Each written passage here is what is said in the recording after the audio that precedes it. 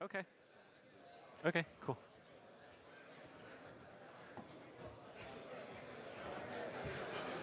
Good morning. Welcome back to Web Rebels. I'm so glad you're here. How was breakfast? Excellent. The toilets are back by the t-shirts. Hopefully you've seen that already, but in case you had a rough yesterday, hopefully it'll make today go better. I think that's all the announcements we have. I just want to introduce our first speaker. So Raquel Velez is the lead of the services team at NPM. She hosts a podcast called the Reactive Podcast, which is great, and you should listen to. She's also outrageously nice and friendly, and I am happy to welcome her to the stage. Please give her a round of applause. Good luck. Oh.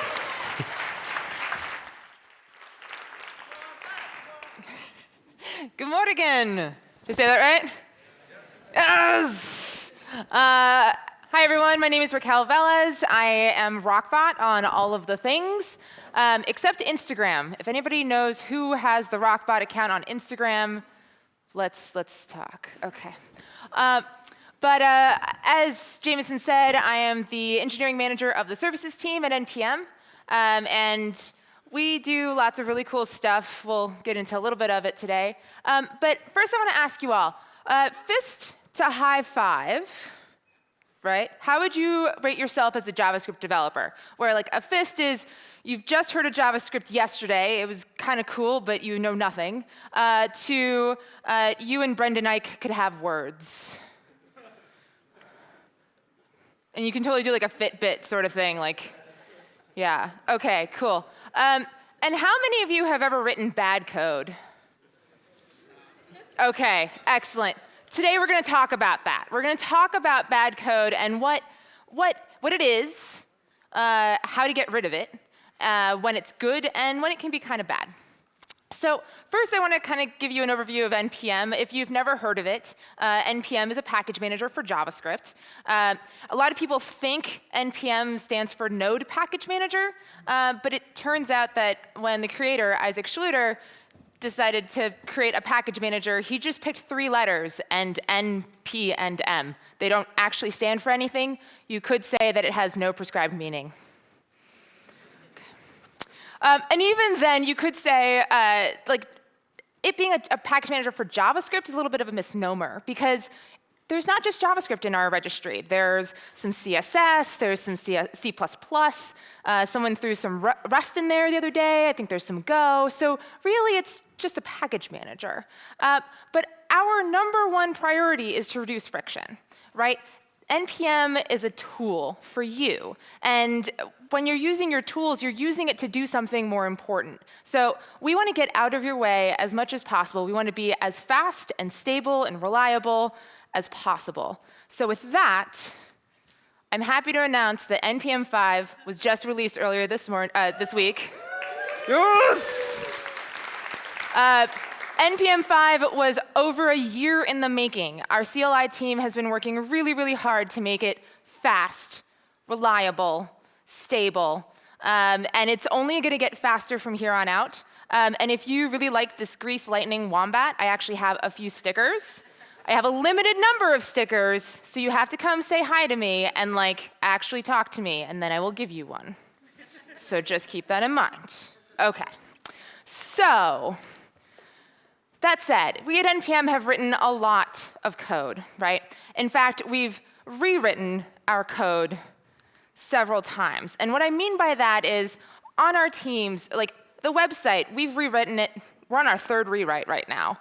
The registry API, we're on our 3rd rewrite right now. Our operations, we are constantly rewriting things because Terraform and Ansible are changing all the time.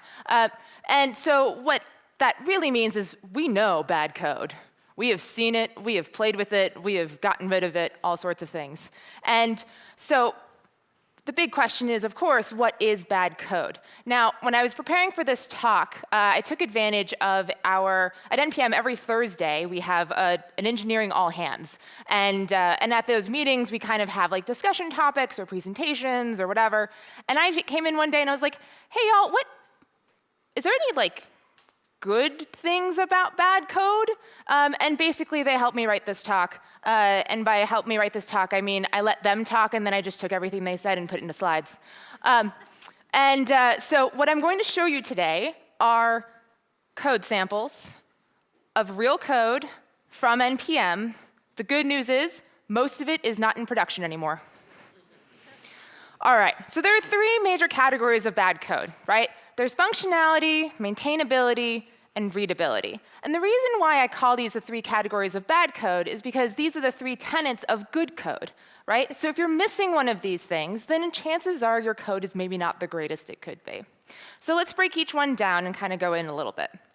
So functionality. What is the point of functional code? It's basically to make sure that your code does what it says it's supposed to do, right? Like, that's the whole point of having code. You want it to do something. So in order for it to be functional, it's got to do stuff. All right, so when I think about bad code, kind of the first silly thing that I think of is like the supervillain code, right? Like, this is the morally, ethically bad code. And good news, there's none of this in the NPM code base because we are good open source citizens and we do not do bad things. But there is one massive, huge code block, and you can ignore most of it except for the highlighted bits. But basically, let's say I'm a hacker and I make a package that does something evil, TM, then I get all their bank account numbers and get super duper rich and become a VC and create LinkedIn for cats. Like, this is morally bad, right? Like, this is just evil code.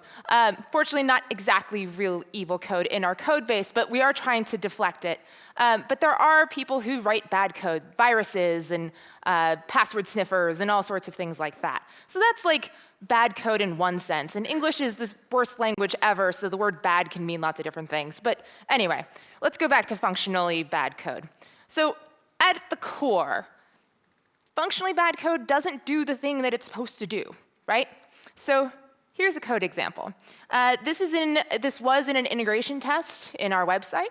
And the point of this code was to basically check to make sure that redirects are working. When you go to npmjs.com/package name, it doesn't actually go there. It goes to /package/package name, because that's just how things work. But a lot of people will do npmjs.com/package.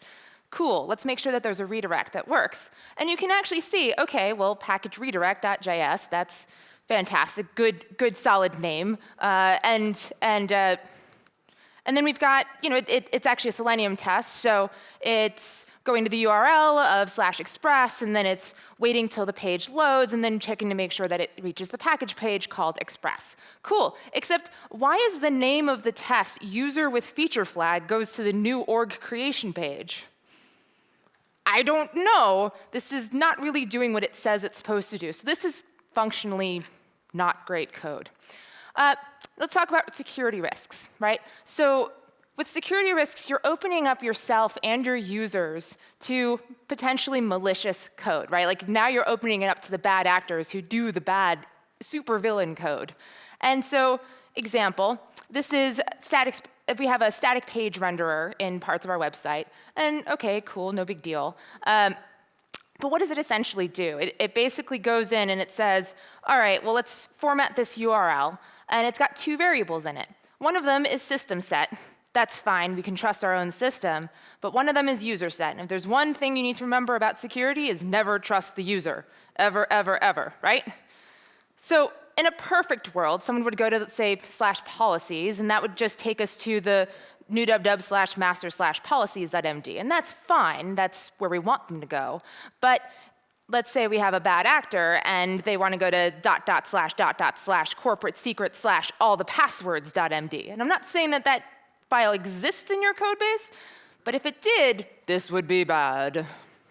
So then there's always the case of only testing the happy path, right? When you're thinking, oh, well, this is the way that a user should do things. Well, again, never trust the user. And so if you neglect to handle error states, then you're actually neglecting very large swaths of your code. So, example, we have some old website code here that is for browsing packages by keyword. And okay, so what does it do? Well, it checks the logged in user and then puts together a list of all the different packages that they can see, and then it chunks it up, paginates it, and renders the view. Great, cool, fantastic. What's missing here?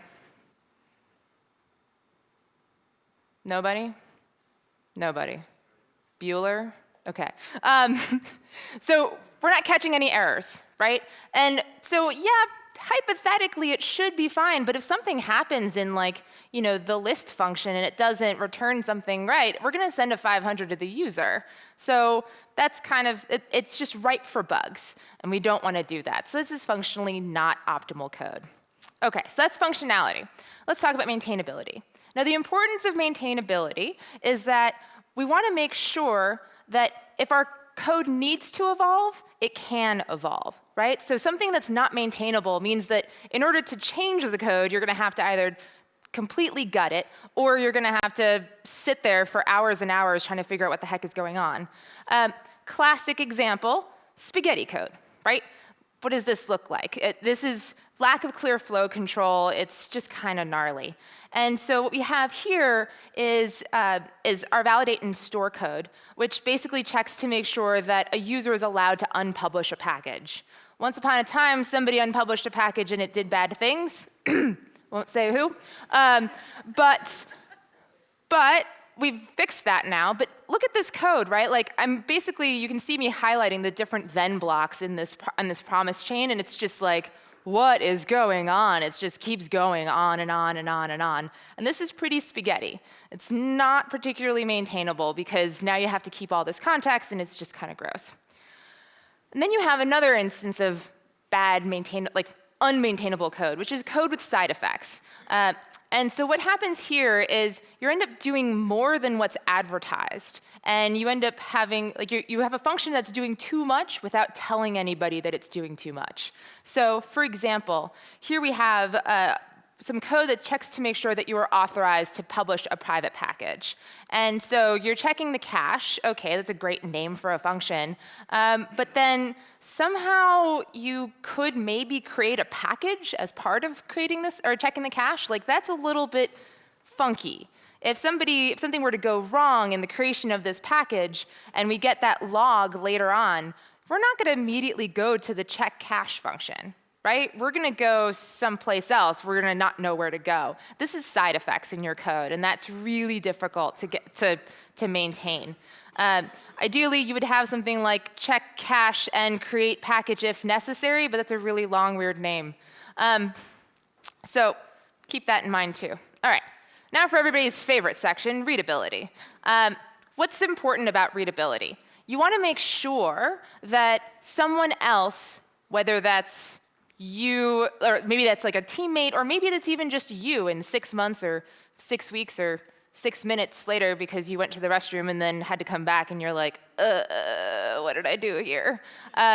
It's really important that your code is readable so that other people or you can look back on this code and continue to work on it. The most classic example of unreadable code to me is clever code, right? So when something is too clever, it makes it really, really difficult for anybody to get in on it. So here's a fun example. I know what it's like to be a clever dev, right? You're like, oh my God, I'm so brilliant. I have made this 100-line function into 10 lines. Look at me, I'm so smart. OK, yeah, great. Except what on earth is going on here? Really? This is a ternary inside a ternary inside a ternary inside a ternary. And if you don't know what a ternary is, it's probably better off, right? This is just, what is going on here? If it takes you more than 30 seconds to go, if you need a pen and paper, I know we work on computers, but sometimes people need the old school pen plus paper to figure out what's going on. Maybe it's too clever. Or maybe you've got something that's just a little too long. We've seen these, right? We've seen the functions that go on forever and ever and ever. And this is a piece of code that's it basically is trying to load everything we need in order to get to an org landing page. It's 150 lines long. This is not OK. The problem with this is that when you're writing code, I want you to think about writing code and reading code like eating a piece of pizza, right? If you have to consume the entire slice in one sitting, Or I guess you don't really do slices here in Norway. Like if you do the whole pie, like everybody here uses forks and knives, and we're barbarians, we use our hands in the US. But it's important to not have to like eat the entire piece of pizza at one time. You should be able to like eat it in little chunks. And so if you have this really massively long thing, you can't maintain the scope of it all in your head. It's just too much, it's not readable. And then finally, this is the really fun one. This is the one that everyone on Twitter and Medium and everything like to go in on. Style standards, right? And I'm talking about code style. And so let's take a look at a piece of code. We have a loudbot on our NPM Slack. This is the code behind the loudbot. So what's wrong with this code? Well, let's see. First of all, we're using tabs. Like, what is that? And not only are they tabs, but they're four-space tabs. And then, the weird new line curly brace. Like, what is this? C++? And then semicolons at the and whoa, hold up. And hanging semicolons? Yeah, no. No. There is nothing wrong with this code. In fact, that code is functional, maintainable, and readable all at once. It's really important to remember that style is personal. It's so common to see people screaming on Twitter like, oh, semicolons, no semicolons, tabs, spaces, Famimax, whatever. Like, it doesn't really matter. Style is personal. It'd be the equivalent of me coming in and being like, y'all, black is so last year. You need to just, change all your clothes, because that's just gross. Like, that's just rude. That's rude. Don't do that. All right, so here's my recommendation, instead of having to deal with all this style stuff. Use a linter and get over it. For those of you who are wondering what a linter is, it's basically a script that will automatically change the style of your code. You can have it do two options. You can have it warn you and say, hey, we agreed there'd be no semicolons in this code base. You've got a semicolon, maybe you should get rid of it. Or you can have it automatically do it, and just like when you press save, it just goes, by semicolon. This is how I prefer. I actually prefer the automated way, because personally, I don't want anybody to tell me what to do. I just want the robot to just do it for me, right? Okay, cool. So we've talked about lots of different ways of, different types of bad code. So now let's talk about how to minimize this bad code. So in order to minimize it, first we need to be able to identify it. We've talked about different categories, but now what are the signs that we see that are like, okay, this is smelly, gross code? So lots of different options. First of all, if there are many branching paths, right? If you've got lots of if-then-else trees, if you've got a bunch of ternaries, if you've got a bunch of .thens, whatever, maybe that's like you have too many branches, too many paths, that's smelly.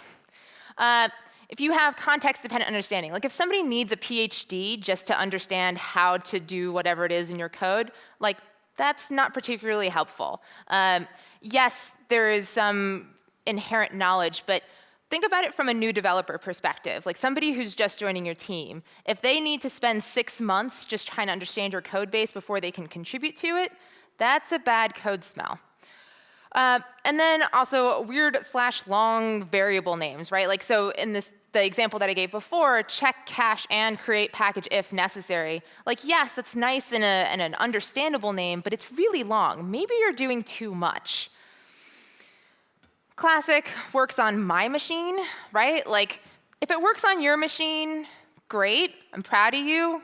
You can have a cookie. But if it doesn't work on anybody else's, that's a code smell. And it's really classic. People love to like make their own stuff, right? Like the not invented here. Like, oh, yeah, it'd be really great. I could totally create a new logger instead of just using console.log. It would be a package that just, I don't know, whatever people want like to do and invent on their own. But at NPM, we really love the idea of many small modules, right? Like that's our ethos. But think of it this way. You could spend your time writing all of these different modules for yourself, brand new, whatever. Or you can go on to NPM search, which actually works now, and you can, yes! And you can try to find another module that already does the thing that you want. And the beauty of this is, if it already has really good tests, and you've got a lot of people downloading it, then those are edge cases that you don't have to worry about finding later. And it means that, you could just focus on getting your actual work done. And if they don't have everything that you want, you can just put in a pull request, because yay, open source. OK. And finally, the stinkiest cheese of all the smells. If you know it's going to break, it's probably going to break, and it's probably not very good code. OK. So now that we have identified all of the smells, let's find a way. Let's talk about how to clean them. And so one of the biggest things that we like to do at NPM is pair programming. And some companies, they do like the full 8-hour pair programming, Gesundheit. That's really asking a lot. At NPM, we try to do just like an hour-long sort of pair programming session. And what's really great about this is you have another set of eyes, especially when you've been working on the same piece of code for days or weeks.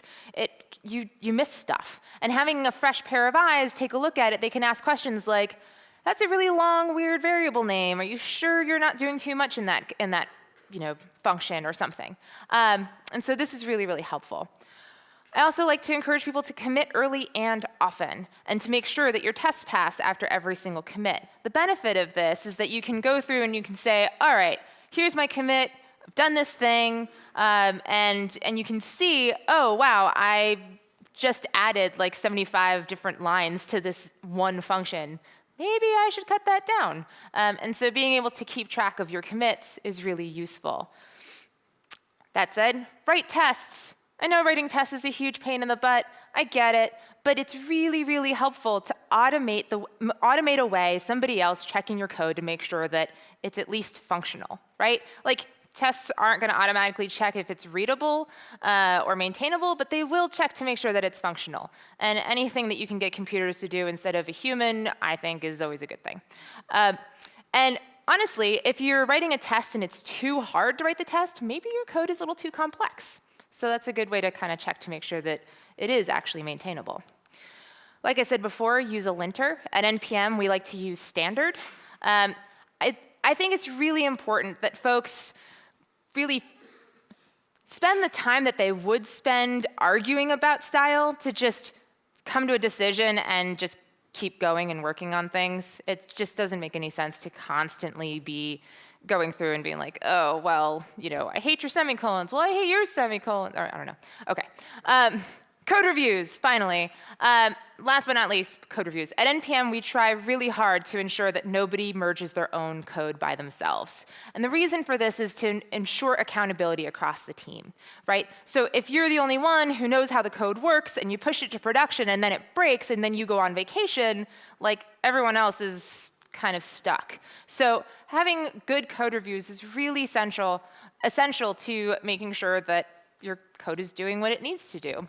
Now, when I do a code review, I take forever. And there's a reason for this. I have a 3-step process that I want to share with you. So when I'm looking at a pull request, I do a full holistic overview, right? Like I'll take a look at the description in the pull request and make sure that what they say the code is going to do actually matches what the code does. So that's the functional bit. And then I go commit by commit. And I make sure that each commit is maintainable in each and every single section. That way I can be like, OK, yes, this makes sense. I can see where this is going. And then I go line by line in each commit. And that's to make sure that it stays readable. I make sure that there are no spelling errors, and I make sure that everything's kind of going exactly the way it should. So yes, it takes me forever to finish a code review, but at the end, I feel confident when it goes out to production that it's not going to totally break everything. OK. So all of that said, when is bad code good? Right? Now, this is the crux of this talk, right? Because it's really fun to make fun of bad code, but did you know it could be good too? OK. CJ Silverio is our CTO, and she actually spoke here at Web Rebels a couple years ago, and she said this wonderful thing in our chat a few months ago about this. And she said, the beauty and horror of code is you get to see how other people think. And I think this is so beautiful, right? That through someone else's code, we can get some insight into their brains. Like, that's just such a huge humanitarian sort of thing. Like, oh my God, I see into your brain, into your soul through your code. Like, so cool. But honestly, when we're writing bad code, a lot of us don't always know that it's bad code at the time, right? Like, whether you're just starting out or even just playing around with a new concept, you don't know what's bad until later when you go back and you go, wait a minute, there's a bug here. Oh shoot, I have no idea where this came from. Let me refactor, right? That's a great opportunity because it's a learning opportunity. And so I think when we write bad code, it's a learning opportunity for us to improve ourselves. And when we write bad code, it's practice, right? It's an opportunity for your code to give you the feedback so that you can be better. So if you're going back and refactoring, you've now learned a thing about how to ensure that you don't write that kind of bad code again. Those of us who are a little bit more advanced in our careers, how many of you have ever just written code because it's good enough? You're like, all right, you know what? I just got to get this done, so whatever. I just need to get it good enough. Or maybe it's exploratory code. Maybe you're playing with a new framework for the first time, and you're like, you know what? I don't need variables. Everything can be, a global. It's totally fine. Whatever. I just want to play around with this new thing. And that's great. That's totally fine. I think it's important to remember, perfect is the enemy of the good, right? Okay. And then for those of you who work on product, or maybe even work on client work, but particularly you product folks, you're with me on this. Sometimes you know you have to ship. It's that last minute moment, and you're like, oh my God, I have to ship this, and I feel really dirty shipping this code. This is gross. But after we ship this, I'm gonna have time to clean this up. So I'm gonna purposely make it really ugly so that when I come back to it in a little while, I'll go, oh good God, this is the most disgusting code I've ever seen. And it's like a signal to refactor. And then you feel really good because you're cleaning it all up. I don't know about you, but I've got devs on my team who are just like, yes, this is the greatest thing ever. So you write it to throw it away on purpose. And so that's fine. Sometimes you just gotta ship. And then finally, I think it's important to remind people that bad code is more than just code. It's really common for folks to create these really great interfaces and they write these tests, but underneath it all, it's really ugly. I don't know if you've ever looked at the CLI code base from before NPM 5, and even still in NPM 5, there are going to be some trolls hidden under the bridges. But it can be kind of scary in there. But no, most people don't really notice. They don't really care because as long as it works on the CLI, as long as I go npm install and it does the thing I need it to, it's fine. But it's important to actually run the code before you judge things. So I want to show you my very first JavaScript that I've ever written ever. And this was probably 8 years ago. And so I actually submitted this for my first web dev job ever. I was like, oh, you know what? I want to be a JavaScript developer. How hard can this be? I'm going to do something cool.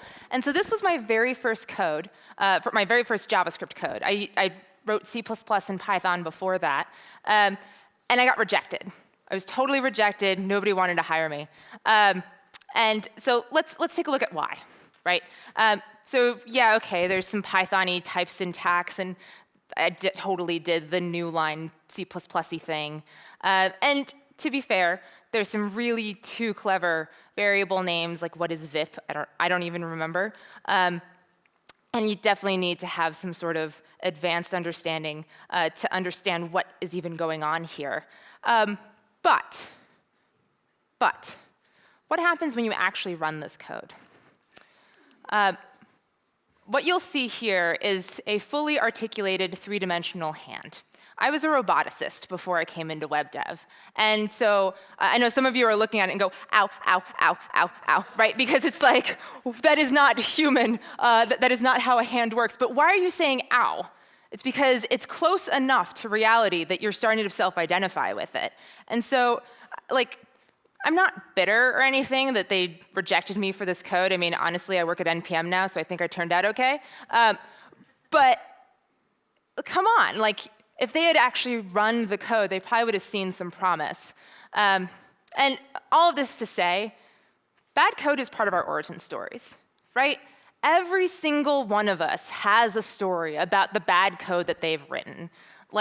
It's just part of who we are. We've all done it. And in fact, when we sat down and talked about bad code at NPM, we're all like sitting there with smiles and laughing, and we're just cracking up because it's like, oh man, there was this one time I wrote this really bad code and it did this really awful thing. Ha ha ha, you right? And like every single one of us does this all the time. And honestly, every time you change languages, you kind of fall into this whole thing again anyway, right? Like, of course, it varies with experience. Those of us who have done more languages, we tend to figure out the code smells ahead of time, and it's just syntax.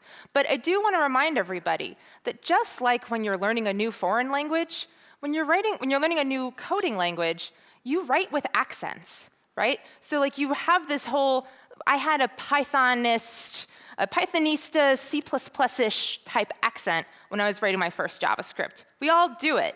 And so that's why I think code style in particular is a silly code smell. Anyway, so we've talked about what is bad code, how to fix it, what's good about bad code. But now let's talk about what's wrong with bad code. And ultimately, it's that we mock bad code. We make fun of it. And that's okay if it's our own code, but when we make fun of other people's code, then things start to get a little bit weird, right? It's become this weird institutionalized behavior, like some sort of rite of passage of, oh, well, that person made fun of my code on Twitter, so I'm going to find some other rando and be like, ha, ha, ha, that's a terrible looking code. You should feel bad for yourself. But what happens? What happens is that new people come in and they're afraid. They're genuinely scared to publish anything publicly because they're afraid that they're going to get mocked too. And what kind of environment is that we're creating for each other? Like, that's no fun. You shouldn't have to be weeded out for being too sensitive. Like, it's just code, y'all. And we create this like super unhealthy attachment to our code. You end up having people who are either extremely like stubborn about their code, like, oh, well, I wrote that code and you will not touch it. It is mine. And this is very important and it cannot be removed from production ever because I wrote it, right? Or you have this other side of things where people are like, oh my God, like they just have this self-feeling, I don't know how to call it, like they self-identify with their code. And so they're like, oh my God, you made fun of my code. You're making fun of me. Oh, my code is bad, and therefore I am bad too, right? And it becomes this source of shame, like, yeah, I wrote some bad code, and I feel really bad about it now. And it's y'all, code is ultimately zeros and ones. It's a thing for the computers. It's not about us at all. That said, code is an act of communication, right? It's how we talk to each other so that we humans control the machines. Don't believe anything anybody else ever tells you. The machines will never be taking over. I promise you this. I've seen too many robots fall off the stage. So code is how we communicate with each other to make sure that the robot underlings do exactly what we want them to. And like any act of communication, writing good code is hard. It's really hard. It takes years and years of practice. I've been coding for over 10 years, and I'm still learning new things. Like, I come to conferences because I want to learn how to code even better, right? And hopefully every single one of you has been learning something new at this conference. I know I have. So ultimately, please accept the bad code so that you can become great developers. That's how this needs to work. So to close, I want to share with you a blog post that I wrote at the end of 2014. And it's pretty short, so I'm just going to read it verbatim. Your code is not a reflection of you. It isn't a reflection of your beliefs, your upbringing, or your ability to be a good person. Your code is, however, a reflection of your thinking process at the time that you wrote it. Given our innate ability to change our minds, consider other viewpoints, and play with new ideas, why do we hold our code so dear? Your code can change, your code will change, and your code must change if it's ever going to get better. So stop marrying your code. The sooner you accept this, the happier you will be, and the better programmer you will become. I promise. Thank you so much.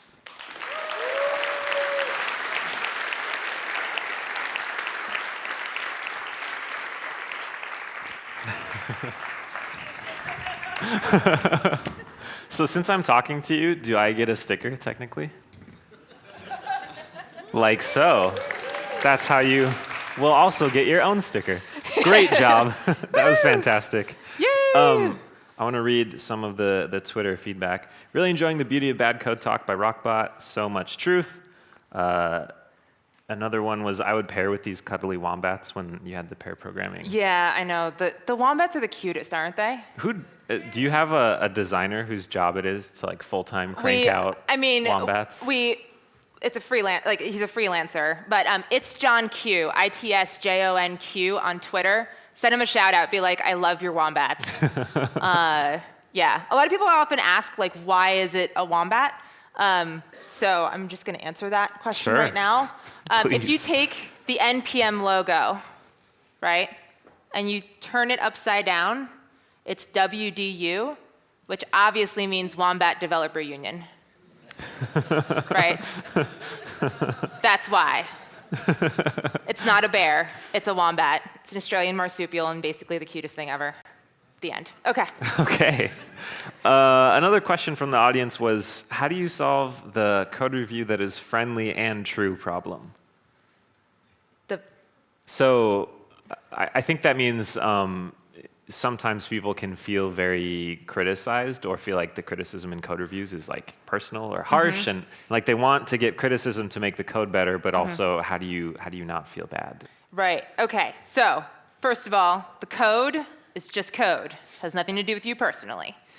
Now that said, as a code reviewer, maybe don't say, wow, this sucks, so do you. But what you can do is, so what I like to do is here's a management tip, right? I was a coder forever. I don't get to code very much anymore because I'm a manager now. But when I'm giving personal reviews, like status reviews and things like that, what I'll often say is, hey, here's what you're doing really well. And then I'll say, this would be here's a challenge for you, right? As opposed to, here's where you suck, right? Instead, it'd be something like, hey, have you considered X or Y? Something like, hey, this code, this function is super, super long. It's really difficult for me to parse it all in one go. Have you considered maybe breaking it up into multiple functions, right? And so it's a lot about how you as a reviewer respond to the code review. And that way, the person who's receiving the code review will go, oh, this person genuinely wants to help me be better. And not just, oh, this person thinks I'm awful. And so I think, yes, on some level, you as the reviewee needs to not take it personally, but there's also so much that we as reviewers can do to help kind of create an environment of friendliness and constructive criticism. Yeah. Here's a challenge. Use more than one letter for your variable names. Yes. I challenge you. I challenge you. Can you do it? I mean, y'all saw my code. I was just, I look back at that and I go, oh. Another question from the audience was, what was the worst code you saw during code review in 2017, and what did your team learn from it? The worst is you have to come up with the right answer right now, but I can amend that to just bad. I don't know. Or an instructive example, maybe. Oh gosh. I mean, here's the thing, right?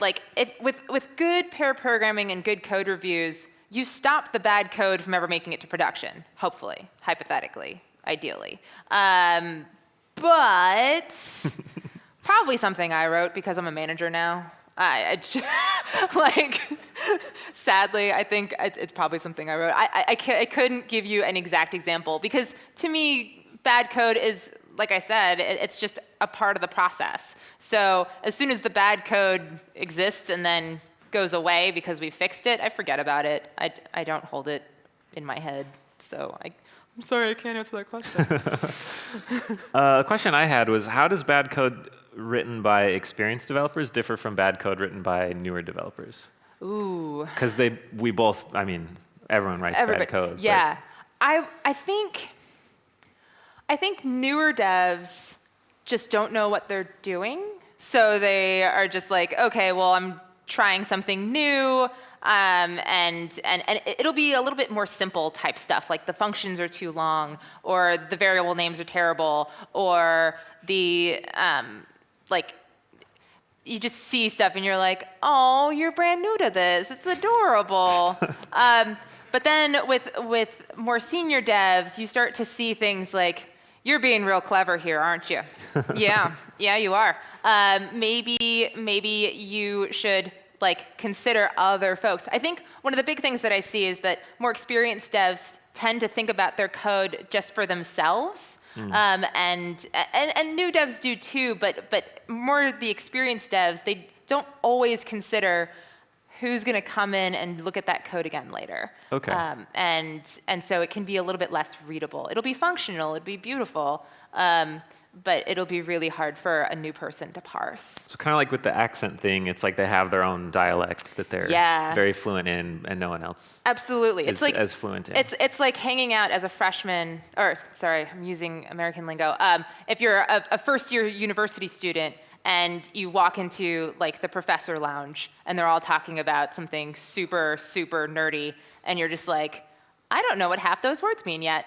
I think it's kind of one of those things. Sure. Cool. That makes sense. Well, thank you so much for your talk. All right. It was fantastic. Yay! And Don't lose again, that. come talk to her for a sticker. Our next speaker is John Feminella. He's an advisor at Pivotal. He is the founder of an analytics startup called UpHex that you should ask him about. He is an advocate for developer curiosity. And he is here to talk to us about dates in JavaScript.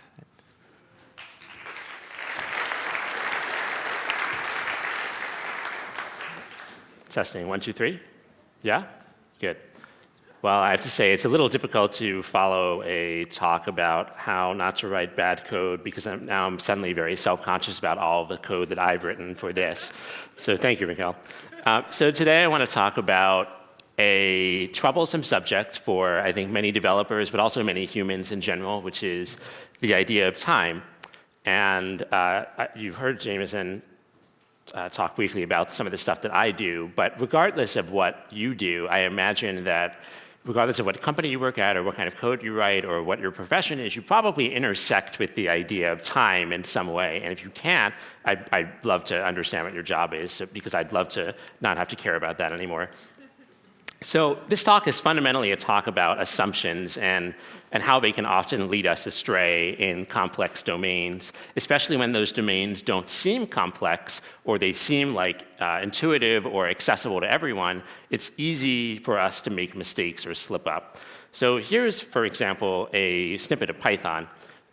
This is inviting the user to consider whether the object allocated by A is the same as the object allocated by B.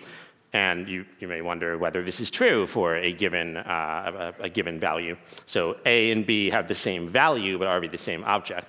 And it turns out that the answer is true. Yes, these are, in fact, the same object for Python.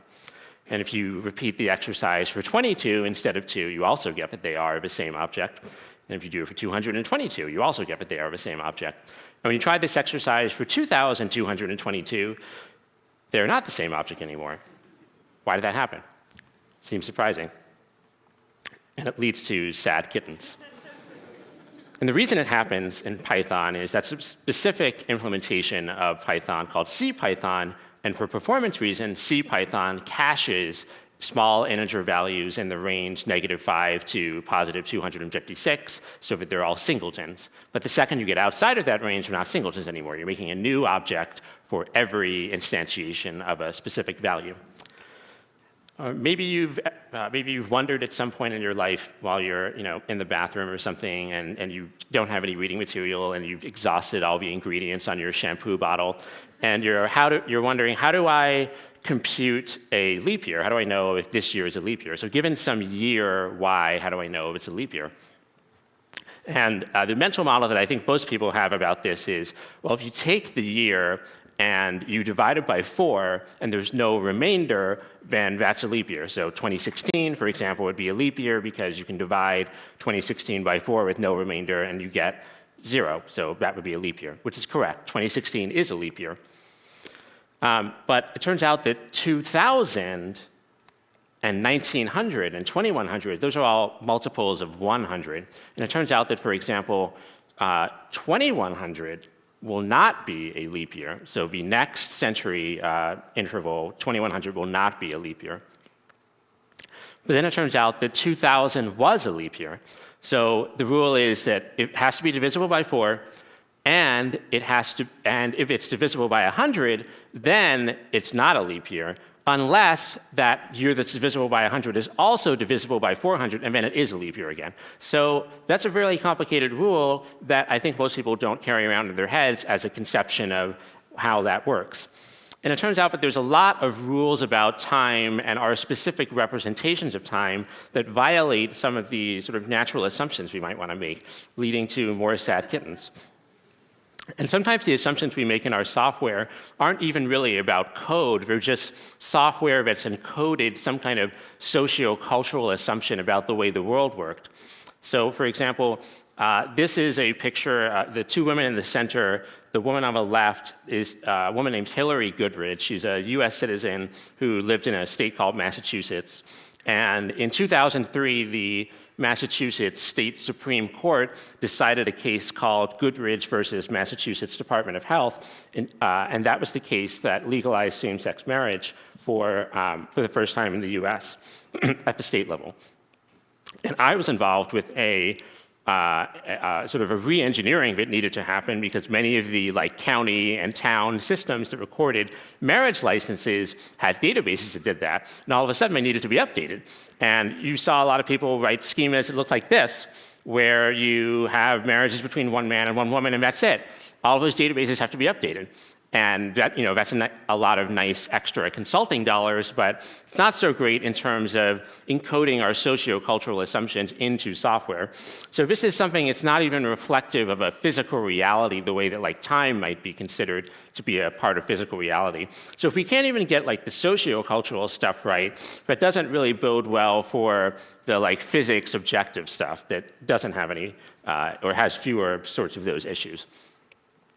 And even if that's not the only problem that this schema has. There's lots of other hidden problems that are lurking here. For example, what happens when people get divorced? How do you represent that in the schema? You can't really. You'd have to null out the issue date, perhaps, so then you'd lose the record of when they were married in the first place. So it's very, very problematic for a number of reasons. So back to time. What is time? So when we think of time, what are we talking about? What are the ideas that sort of shape what time is? Is it one big thing? Is it a collection of little tiny things? And there have been a lot of philosophical debates, and this is by no means a settled question whatsoever. And it's a perennial sort of discussion in philosophy circles about what is time. And in the background is a painting by Salvador Dali named "The Persistence of Memory." And one of the characteristics that people often describe about this painting is the sort of mutable aspect of time, the subjective nature of it. And when we think about time, I don't know if everyone thinks about it as being subjective, and that seems like it could be a thorny topic. So what have philosophers in the past said? So you may recognize these two gentlemen who are both dead. One on the left is Isaac Newton, and the one on the right is Immanuel Kant. And Newton said, his sort of theory about this was that time is really independent of any individual person. My perception of time is the same as your perception of time. It's not, the idea of 3 seconds is an objective reality that we can't disagree. Reasonable people cannot disagree about what 3 seconds means. And Immanuel Kant said, well, no, that's not really true. Time is not an empirical idea. Time is like color. So it reflects a physical reality, but it's a perceptual reality. Like my idea of green is different than your idea of green, maybe different than somebody else's idea of green. And although that's based on a physical representation of the wavelengths of light, it doesn't mean that our perceptions are the same. Then you have JavaScript sort of entering the picture about 500 years later with a very different idea of what time is and a very specific representation of what time means. So this is today's date and roughly this time in JavaScript. And that's a really different perception of what time is from these two philosophers. And, and they might be horrified to discover that that's what we've reduced time to. And these represent really different philosophies of seeing time. So who's right? Which of these approaches is the correct one? Are they all correct? Are 2 out of the 3 right? Are none of them right? And there's a different perspective we haven't considered. So are we mapping the right thing, or is this another case of bad assumptions? And I think for this talk, just for the sake of proceeding onward, so we don't all get stuck in philosophical analysis paralysis, we'll say that time is what separates events from one another. So just like space is what separates me from Jameson or someone else in the audience, time is what separates this sentence from the one that follows after that, and so on.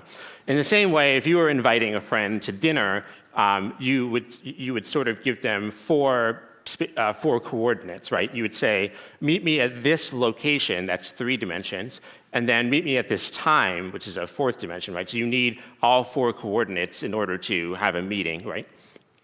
So think about that the next time you're scheduling meetings in your calendaring system. You're actually doing 4D math. So if we try to develop a domain model of time to sort of explore this idea, to explore the representations that might be possible and which ones are appropriate, we first have to sort of go back to basics, go back to first principles, and probably, and the word that we use to describe a systematic representation of time is called a calendar. And if we'd like to have a systematic representation, we need to understand what goes into that calendar. And unfortunately, the early proto-humans did not have Google, so they could not ask a question of how do I invent a calendar?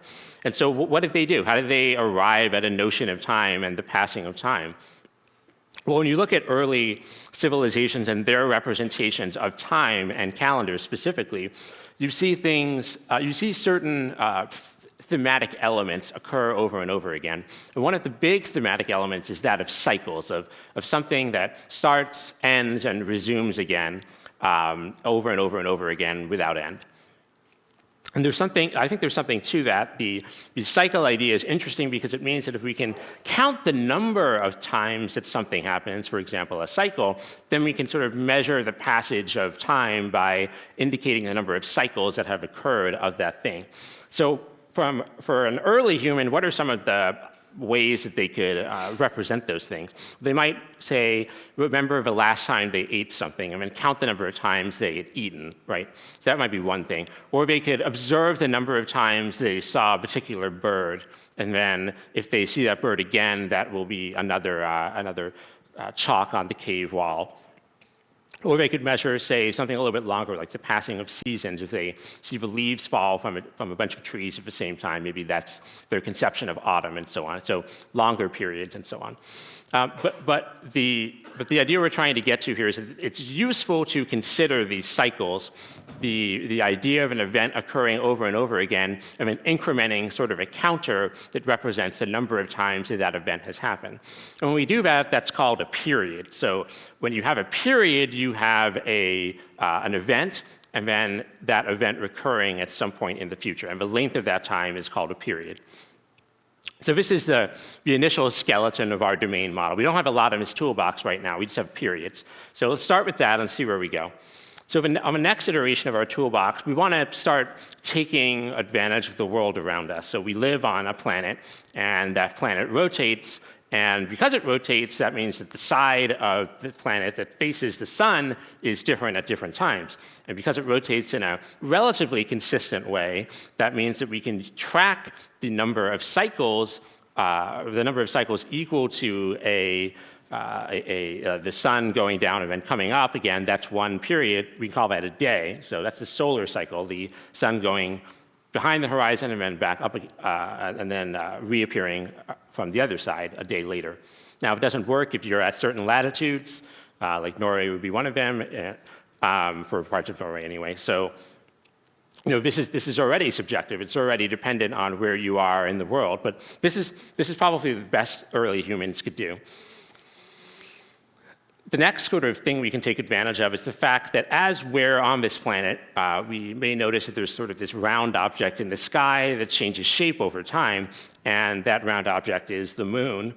And because the moon is locked in tidal concert with the Earth, meaning that the same side of the moon physically faces the Earth all the time, it's just that the side that's lit is different, which is why you get different phases of the moon. But the physical side that faces the Earth is the same. So if you take a picture of the moon, no matter from Earth, no matter what, where you are on Earth or where you take that picture from, you'll be getting more or less the same side of the moon facing you. And one cycle, it takes the moon about a month of our current calendar to go around the Earth. So we call that a lunation. So our toolbox is getting a little bit more sophisticated now. We have the idea of a day and a lunation.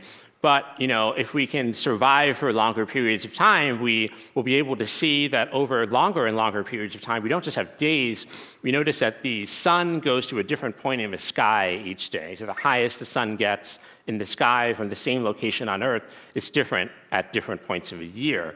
But after a certain amount of time, which we'll call a year, the sun goes back to the same point in the sky that it was a year ago. So that's 1 year. So if today is June 2nd, and I look at the highest point in the sky from this location where the sun is, and I come back a year from now, the sun should still be roughly at that point in the sky. If I come back a week from now, the sun will be at a different point in the sky at its highest point. So our toolbox is getting more sophisticated. We have some ideas of periods that we can use to draw on to make our calendar. And so our idea of what the kind of things we can measure with time is getting more sophisticated. Now, at this point, we can count days, we can count lunations, we can count years, and so on. But it's subjective in the sense that this is objective. It's hard to disagree about the number of times that something has occurred once we've agreed on what that definition of a day is. So if we agree on what a day is, we can simply count, well, we've seen 7 days, 8 days, 9 days, and so on. But what we might disagree about is what is that point in the middle of a day that we don't yet have a division for? So we don't know how to divide the day up any more finely than a day. So if that's true, if we want to indicate that point to each other, we might say something like, well, that's day 182.25, day 182 and a quarter. Well, it's not very helpful because that's pretty subjective in terms of what that means. And how we talk about that to each other might be different. So modern time folks like us might describe that as being 6 o'clock in the morning. But someone who is an ancient Sumerian might have called that the 5th night hour. They divided the day up into 10 periods of night and 10 periods of day. But the difference was, or the length of each such period was different because the nights were different lengths than the days. So they had different divisions for different times of day. So this is, until we can agree on each specific subdivision, we're not going to be able to agree on what time it actually is. So our toolbox needs to get a little bit more sophisticated. And specifically, we have to think about what it means to have a calendar. So a calendar, when you get down to it, in the modern reckoning anyway, it's a mapping, it's a function that takes a day number and returns a date. So, for example, in the Gregorian calendar, which is the one we're all used to, the day is a number that counts up from a specific date, which is January 1st, 4713 BCE. And then every day since then has been an increment of 1 since day 1. So today happens to be day 2,456,973, and we write that date, or most of us write that date, as June 2nd, 2017 in the Common Era. But this is arbitrary, right? You can have any function that maps any day integer to any date string. So if you were in the Game of Thrones universe, you might have a totally different representation of that. Instead of being June 2nd, it might be, the fifth moon past in a specific solar cycle or something. So fictional universes or other representations of time on Earth might agree about the day but disagree about the date. So the date is just the string that represents the way of describing the day to other people. So we can add this to our toolbox now, this idea of a function that takes a day and returns a date. But you can see that already we're getting really, like, we're getting kind of fuzzy at this point. The stuff that's on the left is more objective. Everybody can kind of agree on what a day is or what a lunation is or what a year is. Not everybody agrees that the Gregorian calendar is the best way to represent things. Why are there 12 months? Why aren't there 17 months or 3 or 2 or 9, right?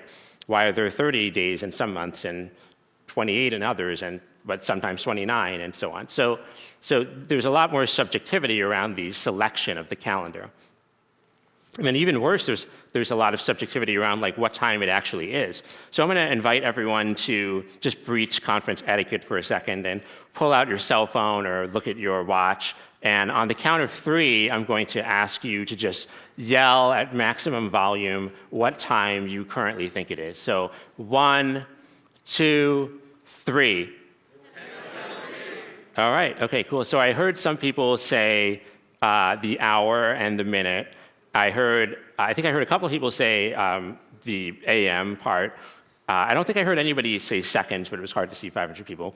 But you can see that, like, just the question of what time is it, we disagree about how much detail I need to provide you to answer that question. So, you can say, well, it's 6:30 at some moment in time, but you could also get really, really specific about how, if I ask you what time it is, do I need to know what millisecond it is? Probably not if we're talking, but maybe if we're talking about calibrating a atomic clock or a telescope or something like that. And this gives rise to another idea of moments, which is, if you imagine the spectrum of time, all possible times that could exist, and we focus on, say, 6:30 a.m. this morning, and I say, it's 6:30, what does that mean? Well, that doesn't mean a point. Like, when people say it's 6:30, I think people think of, like, it's a point, like this moment is 6:30. But actually, 6:30, the statement, it's 6:30, is true for a range of values, not a point in time. All of the times in between 6:30 and 6:31, it's correct to say that it's 6:30. And depending on who you are, it might even be correct to say that it's 6:30 when it's 6:33 or 6:27, especially if you're frequently late to things like I am. So, and it's not helpful necessarily to get more specific. If we use seconds here, all we're doing is narrowing the interval that we're talking about. We're not reducing it to a point. We're just shrinking the width of the interval. So we have a problem, which is that moments, or our sort of canonical description of time, is ambiguous. It's not just that it's an interval, it's also that that interval is ambiguous, because the statement, it's 6:30, does not contain enough information all by itself to resolve to a specific moment in time. So for example, it's 6:30 could refer to 6:30 a.m. today or 6:30 p.m. today.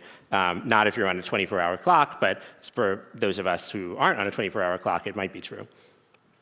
And it doesn't help just to say it's 6:30, because we have to identify all the pieces that are ambiguous about that statement and then resolve that ambiguity. And so the moments denoted by the statement 6:30 there's more than one of them per day.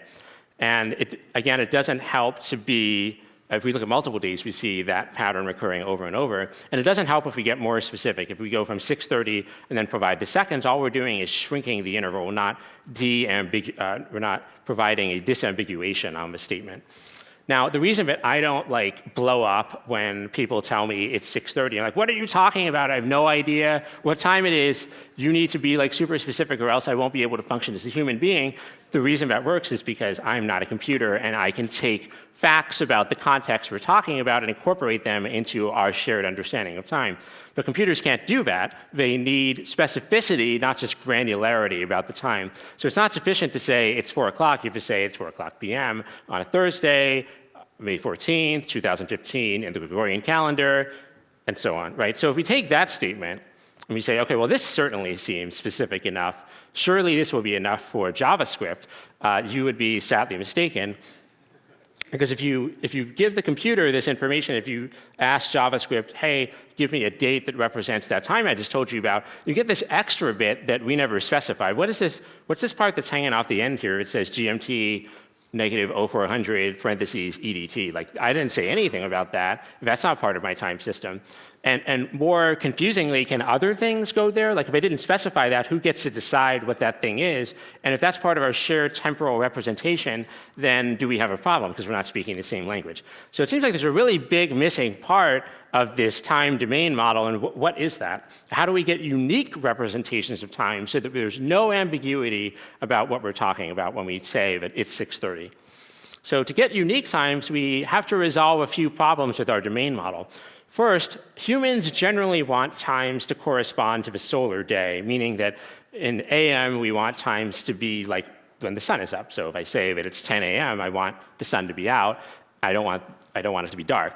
So I want to pick a representation of time such that morning times are in the morning and evening times are in the evening. Well, that's really difficult because we live on a round planet, despite what a certain segment of YouTube might tell you. That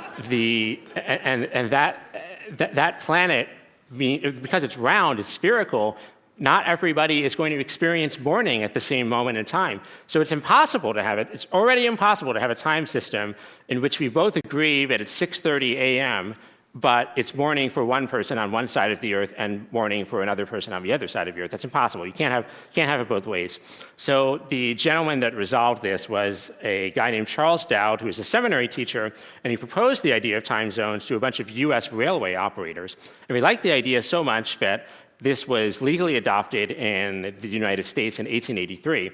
And he was frustrated because he would, take the train from one state to another and go hundreds of miles, and he'd have to constantly be readjusting his clock to synchronize with the station's local idea of what time it was. So you could drive 20 miles and have a totally different idea of what time it was because everything was set from the local clock and not from any shared understanding of time.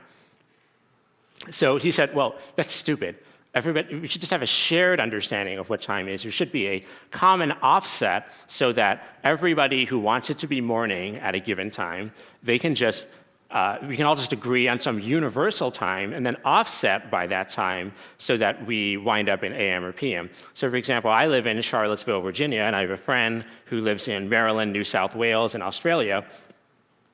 And when I say, hey, call me when it's 9 a.m. for you, he's going to call me when it's the morning for him. And if he says, call me when it's 9 a.m. for you, I'll be calling him in my morning. But those are two different times. We just have local understandings of what 9 a.m. means in our specific time. And that's achievable because we all have a reference time, which is called UTC, and then we offset by a given number of hours from UTC to arrive at a consistent local time. All right, that seems like it resolves one of the problems, but here's another problem. What if we're not using the same calendar? What if I'm in Charlottesville, Virginia, in the US using the Gregorian calendar, but my friend in Beijing is using the Han civil calendar, which is a totally different system, a totally different idea of months and dates and so on. Or what if you're using a religious calendar? There are many, many different religions with many, many different calendars that celebrate specific feast days and so on. So very, very complicated to resolve that. So the only way to resolve that is we all just have to agree for the sake of trade or commerce or shared understanding to use the same calendar. But we're going to have to remember when we switch calendars to that same shared calendar. Otherwise, we'll all get our previous dates wrong from before the switch. So in 1582, everybody in Europe pretty much switched to the Gregorian calendar from the Julian calendar. But if you ask now, hey, what happened on October 5th, 1582 in the Gregorian calendar, or in the Gregorian calendar, there is no October 5th, 1582. That will cause an error when you try to resolve that in a specific time library. Here's another problem. Our idea of what offset it should be changes over the course of the year. Maybe you've heard of something called daylight savings time, which is terrible. So we have different ideas of what it means to have a specific offset over time. So in Charlottesville, we have UTC -5 in the winter, UTC -4 in the summer. My friend in Maryland, New South Wales has UTC +10 and UTC +11. But winter and summer actually mean different things in Australia than in the US. And we may disagree about when we're going to set our offsets differently. So in Maryland, New South Wales, they jump forward and back in October and April. But in Charlottesville, we do it in November and March.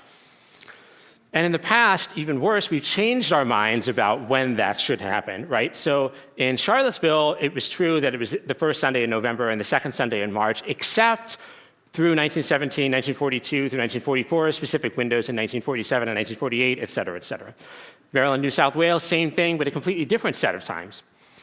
And even more confusingly, some of the times that you might want to talk about don't actually exist in my local time zone. So if I say 2:30 a.m. U.S. Pacific time, Sunday, March 9th, 2014, seems like a perfectly normal, reasonable time. If you ask a library, please get me the Pacific time zone, and then say, please convert that date to a time, it doesn't exist. There is no UTC time that maps to that time. And that's because that occurs within a daylight savings jump.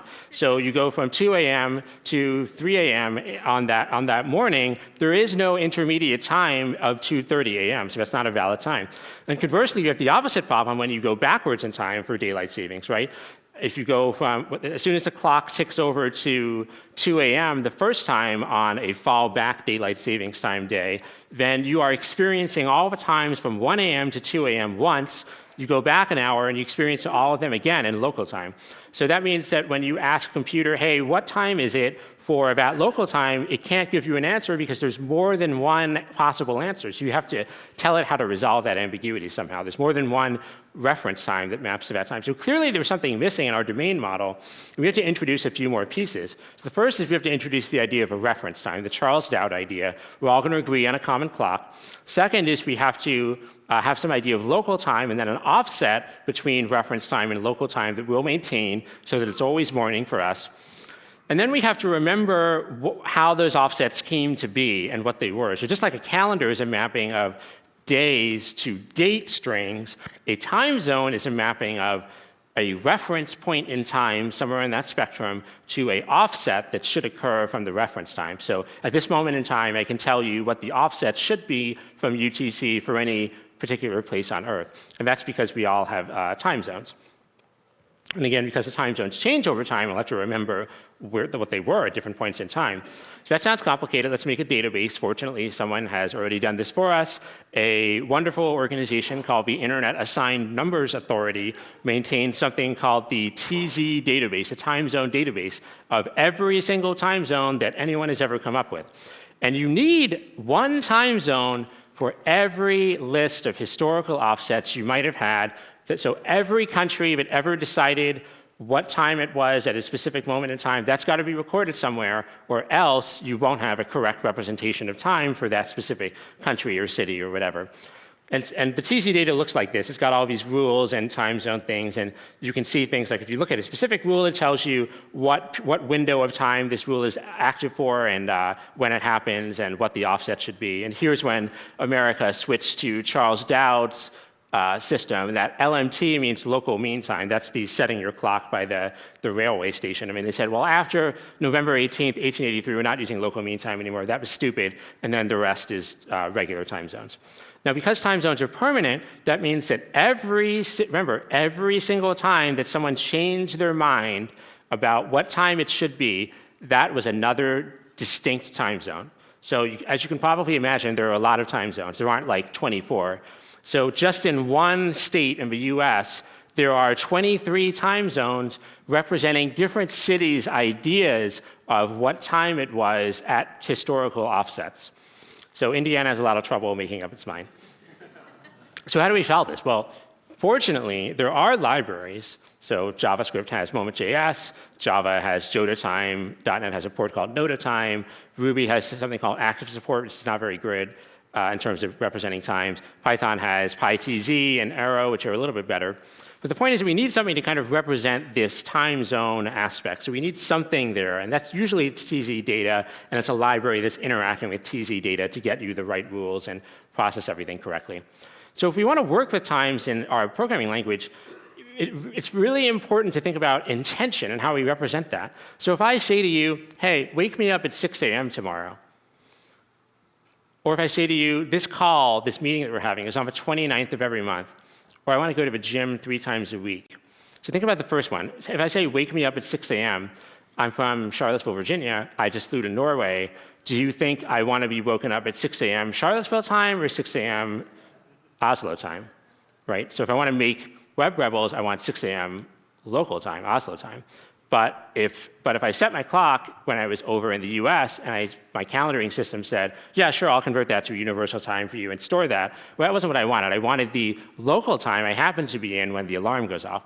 Or if I say this call is on the 29th of every month, do you think that means that the meeting is canceled in Februaries where it's not a leap year? Or if I say that I want to go to the gym 3 times a week, should that be 3 precisely equally spaced moments in time? So if I divide the week if I have 7 days in the week, do I take 2.6 days apart is when I'm going to go to the gym? So I'm going to the gym at 4:30 a.m. on one day and 6:15 p.m. on the next day. So the problem is the date math doesn't express intention. So we're missing the last piece of our domain model. And to resolve that, we need something called a duration. And a duration is a precise, objective representation of time. It's a precise, a precise objective representation of time. So if I say 1 month, and I mean 30 days, and I mean 30 days with 24 hours in them, and each hour has 60 minutes, and each minute has 60 seconds, and I can tell you that 1 month is precisely 2,592,000 seconds.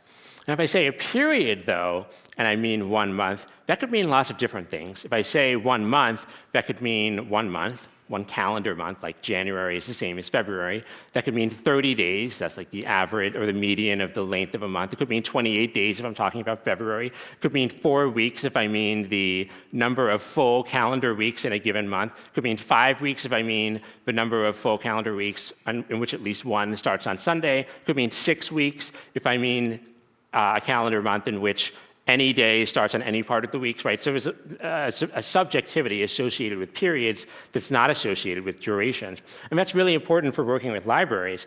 In Moment.js, for example, if I say, hey, let's talk about January 30th, 2014. All right, so I've got that date. And then I say, I want to go 2 months in the future from January 30th, 2014. Well, I get March 28th, 2014. Why'd that happen? Even more weirdly, if I start from January 30th again, and I say add 2 months, so not add 1 month twice, but add 2 months once, I get a different answer. I get March 30th, not March 28th. So these operations were not associative. How did that happen? Well, it happened because when you added the first month, you went from January 30th to February 28th. Then you add another month, and you went from February 28th to March 28th, versus going from January 30th to March 30th in one step. Subjective period versus objective duration. So we have to match our usage of time libraries to our intentions.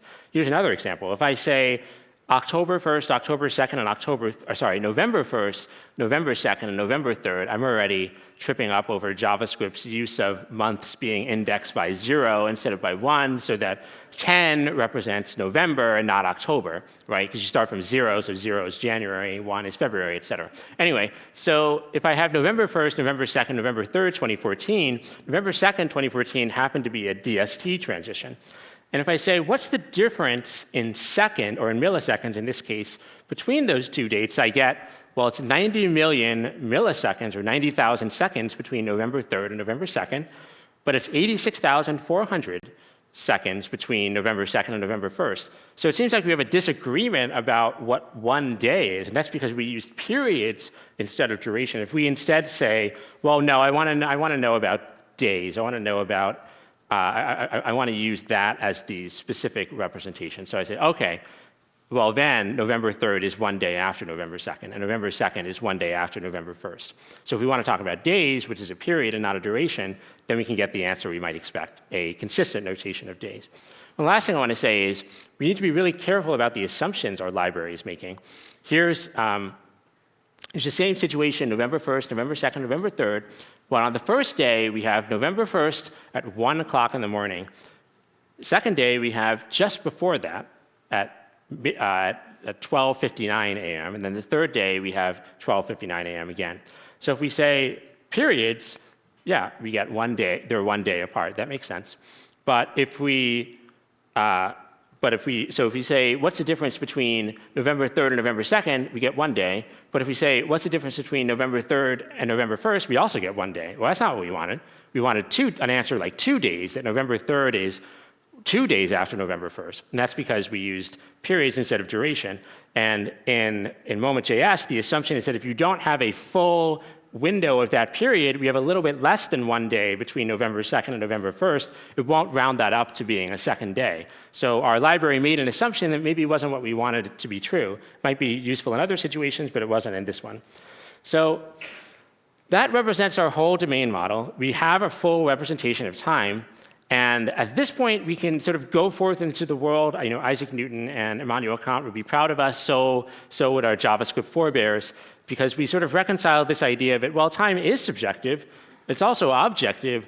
And yeah, you can represent times in JavaScript with new date parentheses, a bunch of parameters. They're just different slices of the same idea of time, of a human representation of what that idea is. And so time is complicated. It's multifaceted because we're complicated and multifaceted. We have really different ideas about how calendars should be written and how time should be tracked. And because we have to keep track of that complexity somewhere, well, it wound up in software, right? But if you find yourself interacting with these systems or designing them or using a time library, you should probably not reinvent the wheel. You should probably take advantage of the domain models that already exist. Don't add 2 dates together by yourself. Use a library to do that. Use something that has canonicalized the idea of that domain model into a library so that we have a shared understanding of time versus fragmenting it further. And so if you're going to interact with time, be consistent for the sake of your fellow humans, because nobody wants more sad kittens. Thanks very much, and have a wonderful conference.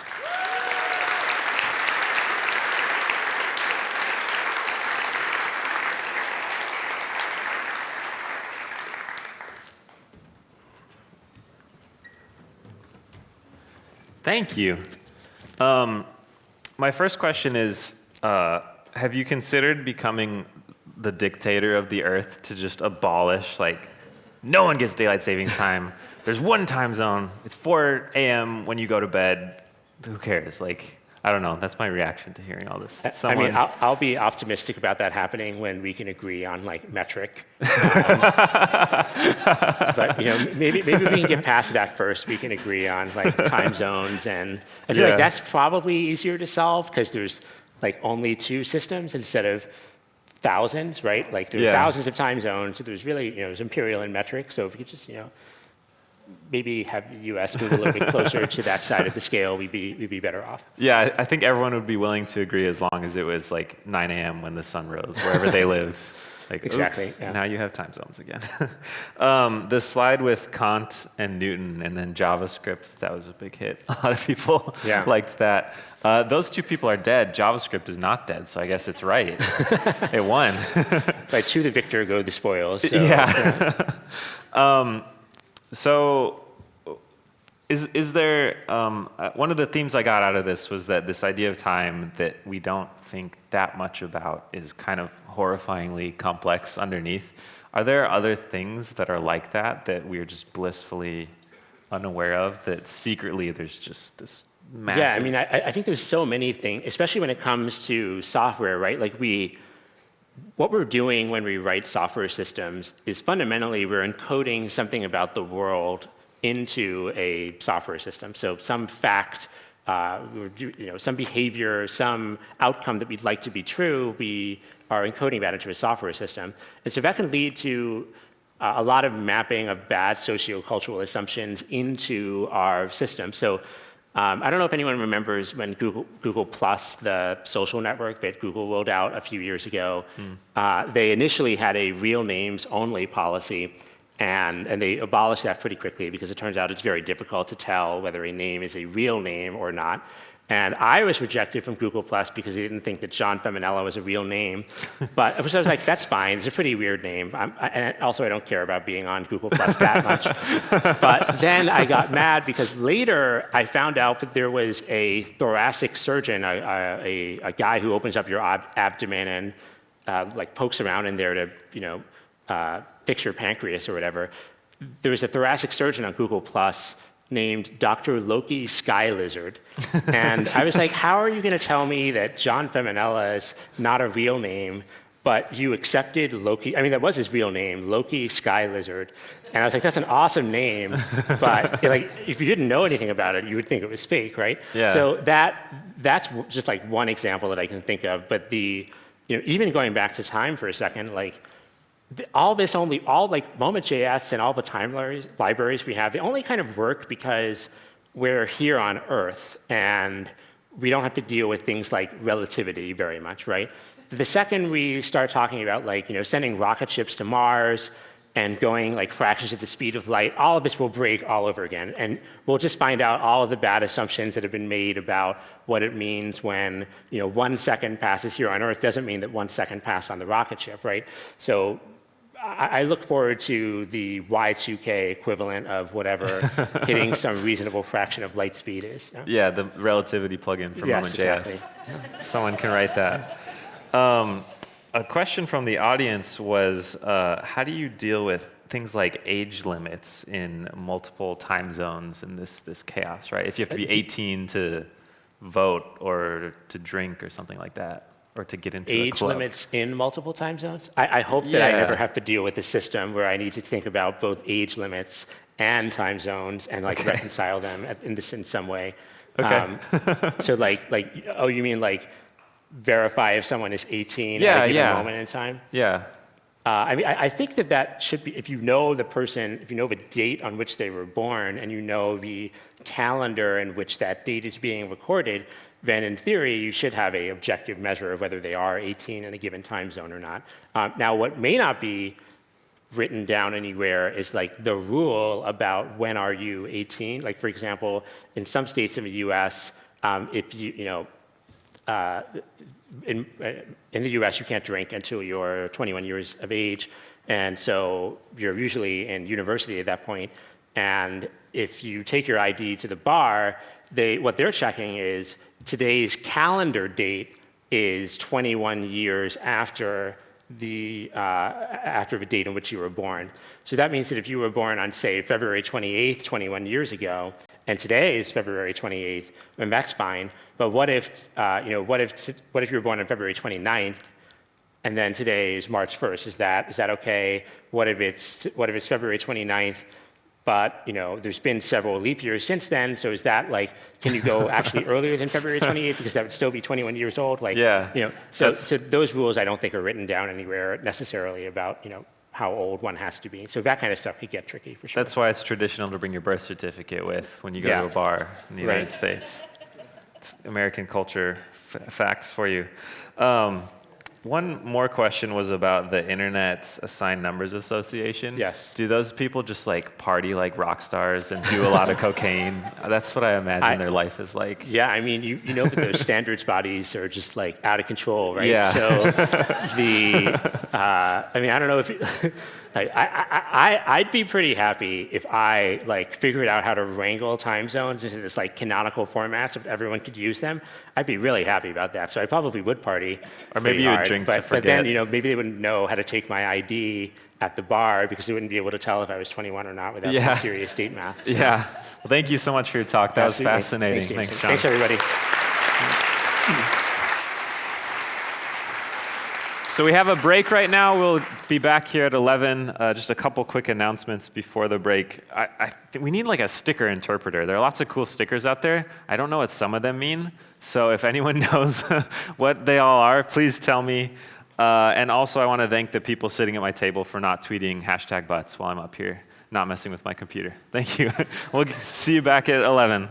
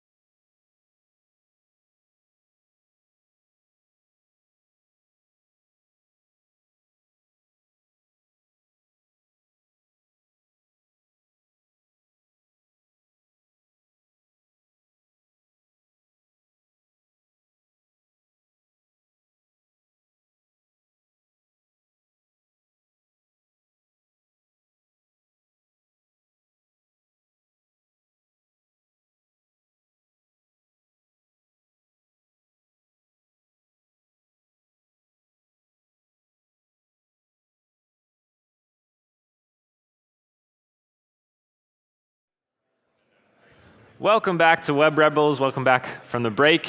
We have some excellent talks lined up before lunch. Our first speaker is Franziska Hinkelmann. She is an engineer at Google working on the V8 team. She's a Node.js core collaborator. She's the only person I've ever talked to that told me that she accidentally stumbled into getting a PhD in mathematics. So you should ask her about that. She's here to talk to us about JavaScript engines. Please give her a round of applause.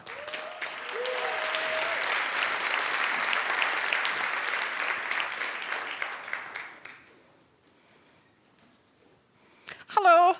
Yes, I'm Franziska Hinkelmann, and I work on V8, so I'll talk about JavaScript engines. I don't need to tell you that JavaScript is everywhere, that it's great for prototyping, small projects, rolling something out quickly, but it also works in enterprise production systems, huge complex frameworks, tons of stuff, everything runs on JavaScript. But I do want to tell you that it's only possible to run complex systems on JavaScript because JavaScript performance is amazing. Here's one number that I found that's already a few years old, but it said since 2001 and I think 2011, JavaScript performance improved by 100 times. Imagine your React application or your Node server if it were 100 times slower. Nobody would be working with JavaScript. So it's important that JavaScript is this fast, otherwise it wouldn't have come to where it is right now. And of course, the performance of JavaScript is directly related to what the JavaScript engine is doing. So a JavaScript engine is the part that executes your source code. If you have any JavaScript, it doesn't matter whether it's in a browser or Node or IoT, to go from written source code to something that's happening, you always need an engine. So even if you're not aware of it, but all your JavaScript code is run through an engine. I work on V8, that's the engine in Chrome, and it's also in Node.js, but every major browser has their own engine, which is really good because with competition we get even better performance. Just to give you a small overview, so Microsoft Edge has Chakra, there's JavaScript core in Safari, in Mozilla it's SpiderMonkey. As I said, or as you know, JavaScript's not only restricted to browsers. There's Node.js. Default Node.js comes with V8, but there's a Chakra Node version, and there's also a SpiderMonkey fork. If you're using Electron, that runs on Node and Chromium, so under the hood you have a V8 engine. And then there is smaller engines, smaller in memory when you have to make a performance trade-off because you're restricted to small IoT devices. So there are things like Ducktape or JerryScript.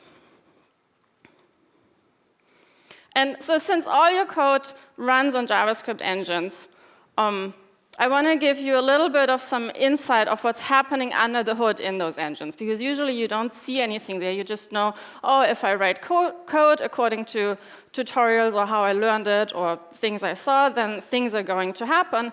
But a lot of times you don't think about what is actually happening here, how is my code being executed.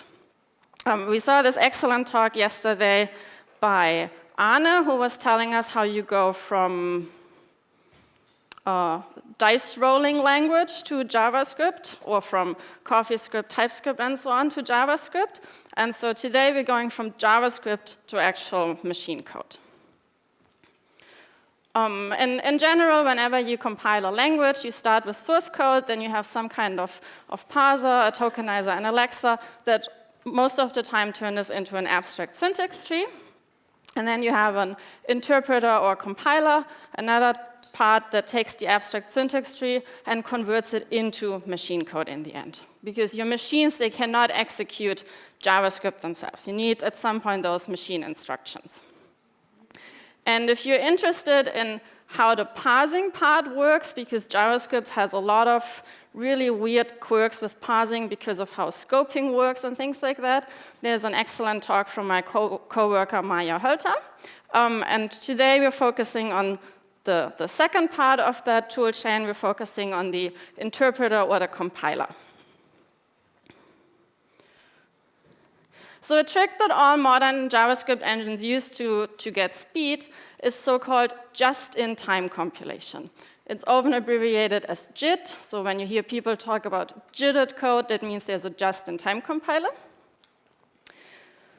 And what that means is that we are compiling the code just in time as we need it. So sometimes people call it lazy compiling because you don't do more than what you need to do. If you write a function but you're never running it, we don't compile it because we never get to the point where we need this function, so it's not compiled. This is different to AOT compilers, ahead-of-time compilers, where you first compile everything into machine code, and when you're done, you have a standalone executable that you can ship and run then. So in C++, you compile, you wait a while, you get a result, and you can run that on different machines. In JavaScript, you always have to send the source code. There's no separate thing between compiling and running. It happens at the same time, and we're switching back and forth between compile a little bit, run it, recompile, run some more, and so on. So this simple graph gets a little more complicated for just-in-time compilers. We're basically getting a loop here. It's not compile and then run the result. It's compile, run, back and forth. And the modern engines, what they do in addition to just-in-time compilation is they all have at least one optimizing compiler. So they have a baseline compiler that's compiling, running, but they also have an optimizing compiler. And the job of the optimizing compiler is to make functions that are run a lot of times, so-called hot functions, to be even faster. So the baseline compiler compiles as fast as possible, even if the result is not super fast machine code, but just because otherwise you would wait forever for the compilation. But then the optimizing compiler says, well, if a particular function is being executed all the time, it's totally worth to put in more upfront cost of compiling it into something better. So, and this is the part where it's important that we switch all the time between running and compiling, because only when you run code can you figure out that some function is hot. When you just have the source code, you don't know which functions will be executed a lot. You have to run it and keep track of, oh, I'm running this foo function all the time, let's optimize it. So that's why it's important to switch back and forth between compiling and running. Okay, so in a graph, the simple picture, you start with source code, you parse this, you get an abstract syntax tree. Then there is a baseline compiler that generates machine code. And hot functions are fed into the optimizing compiler that's also generating machine code. But this code now executes faster than the one on the left-hand side. And you see this red arrow here, so there are certain cases where when we have the optimized code, we are unfortunately forced to bail out and to de-optimize and go back to the slow part. I'll tell you more about that. Since I work on V8, specifically in V8, the baseline compiler is an interpreter. It's called Ignition, and it generates bytecode. And our optimizing compiler is called Turbofan. This is our brand new compiler pipeline. We just turned it on this year, so we completely retired our old optimizing compiler that we had since 2010. So if you have new versions of Chrome, you're already using this new pipeline. If you use Node.js, if you wait a little bit for an older version of Node 8, which just came out yesterday, it will also always run with this new pipeline. But all the other big engines also have optimizing compilers. So in SpiderMonkey, that's IonMonkey. In Safari, they actually have two optimizing compilers. They have a DFG for functions that are hot, and then they have FTL for functions that are super hot, I guess. So they crank out even more speed by tiering up the optimization compilers. And Chakra also has an optimizing compiler, the full JIT compiler. Okay, so you might wonder, how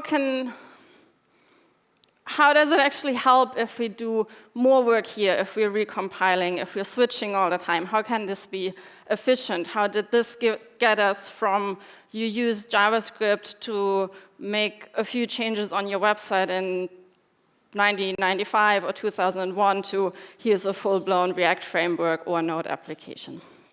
I'm going to try to use a very simple example to make this all a little more concrete. So it's a very basic function, add, it takes an object, and it returns 1 plus object at A.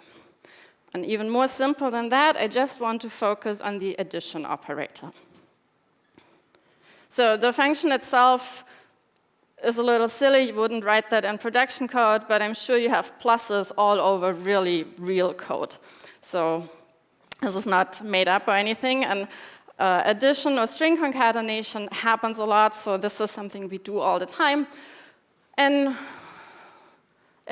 it is all over our code. It's a very small, innocent-looking operator. You might assume, well, that's fairly little work for a compiler to add 2 numbers or to concatenate 2 strings.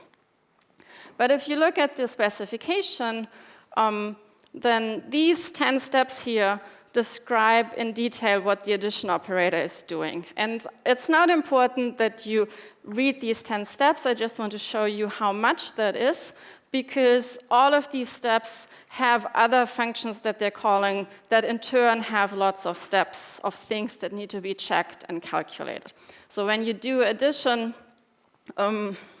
you have to call toPrimitive, or you have to call toString, and you have to call value of if you strictly follow the specification. And all engines do follow the specification, modulo little bugs. But we follow the specification because otherwise you could never run any JavaScript code if everybody just did what they felt sort of works, kind of. So as a compiler to be useful at all, you have to follow exactly these steps when you see the addition operator. And my coworker actually, in an older talk, went through the trouble of laying this all out. So this is the full-blown tiny little plus symbol that's actually going on. And I think this is kind of cute. The actual specification is so complicated that there is a note here. The addition operator either performs string concatenation or numeric addition. So we all knew that, but you can't see it from looking at the specification. That's how convoluted it is. So that's why there is this note in here. So whenever you have an A plus B in your code, the compiler has to do all of this, which in terms of performance is really sad, because it's like this super long list of things to go through. But if you think about it, if you do integer plus integer, that's basically what machines are being built for. I mean, it's not binary representation, but this is something that computer hardware is really fast in dealing with. Like, this should not be frowny face. If you're adding floating point numbers, that's a little more complicated. And we know there's weird rounding arrow thingies going on in JavaScript, but still adding floating point numbers is something that machines are good at. String concatenation, yes, there's encoding involved, and it's not as simple as just converting numbers to binary representation and adding up the bits. But it's still very simple. There's no crazy memory layout. There's no interacting with the file system or anything. This should be short tasks for a machine. It should not be, oh, this maze of craziness that's in the specification. So in our compilers, to go from sad face to happy face, since we have a JIT compiler, we can leverage the fact that adding integers is so much easier than doing a plus between unknown things in JavaScript. So let's look at this code here. We're calling the add function that just has a plus in it. The very first time we call it, since we have a lazy JIT compiler, the very first time, we first need to compile our code. So when we see this and we compile the addition operator, then it's fairly slow because we have to do all these like super long steps according to the spec. And then when we run these functions a lot of times, eventually we say, hey, this is a hot function. It makes sense to optimize this.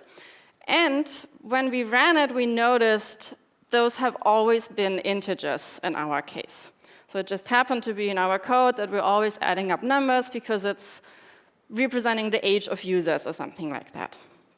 So we have the information, it's integers, and we're adding them. So why do everything that's in the spec? Let's just do a very simple integer addition that is easy in machine code.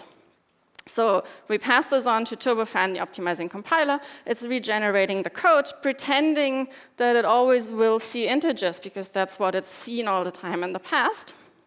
So when we run it again, it's like, yay, now we can just do adding up those registers instead of figuring out if things have a toString method attached to them and calling toValue and so on. Now, what's the problem with this? I mean, it's JavaScript. Just because you did something a few times, there's no contract with the language that you can completely change your mind and that the data or the parameters to your function are different. Nobody's stopping you from calling this with a string. This fast machine code that we generated is specifically relying on the fact that at this memory address of the parameters that it has an integer, because that's what it's then doing. So if you put in a string, you would not get the string concatenation that we want. So in this case, we have to start over. We have to go back to the specification, figure out what do we do if something is a string, call to string on it, and then end up with concatenation. So in our schematic of how the compiler works, the AST is fed into ignition, or ignition is consuming the abstract syntax tree. And when we call add, we compile this code into bytecode. When we call add many times, then we pass this on to turbofan, and turbofan will now optimize the machine code. And the important part here is that it's optimizing using the feedback, the information that we collected. So only because we know that it's always been this one type of inputs, we can use this to generate optimized code. And then when the type is changing, when we're not calling it with integers anymore, that's when we have to go back to the bytecode.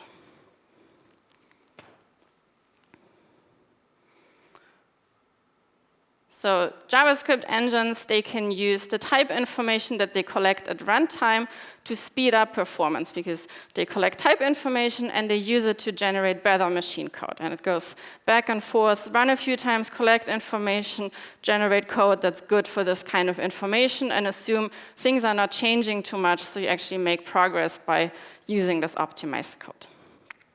So that's for types, like integers, so we distinguish between small integers, doubles, strings, objects, arrays, but that only gets us so far. I mean, in reality, it would be nice if our code is just adding up a few numbers, but it's mostly very complex objects. And if you do type of object, that will always just tell you object. So that doesn't help us a lot to distinguish or to generate code specifically for all kinds of objects. Conveniently, this example has an object in it.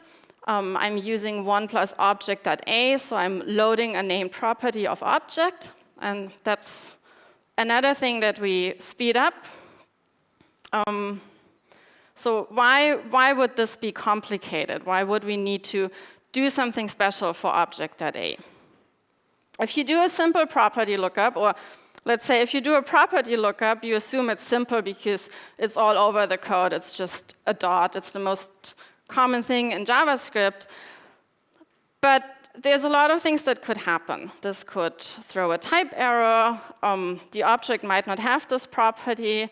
The object might not have an own property, but it might be on the prototype chain. If the object is a proxy with a get handler, then whatever is defined there needs to happen. A might be an accessor descriptor, so it can have arbitrary side effects. So really, from a machine point of view, it's not simple to just get this A value from object. In our case, we knew, oh, the A value is just 1 or 17 or something, but from a machine's perspective, that is something really hard to know because of how JavaScript is defined. So again, in the specification for an ordinary get, which is already a narrowed down thing of looking up a property, it's multiple steps, and hidden in here is recursion because you have to walk up the prototype chain. There's calls in there. So from a machine point of view, this is a lot of work. It's not just looking at it and saying, oh yeah, it's 17. So the trick that we're doing here is, again, that we collect information while we run this code to later make it better. So if we run the add function, the first time we run it, we have to do all the slow steps, because otherwise it would just not be correct. But once we figure that out, we memorize the information that we just figured out with a lot of hard work. So we put into a cache what we just found out, and what we put into this cache is the shape of our objects and a shortcut or a path of how to get to the value. So we're not saving into the cache this object and the value is 42.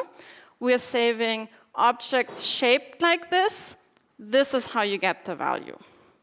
So internally in V8, for most simple objects, their properties are just at a specific offset to the address of the object. So if you think about the object laid out in memory, and then you assume, oh, the properties are all next to each other, so with an offset from the object you get there. More complicated objects, that's different, but that is one case of where the property is. So if you look up a property for one object that looks like this, and you say, oh, this is always in this storage of the object, it's at this offset position, and you see other objects that have the same shape, then we know internally for that object, the memory layout is the same. So by just using the value at that offset, we get the correct value for other objects, but objects that have the same shape. Okay, so we're saving this into a cache, and we associate the cache with this call side of the property lookup. So when we call this function again, this time the first thing we do is we check the cache whether we already have an entry. And you see these are not the same objects. I mean, 42 and 7 are not the same. They're not the same objects, but they look very much the same. They are object literals with just one property. I didn't mess with the prototype. And in fact, internally in V8, they are the same. We do consider them having the same shape. So we found a matching entry in our cache, and we can just use the shortcut to get the property, which namely is it's at this offset. It's not, oh, look up this, maybe throw a type error, go to the prototype chain, look up these things. It's like, it's right there. So we don't have to do all these steps. I hope you get a feeling for how doing this shortcut to get the property saves you a lot of time if you do it millions and millions over instead of just following this long, complicated specification every single time you do object.a. And these caches have a special name. They're called inline caches. That's mostly for historical reasons. They're not actually inline anymore, but we still call them inline caches or ICs, because conceptually they're an inline cache. And we actually have an inline cache for every separate call side.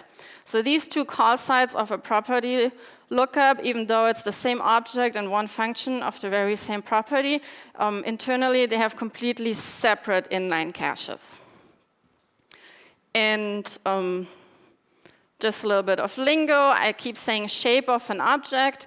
We call them maps, and sometimes they're referred to as hidden classes. And so an inline cache is a cache that maps to how to get to the property quickly. If you're playing around with this and you want to understand when are two things actually, from V8's point of view, the same shape. So this is something V8 specific. It's not defined by the specification. It's not exactly the same in the other engines, but conceptually they do something very similar. But if you do want to figure it out just for V8, because either you're curious or you work with Node.js, so you know you do have V8, you can actually look that up yourself for two objects. You can use so-called intrinsic methods. Those are V8 helper methods that you can use, not in production, but sometimes to understand things. You use a syntax that is not JavaScript. It's just made up V8, so you have a little percentage sign in front of it, and you see the IDE actually complains that this is an error.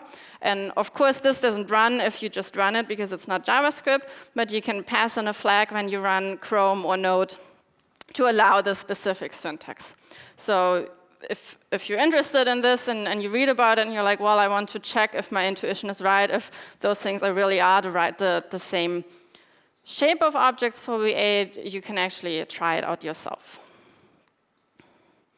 Okay, so we have the interpreter that is generating bytecode, then we identify the function as hot, so turbofan is optimizing the code, and in addition to this type information that we were always adding integers, turbofan is also using that feedback that we collected about the hidden classes. When it's generating this super fast machine code, or hopefully super fast machine code, it's using the information we collected about what were the objects looking like.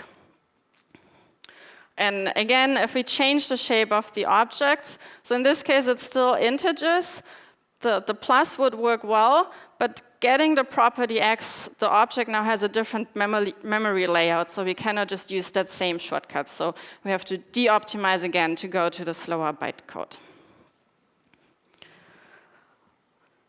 Here's actually what the bytecode itself looks like, so some nitty-gritty details. I hope you followed until here, but if you did and you want to dig even deeper, this is the bytecode that Ignition is generating for the function add. So first when we start, we have to do a stack check. That's something you have to do when you enter a function. And then we call load small integer. We were doing 1 plus something, so we're loading the small integer 1 into our accumulator register. The next instruction is store into R0, store the value that is currently in the accumulator into register 0.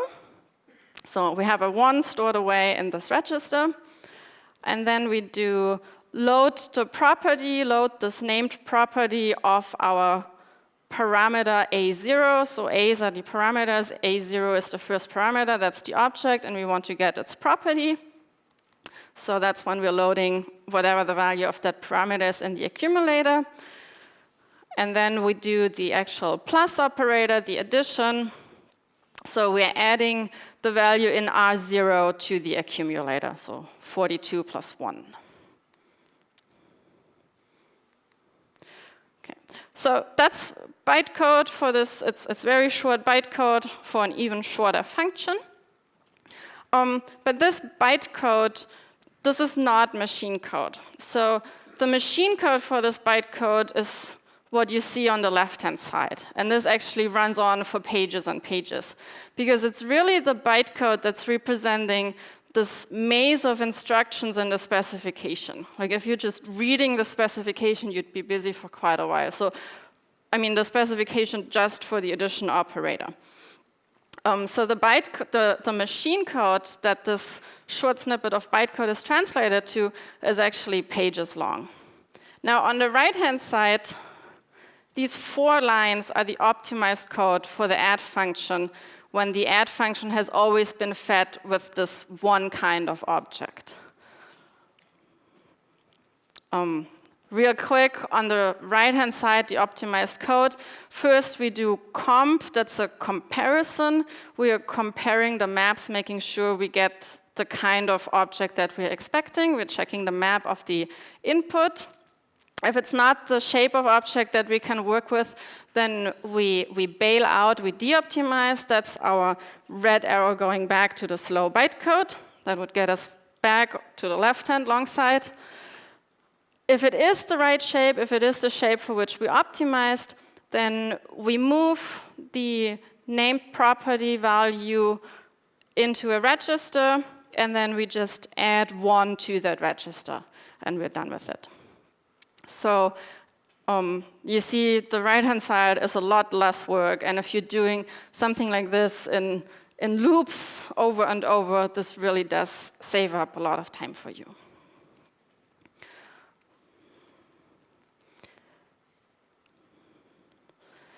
So I hope conceptually I was able to give you some understanding of what the engines are doing under the hood. It's probably a little academic, but engines are there all the time when we do JavaScript, and I think it's fun to know a little bit about the underlying system. And maybe sometimes that kind of understanding will even help you to understand weird performance behaviors or give you an idea sometimes why something could never be very fast if it's done that way. And you might have seen performance advice like this that tells you to not use specific patterns in V8. But all of this is not valid anymore because that was specifically for our old pipeline, the crankshaft optimizing compiler. So I said we switched out this year the compiler pipeline, and Turbofan that does not have any specific patterns or keywords that you can't use because it would make it bail out all the time. So the only advice that I have for you is, because of the just-in-time compilation and the hidden classes and the inline caches, and because that is also used across all the engines, if you write code that looks statically typed in nature, that is the most helpful for JavaScript engines. Or by doing this, you're not forcing the engines to fall back on the de-optimizing, to fall back on the slower baseline compiler all the time. So statically typed in nature is best for JavaScript engines in terms of performance. Thank you.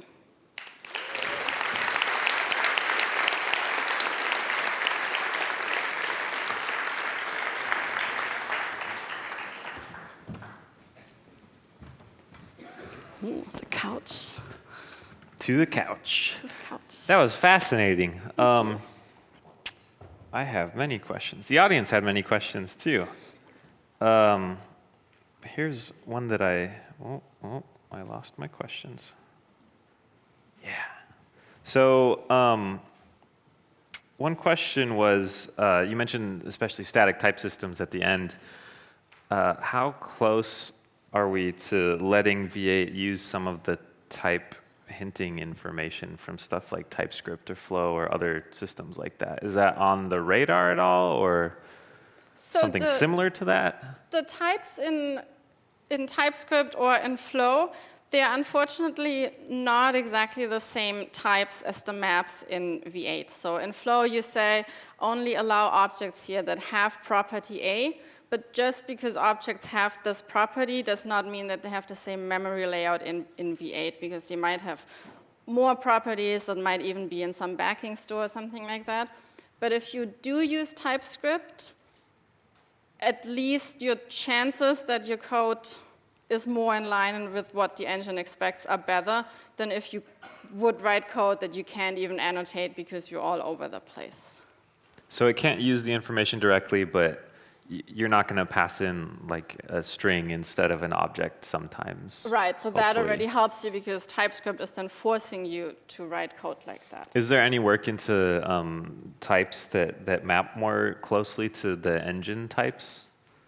Do you know anything about that? That might be... It just wouldn't really work with the memory layout, but we do look, of course, at code that is being used a lot on the web. And so since a lot of people use TypeScript, the code that it compiles to is something that we see a lot and that we see in our benchmarks. And so we try to optimize for specific patterns there. But sure, we're not using it directly, the type information. Sure, that makes sense. Another question was, so why don't we just compile the JavaScript ahead of time? If it gets compiled already, why not do that and ship the compiled code down instead of the raw JavaScript? Because of how JavaScript is defined, it's dynamically typed. So just by looking at the code, you never know what inputs you will get. So in other languages, that works really, really well. You can optimize the heck out of C++ ahead of time because it's very clear for the compiler what the object memory structure is and what the inputs to function are. So it can use all this information ahead of time. But in JavaScript, because we have this freedom and it's great for prototyping and you have the ability to duck type, the compiler is lacking all this information. And some of the information, or most of the information, we only get at runtime. That's why we always have to switch between compiling and running. That makes sense. So you need the runtime information. You can't just... Yes. Yeah, Okay. It's not because we're lazy, it's because we just don't have it. That was the subtext of the question. Are you just lazy? What about WebAssembly? How does that fit into this world? Does that make sense even? I don't know that much about WebAssembly. This is an audience question, so. Internally, WebAssembling is using the same turbofan compiler that we use for JavaScript code. WebAssembly is compiled ahead of time just because we want to get this fast performance. But, yeah. Okay, that makes sense. You mentioned at the end this list of performance tips that are kind of outdated now in V8 specifically. I think that's a theme in general with JavaScript performance. There's lots of apocryphal knowledge about like, use double equals, no, triple equals. I saw this JS perf benchmark. Use plus plus, not the post increment. Or so how do you keep up as a JavaScript engineer with, I mean, at some point, some of this might have been true, and it might not be anymore. Some of it is maybe never has been true, but just because benchmarks are weird, it looks true. Like, how do I, as a humble JavaScript developer, keep up with what I should actually do? That's a great question, and I should have mentioned that you should be very, very careful with performance advice, and that you should not optimize prematurely, and that you should measure really careful when you optimize. If you really do have to optimize on these levels, then it's your job to keep up with blog posts and making your own benchmarks and all that to make sure the advice you heard some time ago is still valid.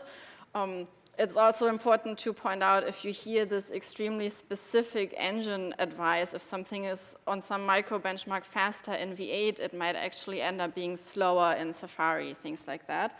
So be careful there because you never know where your clients, where your users are running your code. What was the other part of the question? I think that was the only part. Yeah, you answered it. So general advice is don't optimize on that level because lots of other things are having a much bigger impact on the performance of your app anyways, like what resources you're loading and the round trips to the server make a much bigger difference than how you're adding two numbers together on the engine level. In Node.js Core, we have some performance improvements where people really measure specifically, and in Node you know it's V8 and you know the version, and then we have a few pieces of Node internals where the code is really, really tuned to V8, and it's not it makes it harder to read and to maintain, but we did it for performance reasons.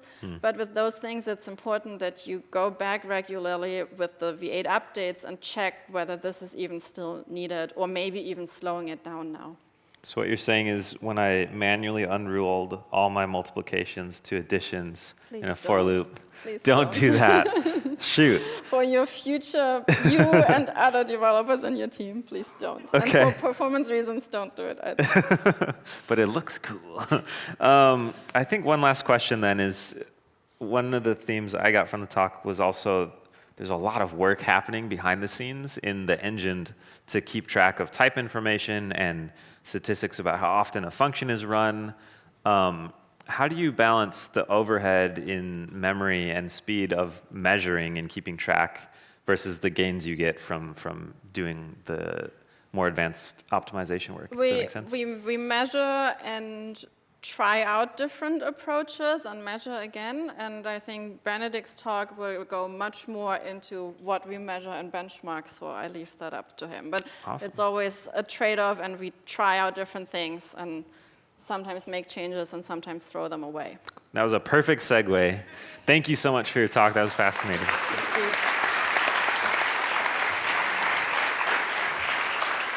So just one really quick announcement. There is a peer-to-peer workshop tomorrow at 1, and tickets are still available for that. So just for a little bit more, you can still buy a ticket to go to the workshop tomorrow.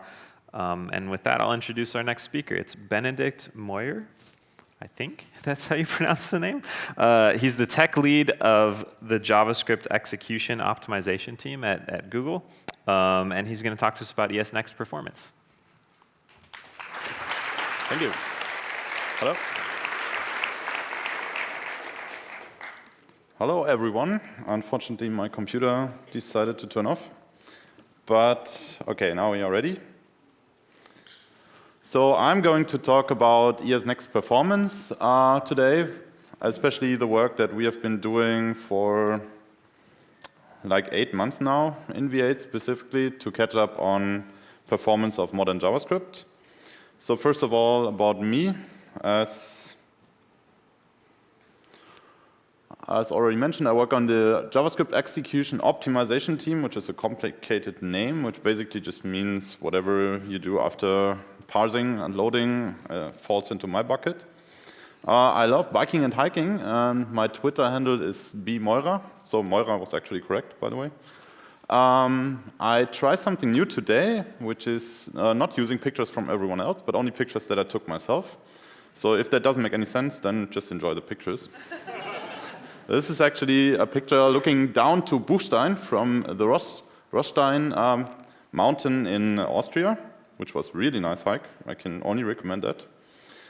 So what are we going to talk about today is ESNext, and what I mean by ESNext is just everything starting at ES 2015, so the previously called ES6 standard. So we're going to look a bit into this standard and a bit into the newer standard, but also a bit into the older standard. Okay, that was probably a bit boring. The important part here is you can read the standard in very different ways. So there are at least 3 different points of views. So the obvious point of view that most of you will have, which is the developer that just wants to use JavaScript to do something cool. Then there's the point of view of the designer that sits there and writes spec text and like, oh, hopefully this makes sense, hopefully someone can use it. And then there's me and all the other people working on the engines who are like, oh God, how can I make this work? So today, my talk will be like Franziska's talk from the point of view of the implementer. Why do we even care about ESNext or ES6 specifically? There was a great survey last year, beginning of last year, that was State of JavaScript, and they asked many questions that are not even necessarily related to JavaScript. The core question that was interesting for us was, which flavors of JavaScript do you use and how happy or how satisfied are you with those flavors? And the result is pretty interesting. So they chose plain ES5, ES6, CoffeeScript, TypeScript, Elm, and ClojureScript. And by a large margin, the winner was clearly ES6. So only 1% of the people who have used it wouldn't use it again, and almost everyone heard of it at least, and those who haven't are curious to learn it. So even then, the conclusion was already that ES6 is becoming the default way to write JavaScript. So us caring about ES6 makes a lot of sense for everyone. I tried to get another opinion on this year, so that was in April. This is obviously a bit biased towards people following me on Twitter. But anyways, I guess the picture is a bit different if you include corporate space, because I know that corporate people use a lot of TypeScript because it's traditionally Microsoft, which makes sense. But TypeScript is also just ES6 plus some type annotations plus some more stuff.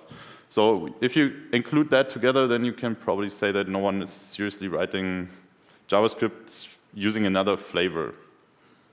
So many people are already using ES6 or newer features, and the rest is switching to that. What was interesting here is that despite not using TypeScript and saying that you use ES 2015, many people don't do that but use Flow instead, which I guess makes sense because you don't want to have these weird type errors and debug this. So some kind of type system is always a good option. So how does the landscape look today? If you want to write modern JavaScript, then you probably use one of these tools or multiple of these tools and tools that I didn't even include. So the only option where people natively use ES6 a lot now is Node, because in Node you target a specific V8 version, so you know exactly which features are available, and you don't have any other users, usually. Otherwise, you use a tool like Babel and Webpack or TypeScript to compile your modern JavaScript into JavaScript that engines from 3 years ago can understand. But this is changing. So maybe tomorrow, in the sense of next year, we will see a lot of ES6, or we hope to see a lot of ES6 code in the browsers as well. All the modern browsers support ES6. There's a so-called Kengex table maintained by Facebook engineers. And this table, basically, you can look up every feature of ES6, or also newer standards, and check whether it's supported by some browser, transpiler, Node version, whatever. And the interesting columns here are the modern browsers, so Edge, recent Firefox versions, Chrome, Opera, Safari, and obviously Node. And you see a lot of green in there. And the red bits you see in there, you can probably ignore, because those are edge cases or things that are highly controversial, like tail calls. So to sum up, all the interesting targets have at least 95% support for ES6, or more than 95%. And if you can pretend that Internet Explorer never existed, then it's fine. I know not everyone can do this. So what we are seeing today are kind of two worlds. So you have this world of native ES 2015 and newer. And in this world, you write usually the code is handwritten and structured in a modular way. So you use ES modules, or maybe someone uses CommonJS. It doesn't matter, it's usually modular. So it's not like you write everything to one JavaScript file and that's how you do it. And there's the other world where you see the generated code that usually comes out of Babel, TypeScript, whatnot, Webpack. And commonly, this is, as I said, it's usually transpiled, but it's also usually bundled. So you get single or maybe 2 JavaScript files. If you do code splitting, then you get 10 for each route.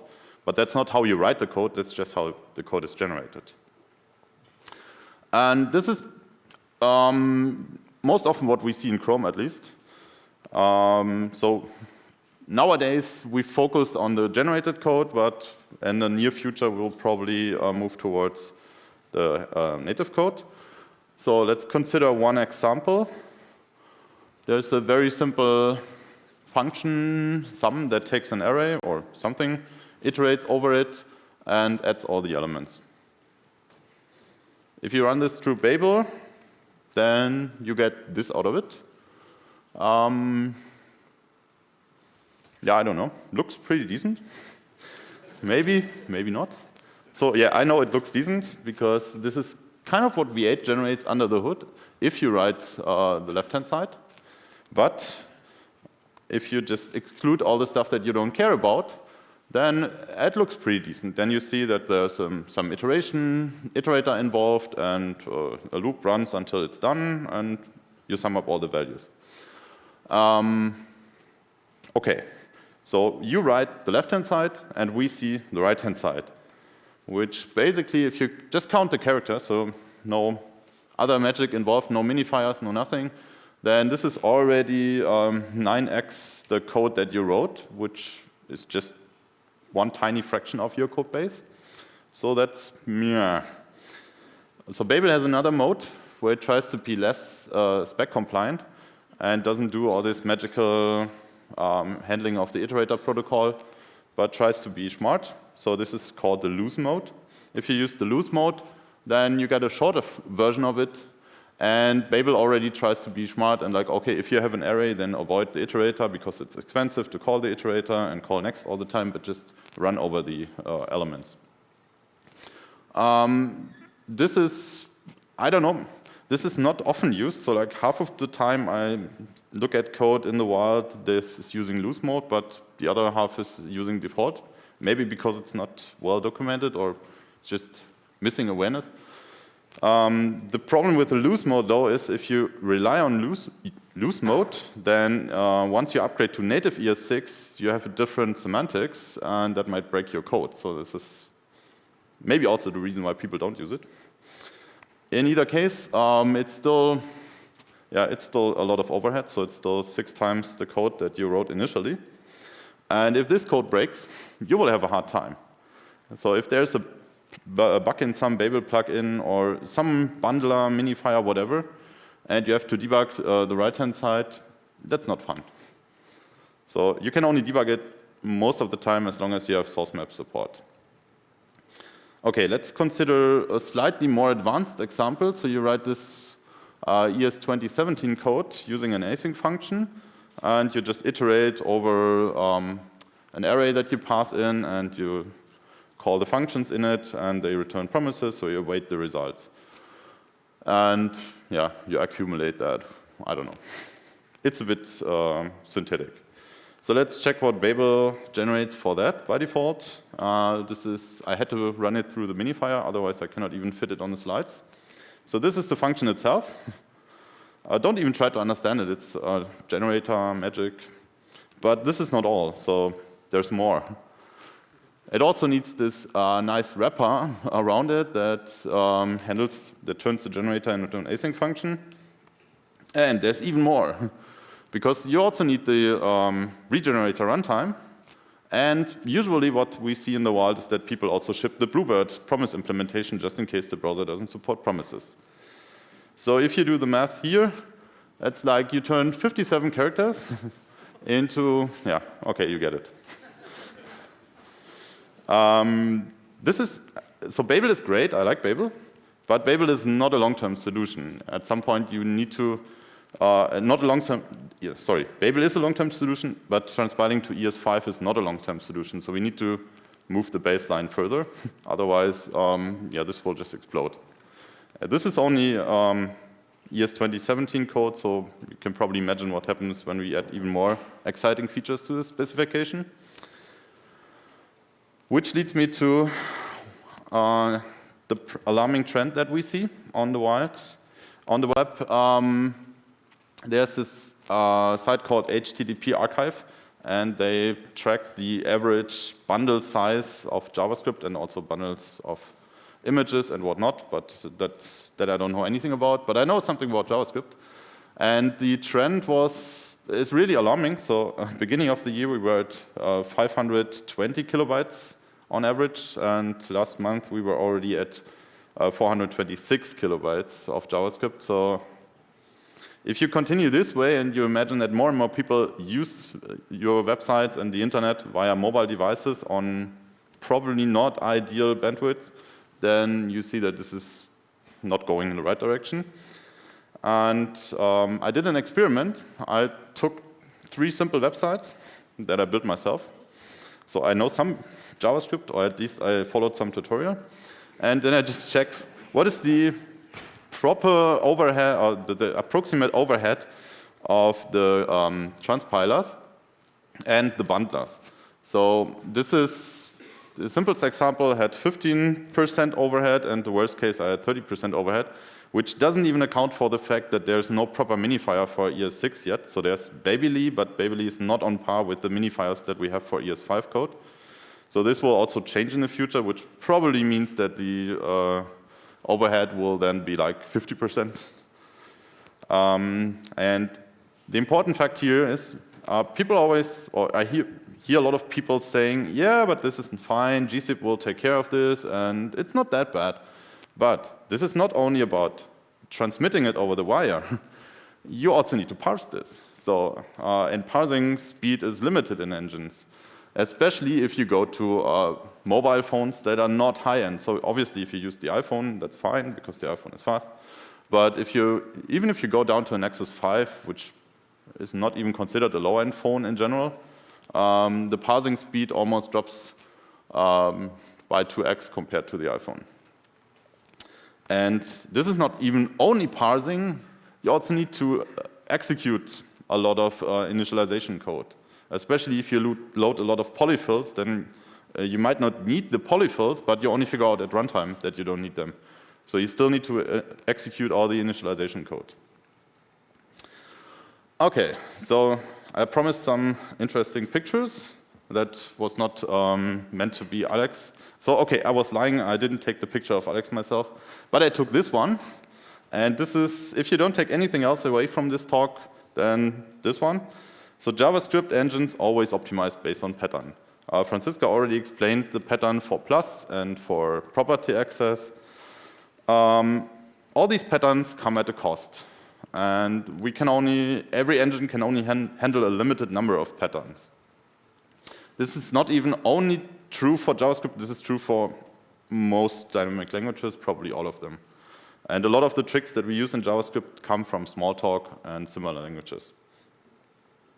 So let's look at the traditional patterns. There are very simple patterns that you can see syntactically. Like when you have type of O equals strict equals number, then the engine usually sees that and like, okay, easy. I can just do a number check on this. I don't need to compute the type of first and then compare this to a certain string.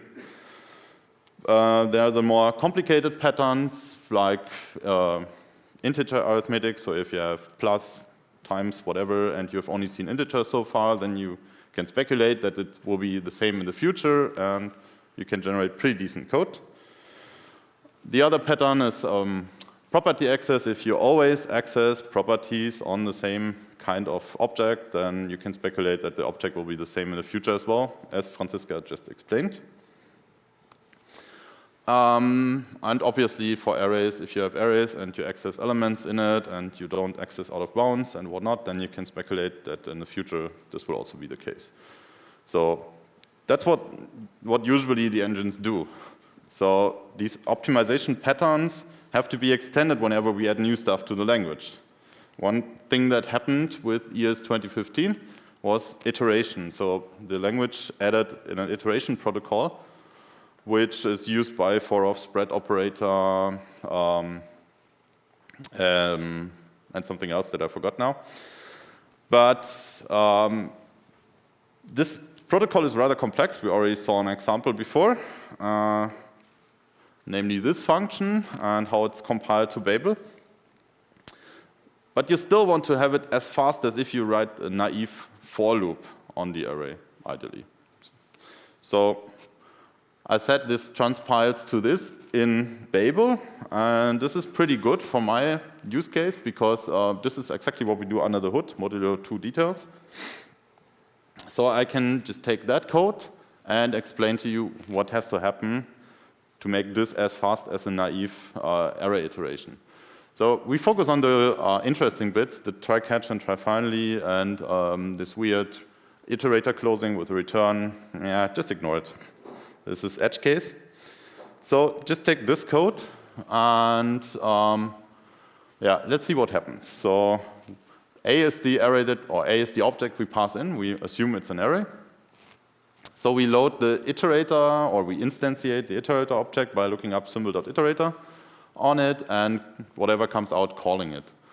And then in each iteration, we call next on the iterator, which yields an object that contains, or that ideally contains done and value. And done is a Boolean that says whether we are done or not, and value is the value at that position. And we run this until the iterator is exhausted.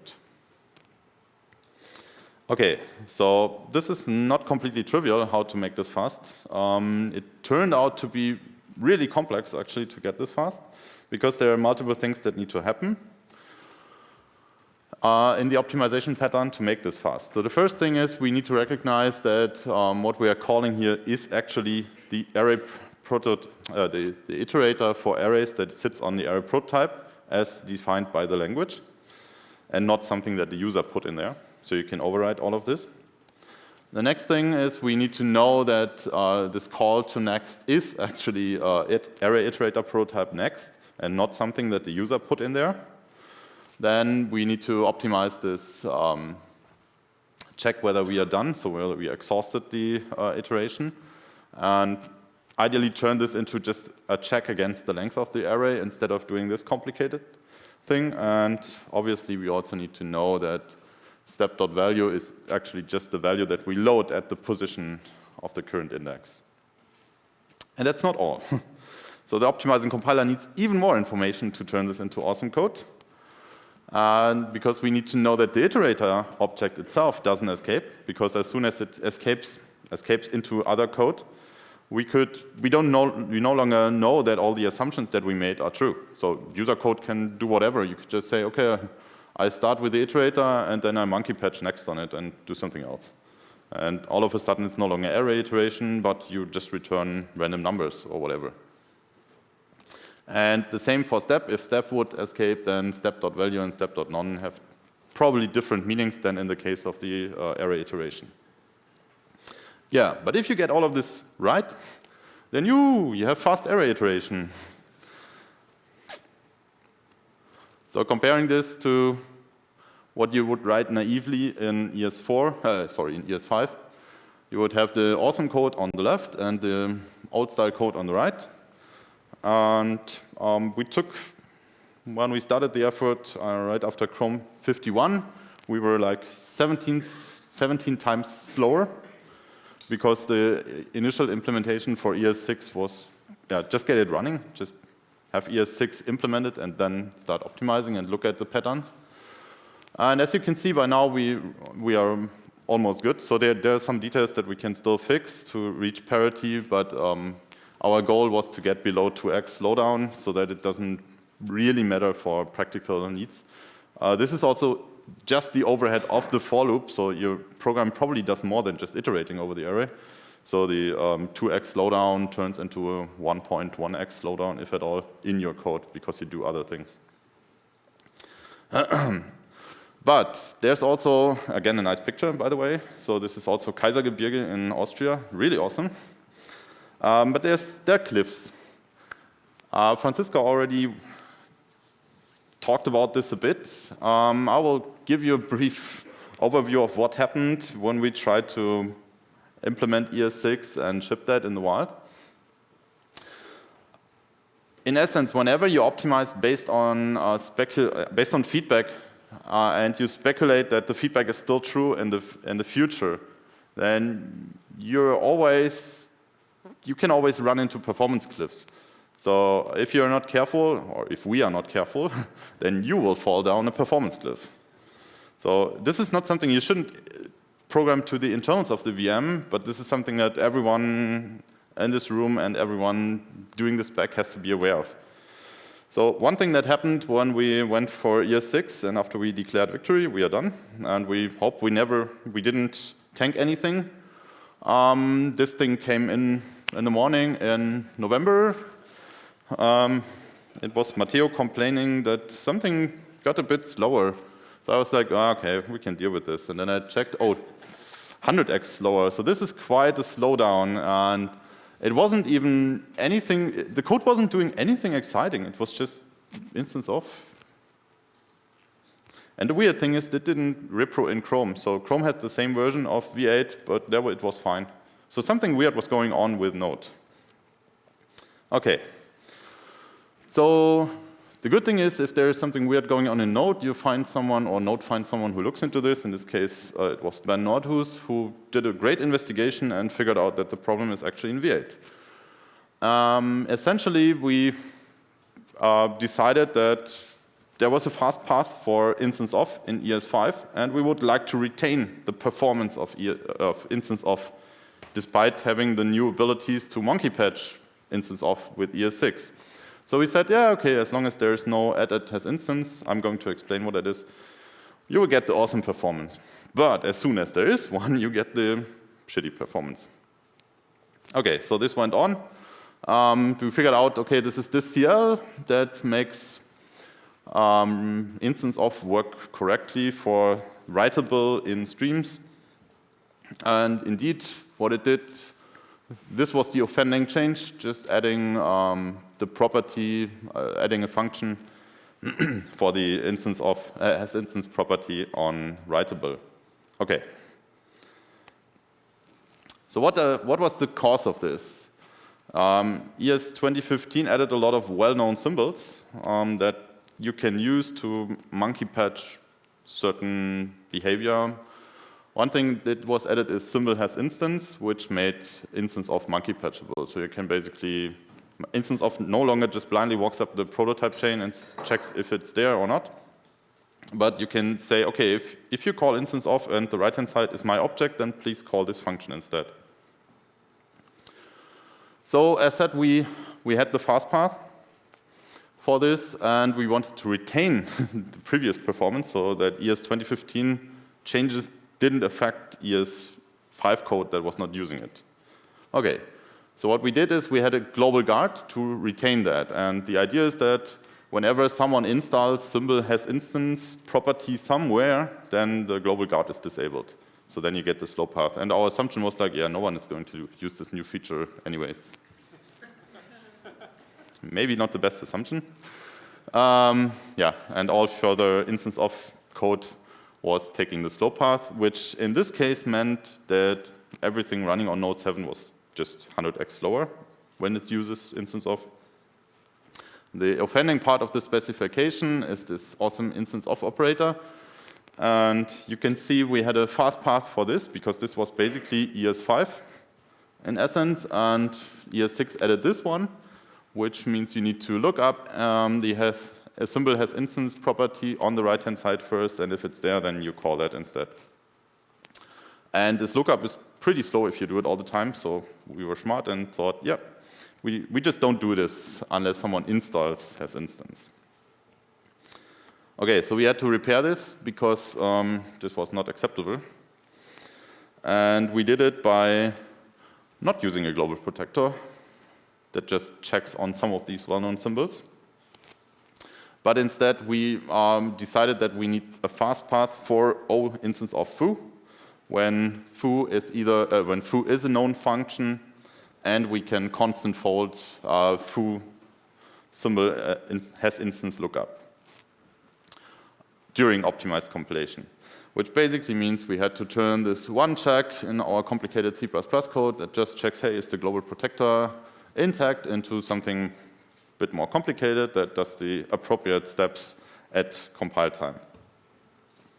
So this was not a really nice experience, but we fixed that.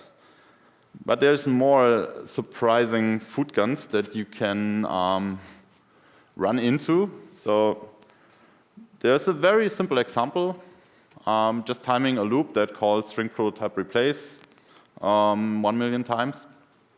And the only difference between these two is the right-hand side imports the Babel polyfill, which is what you would usually get by default when you write ES6 code and use the full Babel pipeline. And the not so nice result here is this runs for 175 milliseconds, whereas the right-hand side runs for 818 milliseconds. So this is quite a slowdown. It's like, okay, maybe Babel polyfill is doing something weird. Okay, so we dig deeper. And in fact, the only thing that is relevant is that Babel polyfill is doing anything on the string prototype and not even doing anything that affects replace directly. So if you just do this, then you get a similar result. The slowdown is not that high, but yeah, that's also a bit flaky. So it's around the same order of magnitude. And the reason is that string replace was also made monkey patchable by ES 2015. So this is the easy part, the driver part of string prototype replace. And the thing that was added with ES 2015 is this, another well-known symbol, symbol.replace. And in this case, we would need to look up replace on the search value first, and if replace is a function, then we have to call that instead, and that is slow if you do it all the time, so we added another protector mechanism here. And the optimization pattern for replace is then that if you don't have this, if you didn't modify the string prototype, then we will not find anything else there. Whereas if you modify it, you fall off the fast path. So, sorry. We came to know about this because there was a bug in Uglify.js. Uglify.js is an uglifier for JavaScript that minifies your code. And the Uglify.js was actually hitting a bug in the slow path of regex. And we were kind of puzzled that anyone would ever run into the slow path of regex. But they did. So, and unfortunately, they ran into this bug, which made us aware of the problem. And my colleague Jakob Gruber wrote a great blog post about how this works for regex. Regex has the same mechanism. If you modify the regex prototype, then you fall off the fast path so far. So we need to change the optimization pattern to match modern code. We cannot just keep the current patterns in place. Which brings me to another great photo that I took. I don't know, so maybe these ducks were really fast, I don't really remember. But ES 2015 is fast now. And how did we measure that we get fast? So there was this project by Kevin Decker called 6-Speed, which basically takes micro benchmarks in ES6 and compares them to naive ES5 code and also transpiled ES5 code. Initially, when we started, we weren't that fast compared to the default, but nowadays almost everything is green. Overall, the performance slowdown on average went from 3-something to below 1.4%, 1.4 times slower. And the most important things that still remain to be fixed are maps and sets and some cases where the spread operator and rest parameters are not as fast yet. The question is, how do we go from here? So driving ES Next performance is difficult. 6-Speed was a great driver, but it's a micro benchmark. And if you rely on micro benchmarks, then that don't get you very far, because for micro benchmarks, it's fine to just have this global protector and optimize the one fast path that is relevant for the benchmark. But we need proper drivers.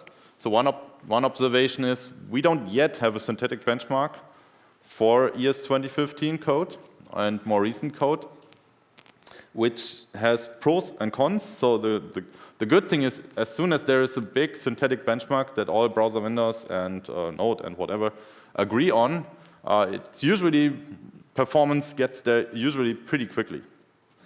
But there's the catch: if you only have the synthetic benchmark, then over-optimizing for this benchmark is very likely or might happen, and then you don't get good benefits out of it. So what we would like to do is we focus on real ES 2015 and beyond workloads. So one thing that we have looked into in the past, and we want to look into more in the future, is Babel. Babel is a really huge ES 2015 code base, and obviously Webpack. Our new compiler pipeline already improved Webpack and Babel by at least 10%, sometimes even 2x speedups, which for developers is really important because this runs forever, depending on how your Webpack config looks like. And there's another thing we also want to see. So the tooling side is for Node, but there's also the website. So we want to, we can come up with arbitrary websites that use ES 2015, but this is not very representative. So we really rely on big players and partners to start shipping ES 2015 on their websites. We have a couple of them in the pipeline that might ship next year, but they need an upgrade path, and yeah. Which brings me to my next point. We lost this ability when we introduced ES 2015. So with ES4 you have with ES5, sorry, you have this awesome ability that what you write actually as a developer is exactly what you ship to the browser, modulo uglification and some bundling that happened earlier.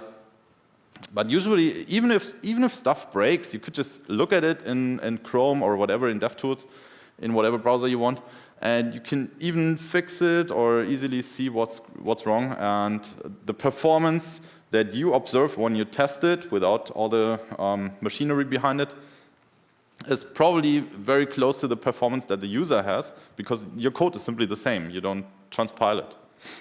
So for ES 2015, we need to get back to the state where what you write is also what you ship to the browser. There are some tools that help you transition there. One of the most favorite ones is this Babel preset env.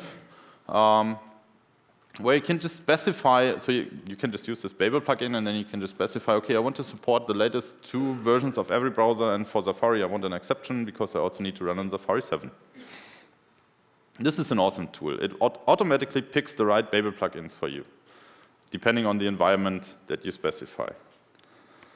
For TypeScript, something that I wasn't aware of, TypeScript by default generates ES3 code, which is like, whoa, okay. So for TypeScript, you can just specify a target, and TypeScript also has this awesome target ESNext, which is basically you drop the type annotations on the floor and a few things that ECMAScript doesn't have. So like decorators, you still need to compile them, but everything else stays the way it is. So there are already options. Now the main question is, how do you get this out to the browser?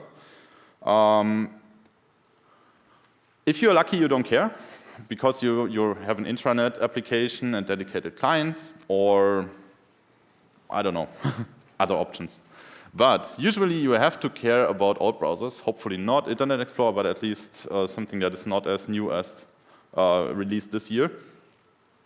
So there's a really exciting new part that comes up with module support now. So all modern browsers will support module by the end of the year. And all browsers that support modules already support 95% of ES6. So you could just use this nice trick of creating 2 bundles, or n times 2 bundles, depending on how you want to do it.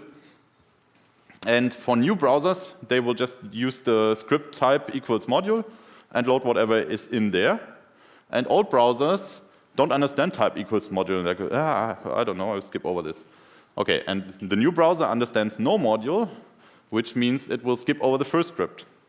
So recent browser, which has this feature flag on, so in Chrome you still need to enable it. It's under experimental web platform features.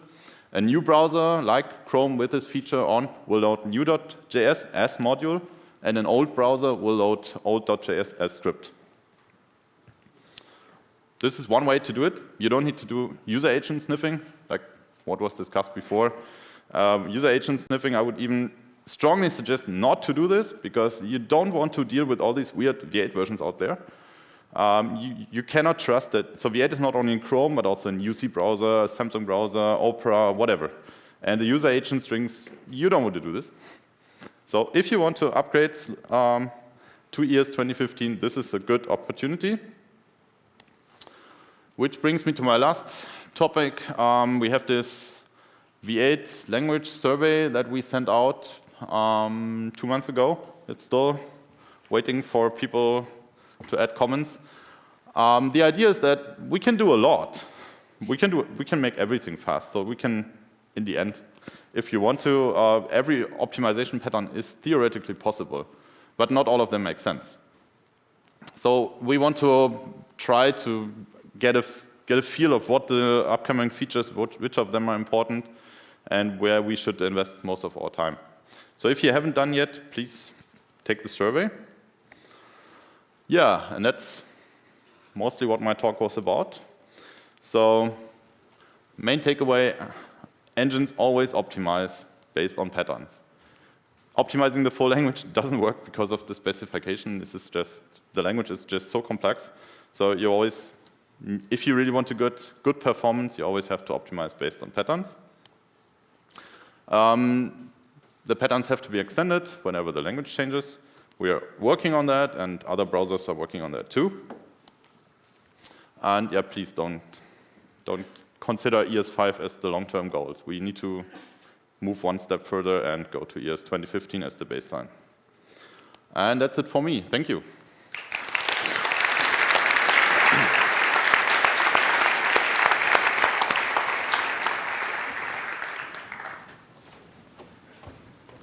Follow me to the couch. That was great. Thank you. You're welcome. So I was one of those people who saw Babel when it first came out, or like 6 to 5 or whatever, and was amazed and excited and just wanted to use everything in stage 0, everything, and use like space JavaScript from the year 3000. Would you suggest that people back off? So one of your suggestions was change the compilation target to ES 2015. Yes. Would you also recommend maybe slowing down a little bit on using all the latest, like not even spec features and? No, totally not. I would recommend to do it the other way around.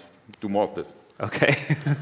Now Babel is awesome. Before Babel, the problem was that the language didn't get really tested by people. So the designers and implementers were part of that, yes. So the designers sat there and, oh, we can add this feature, and the implementers like, yeah, okay, we can do this.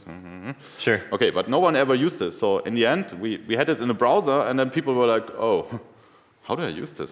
Oh, I don't need this feature. Sure. And Babel changed it dramatically. So we had Tracer before it, but Tracer was never as popular as Babel. Yeah. I think many people don't even know what Tracer is, which is good. But Babel, please use the latest features and give early feedback. So. Okay. Are there any features still? You mentioned that maps and sets specifically are not quite as optimized as you would like them to be. Is there anything that is optimized that was particularly painful? That Iteration. Just iteration? Because iteration is overall everywhere. So it's like, yeah, the one thing I forgot is in destructuring you also have iteration. Destructuring Destructuring iteration? is also based on iteration. So if you have array destructuring, then you also use the iteration protocol. Okay. So well-known symbols and iteration were really the most painful things to optimize. Sure. But there are features like proxies that are also not optimized yet. But there's unclear what. So proxies is also really big. You have traps for everything. So if we want to optimize, we cannot optimize everything, because then if everything is important, nothing is important. Yeah. So we need to wait for use cases to see what makes sense. Sure. So how much interaction do you have, or do the implementers have, with the TC39 committee about performance of proposed features? Do you ever see a spec and then give feedback and say this will destroy the world and light everyone's phones on fire? Yes, I don't know. Yes, we have a lot of interaction. So we have people from all browser vendors represented there, and also people from Node that give early feedback, and we do investigate stage 1 proposals at least, or stage 2 proposals, the latest.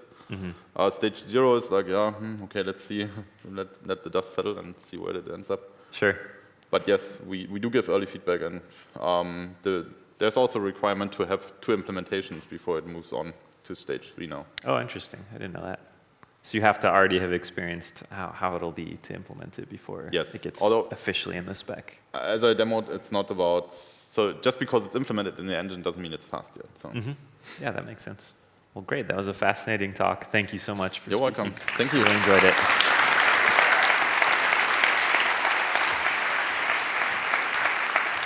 It's lunchtime. We'll see you back here at 1:30.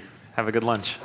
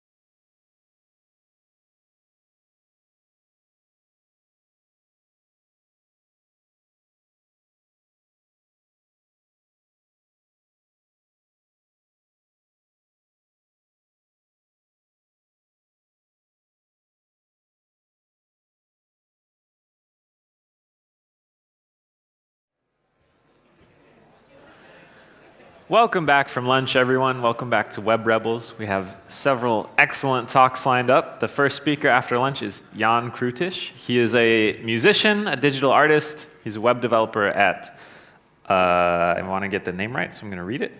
A web developer at Flowbyte, and he said he's old enough to remember a world without the web. Please welcome him to the stage.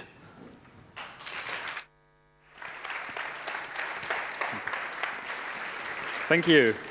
God eftermiddag.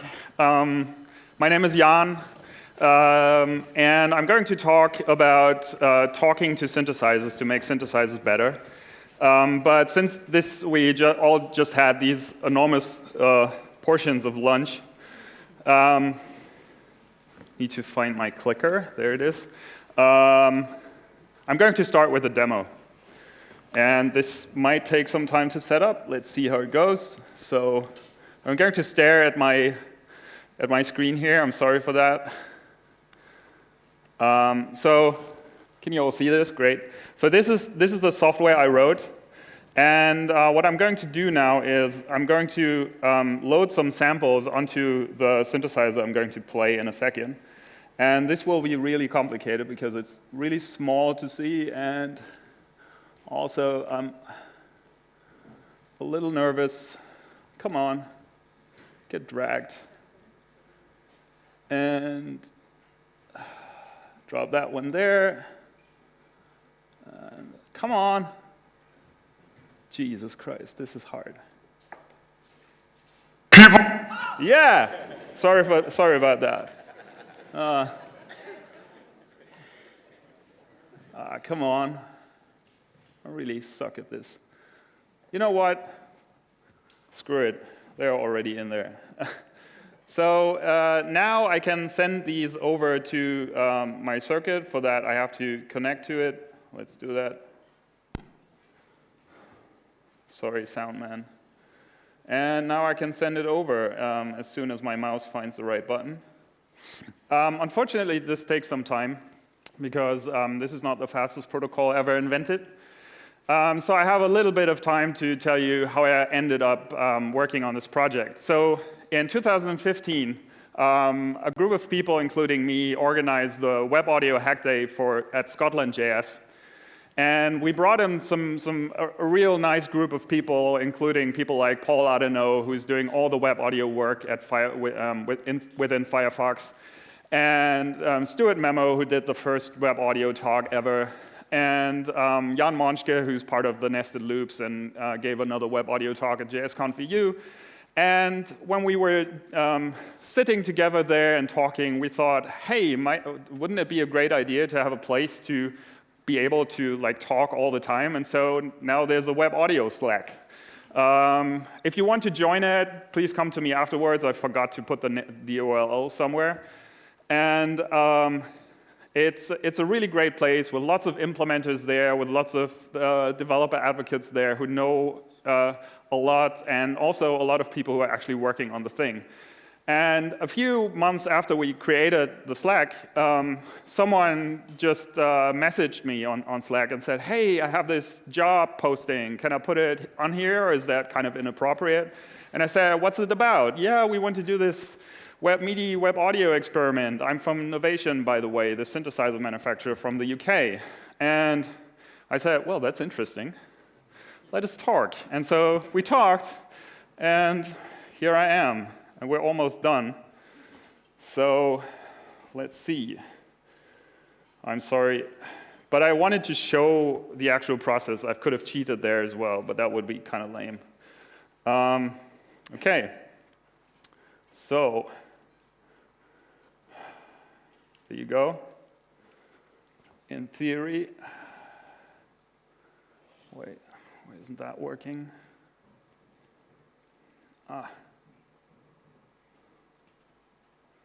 That's weird. I think something is broken. Yes, that's great. That's what you want to have in such a demo. But there you go.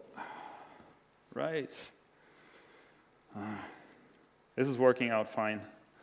I'll be so happy as soon as I actually can start the presentation. And worrying about this thing. So let's go. I'm starting up the circuit. Let's do some music. Can you see all right? This is kind of like that, maybe. So let's start with some drums. Drums are always fun.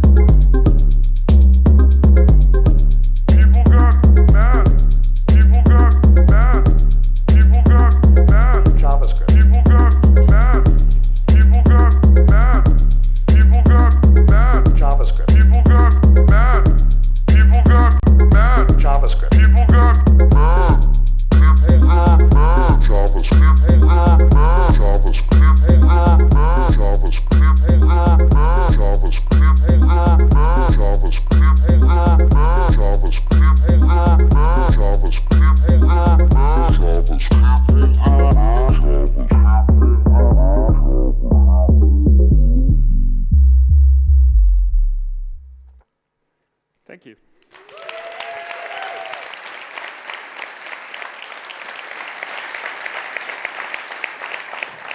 So now the only thing I need to find is my presentation, and then we're ready to go.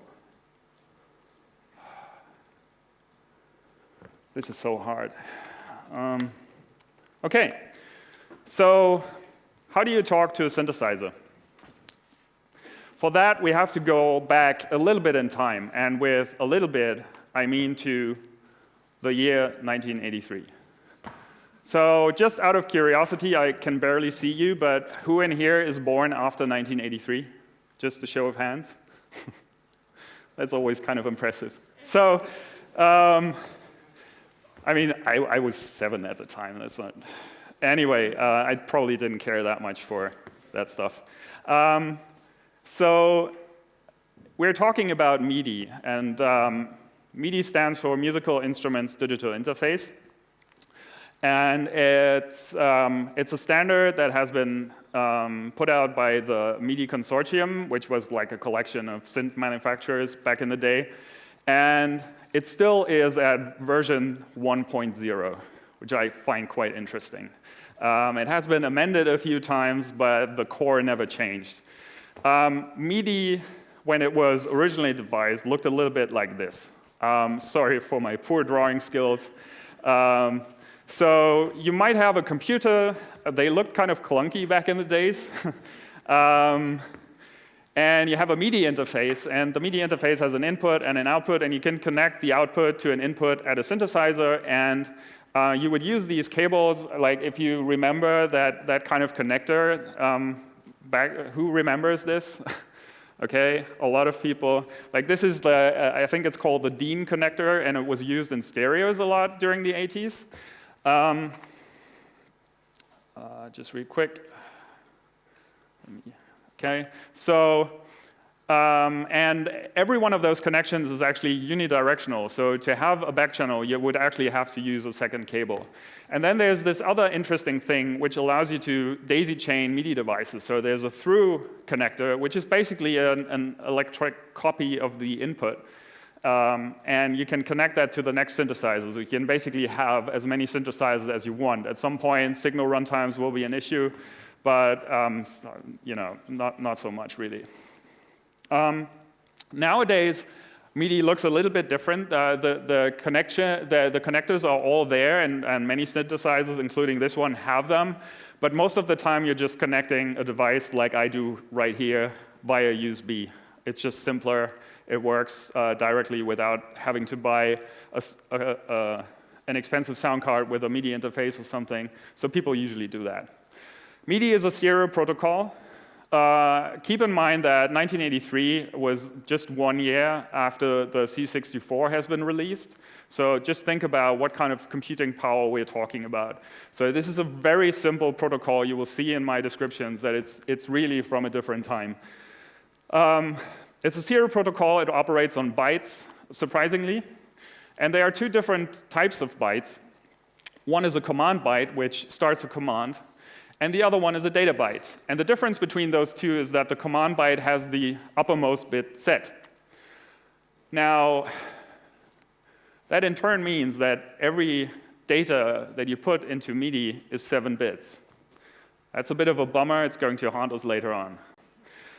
There are basically 3 different types of MIDI commands. There are channel messages, system common messages, and system real-time messages. I'm not going to talk about system real-time messages. They're basically messages like timing information and syncing stuff so that you can run 2 devices on the same clock. Channel messages look like this. So a typical channel message is, hey, I press a button on this keyboard, a key on this keyboard. And this is the node on command. So it would send a node on command when you press it, and if you release it, there's a node off command. And they are called channel messages because we have 4 bits of channel information there, so 16 channels. And these are basically there to address different devices on that daisy chain I talked about earlier. And so you basically have 4 bits to encode the commands. That's not a lot of commands, as we'll see, but yeah, anyway. The node on message has 2 data bytes. The first one is the node number, and the second one is velocity. Velocity is simple. That's like how fast or how strong you've pushed the key.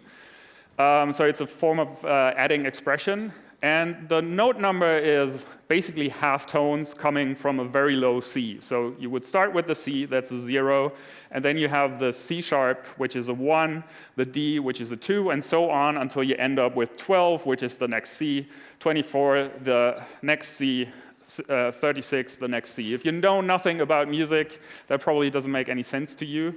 I'm sorry for that. But yeah, that's how channel messages look. And other channel messages are like control change, where you basically record that someone twists a knob or something, and a lot of other stuff. This is a system exclusive message. That's one type of system common message, and it's basically MIDI's cop-out. So system exclusive means that it's only meant to work between devices of one manufacturer. So there's a manufacturer code in there. You have to register at the MIDI consortium if you want to put out a synthesizer that speaks MIDI. And there's basically up to 3 bytes that encode the manufacturer. And then there's a stop byte at the end, which is also a command byte. And everything in between is completely up to the manufacturer. They can, in theory, they can be arbitrarily long. It's probably not a good idea to have them arbitrarily long, especially not in the 80s. But you know, they kind of vary between, I don't know, 64 bytes and half a kilobyte or something like that. That usually works over USB.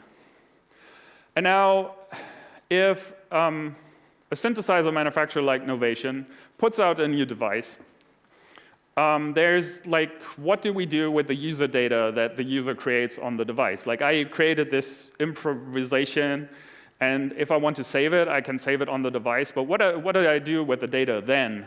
And so most synthesizer manufacturers would actually start to write native apps for at least Windows and Mac, because these are the 2 big platforms for music making. And so you're basically into cross-platform development, which sucks, and also takes a lot of time and money. And so then WebMIDI came up. And this is pretty great, because suddenly we have something that works cross-platform, and you basically only have to start a web application, and you can talk to your devices. That's pretty cool. So how does WebMIDI work? So the first thing that you have to do is request access to the API. And then you have to enumerate devices, which basically means here's a list of devices, which one do you want to use? And then you have two things. One is a send method on an output, where we can basically send off these bytes I showed you earlier, and then an on-MIDI message event handler on an input that basically gives you an event with the MIDI data that came in. Just a quick demo. That's, yeah.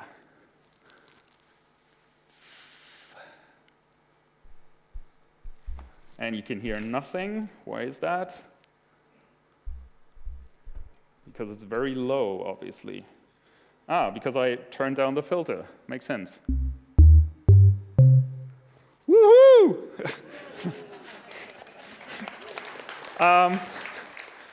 Not so impressive, I agree. So this is the code for this. I know it's a little bit small in the back because I tested it yesterday, luckily. And so here's it in a little bit bigger. You request the MIDI access, and then it's a modern API. So it requests something on Navigator and then gives back a promise, which is great. And then you would go through the list of MIDI devices and pick the one you want, and usually you do that by name. So the circuit is called circuit for some reason. And so you just assign that somewhere or put it on an object, whatever, and then you can do work with it. And so this basically sends out a note on and a note off. And you notice that there's a timestampy thing going on in the back, and that's pretty cool. That's almost like if you played with the Web Audio API. It has a similar way of scheduling things into the future.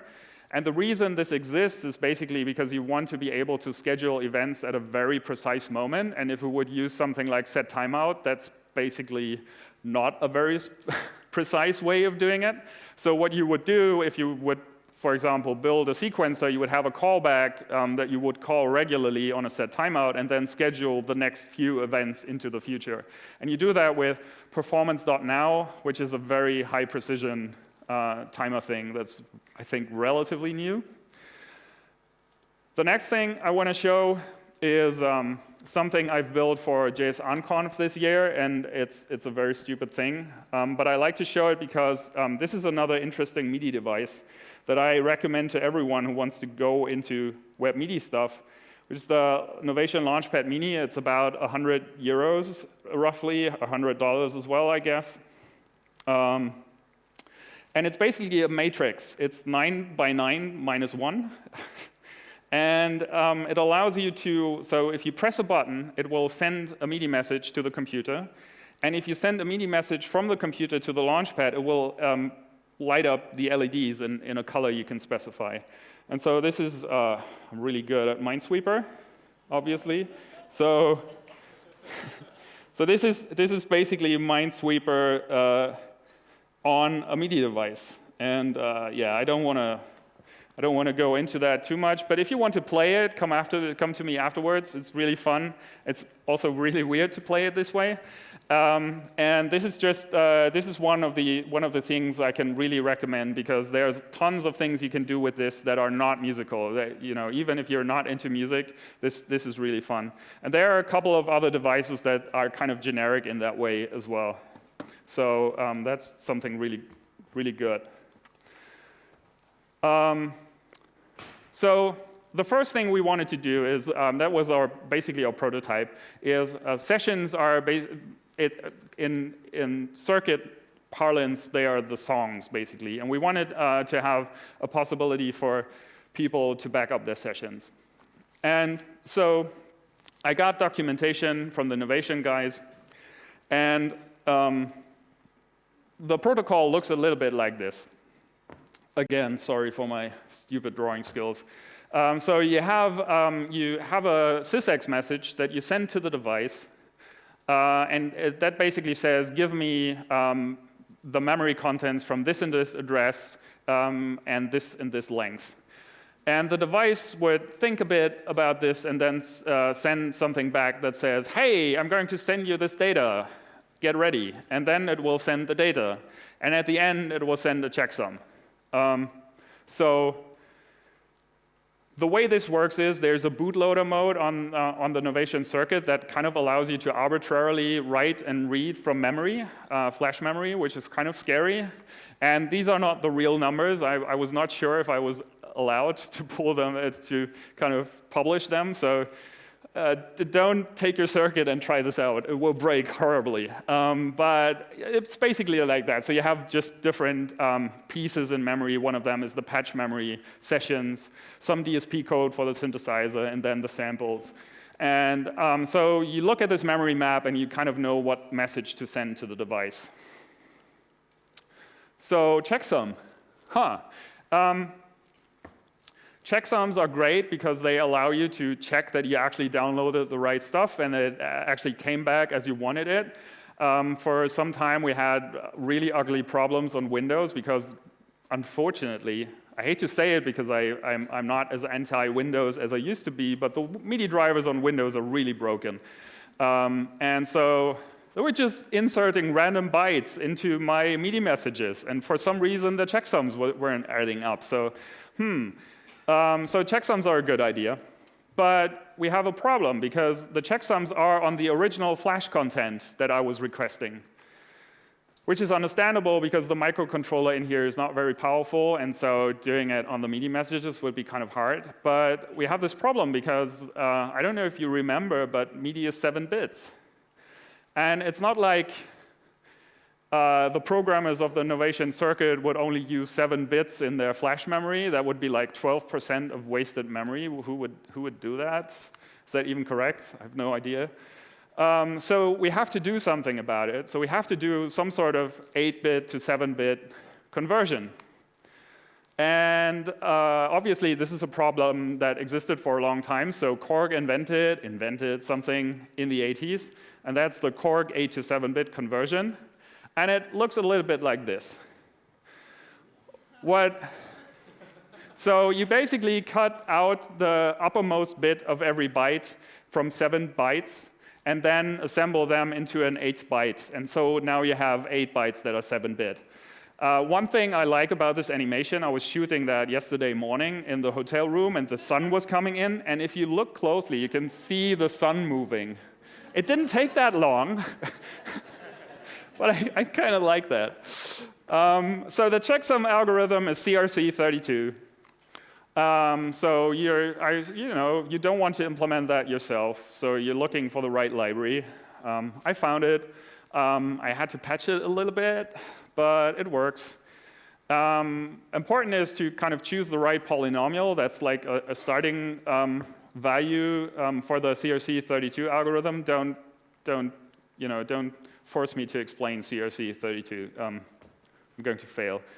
But the good thing is that Novation made the same choice and used the polynomial that's in use in Ethernet and gzip and whatnot. So it's just that one number that everyone seems to use. Now, I've implemented that. I got data back from the device. I started to calculate the checksum. And the CRC32 library was spitting out the value on the right. And I was like, these are not the same numbers. Or are they? So how many of you know this JavaScript operator? OK, a few hands, that's good. If you don't, you're in for a treat. So random JavaScript fact. All binary operators in JavaScript return signed integer 32 values.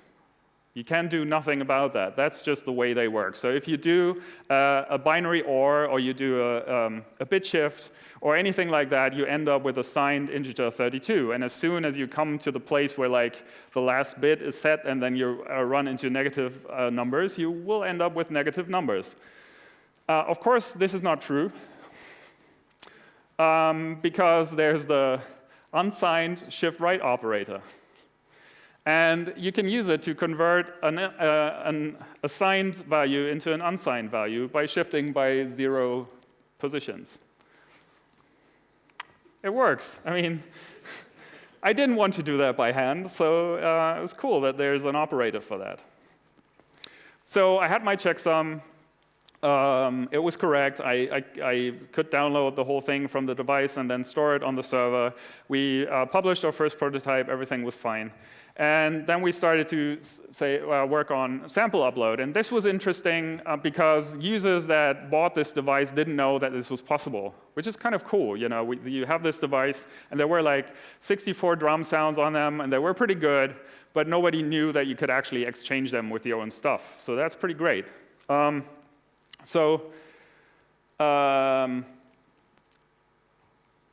first thing you have to do is sample conversion, because the Novation circuit only kind of can play back a certain type of samples. So sample conversion basically means going for sample rate. Sample rate is basically means like how many samples per second do you have to sample your audio data. Sample depth is how many bits do you use to represent one sample. Then, like, how many audio channels do I have? Do I have a stereo signal or some weird surround sound thing, or is it just mono? And on the circuit, it's actually 48 kilohertz, 16 bits, one channel.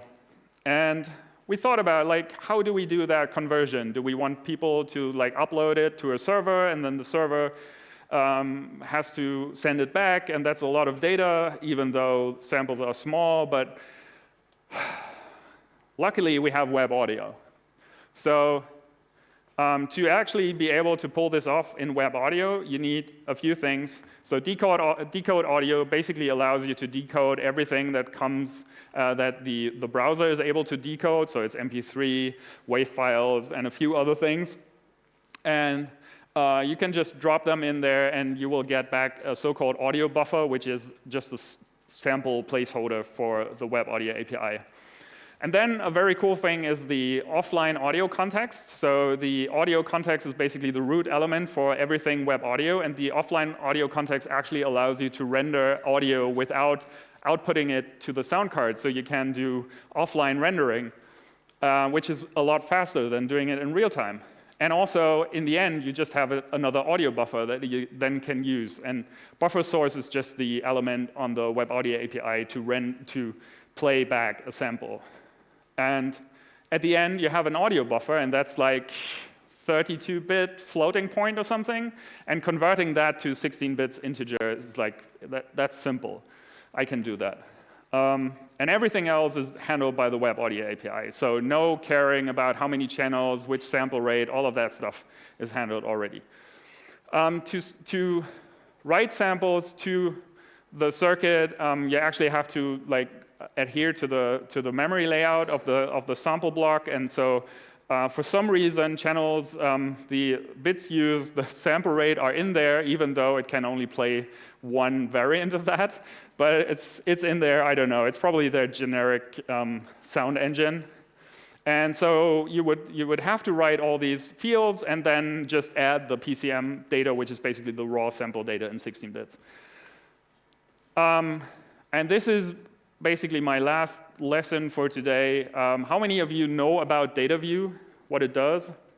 OK, so data view is a pretty cool API to write binary data to arbitrary memory, which is an array buffer in JavaScript. So the problem that we're facing here is the one of endianness. I hope I didn't get that mixed up. That would be really bad. So if you want to store a value of AFFE, which is monkey in German, and funnily results in this palindrome-ish number, if you want to write that to memory, in big endian, you would write AF and then FE to the next byte. In little endian, you would do it the other way around. And most systems nowadays are little endian. When I grew up, my Amiga was big endian because it was an 86K. Power PCs that were in Max for a long time were big endian, and a few other things. ARM processors, which are in most mobile phones, actually can do kind of both, I think. Really weird. So if you want to do that, you can use a data view to set So the way a data view works is you have an array buffer. You can get that from via XML HTTP request or something, or you can just create a new one, which is basically an arbitrary block of memory.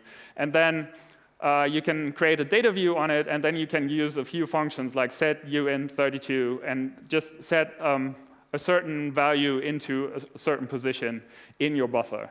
And that works pretty great. If you do it like this, it's automatically big endian. Strange choice there, but that's the way it is.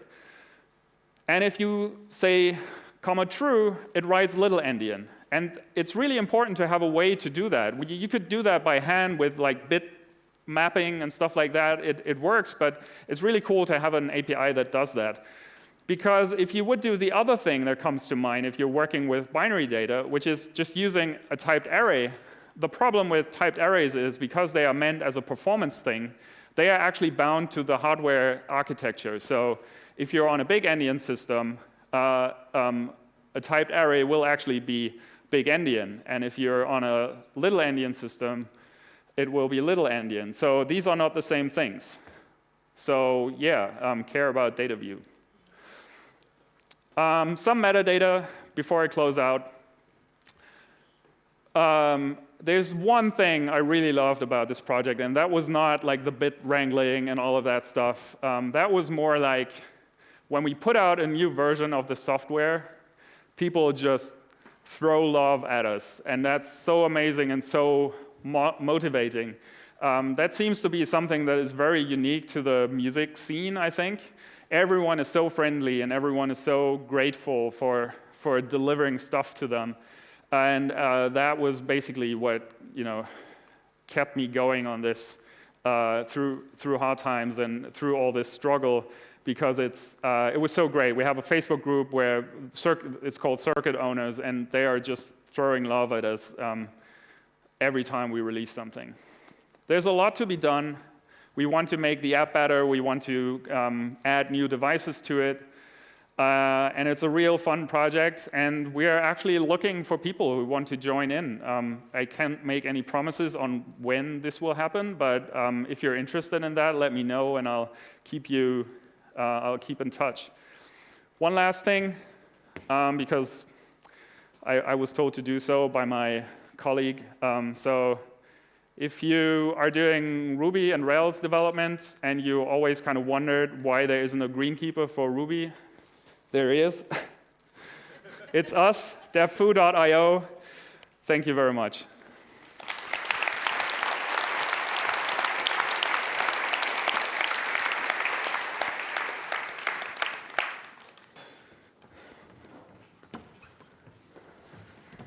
So you had the most danceable talk of the day, which I appreciated. That was great. Thank you. Thank you. So you mentioned the controller, but I forgot which one it was, the one that you recommended to people. Can you say what that was again? This is for my personal, you all can listen if you want, but this is for me. It's an Innovation Launchpad Mini. And there are other Launchpad, they are just much bigger, but they have the advantage of being actually using RGB LEDs, so you can do the full color spectrum, because this one only does, it's like a red-green LED, so you can kind of red, green, orange, amber, yellow, but nothing else. Yeah. Sure. So, like with most technologies, I think, how can you use it for emojis? How can you use Web MIDI for emojis? I mean, it would be pretty cool to render them on the Launchpad Mini, I guess. Yeah, that'd be rad. Then you can just like hold it up and. Or you could have if you have a controller that has a little bit more control over what's displayed, you could choose your emojis, have an extra keyboard for emojis, something like that. Sure. So the one thing I like about this MIDI stuff is that, especially something like the Launchpad, you can use it in technologies like Electron. You can use it in Atom. I mean, use it as an extra input device for something. That would be really cool.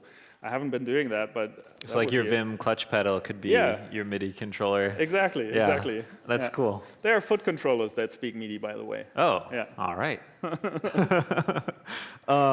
One other, this is a very MIDI and musical specific question, but you showed the protocol for sending notes. It had like velocity, it had the note, Is there a way to detune things at all so you can do stuff that's not exactly on a note? Yeah, so there are a few things. So there's a pitch bend message, which, so most of the early keyboards had like a pitch bend thing that you can Yeah, I always turn. play with that when I was Yeah. a little kid. Press a note Yeah. and then go like, woo! Yeah. Exactly. It felt like a And rock so, star. So there's this, and then I don't think there's an official protocol, but a lot of synthesizers kind of implement their own microtuning so that you can detune things and have like Arabic scales or something like that. But Okay. that's usually up to the device. Okay. I think my last question is, do you have a JavaScript DJ name? What's your performing name? I don't know. I'm always going with half byte. Okay. Yeah. DJ Halfbyte. DJ Halfbyte. Available for all of your shows. Yeah. Book him now. Great. Thank you so much. That was wonderful. Thank you.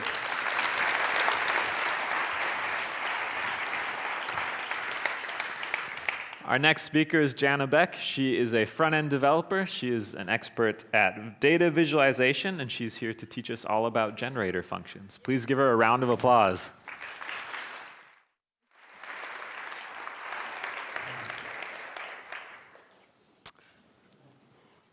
You just took my water. Oh, all right, whatever. All right, sorry about that. All right, so this is JavaScript therapy with generators, and why exactly that's the title will become clear in a bit. I am Jana Beck. I am J.E. Beck on most places on the internet, like GitHub, and a lot of Slack teams and stuff like that. But on Twitter, I'm iPancreas, so that's the place where I'm somebody else.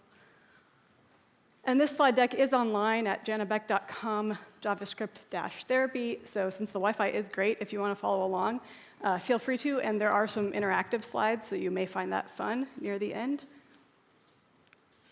So this is what I used to do. And don't worry if you can't read it very closely, or if you just can't make sense of it. This is actually the meaning, or a proposal, a theory for the meaning of this little tiny two-letter ancient Greek word. And it's expressed here in something that some of you may recognize as lambda calculus. This is nothing unusual in modern generative semantics, which is something I used to do.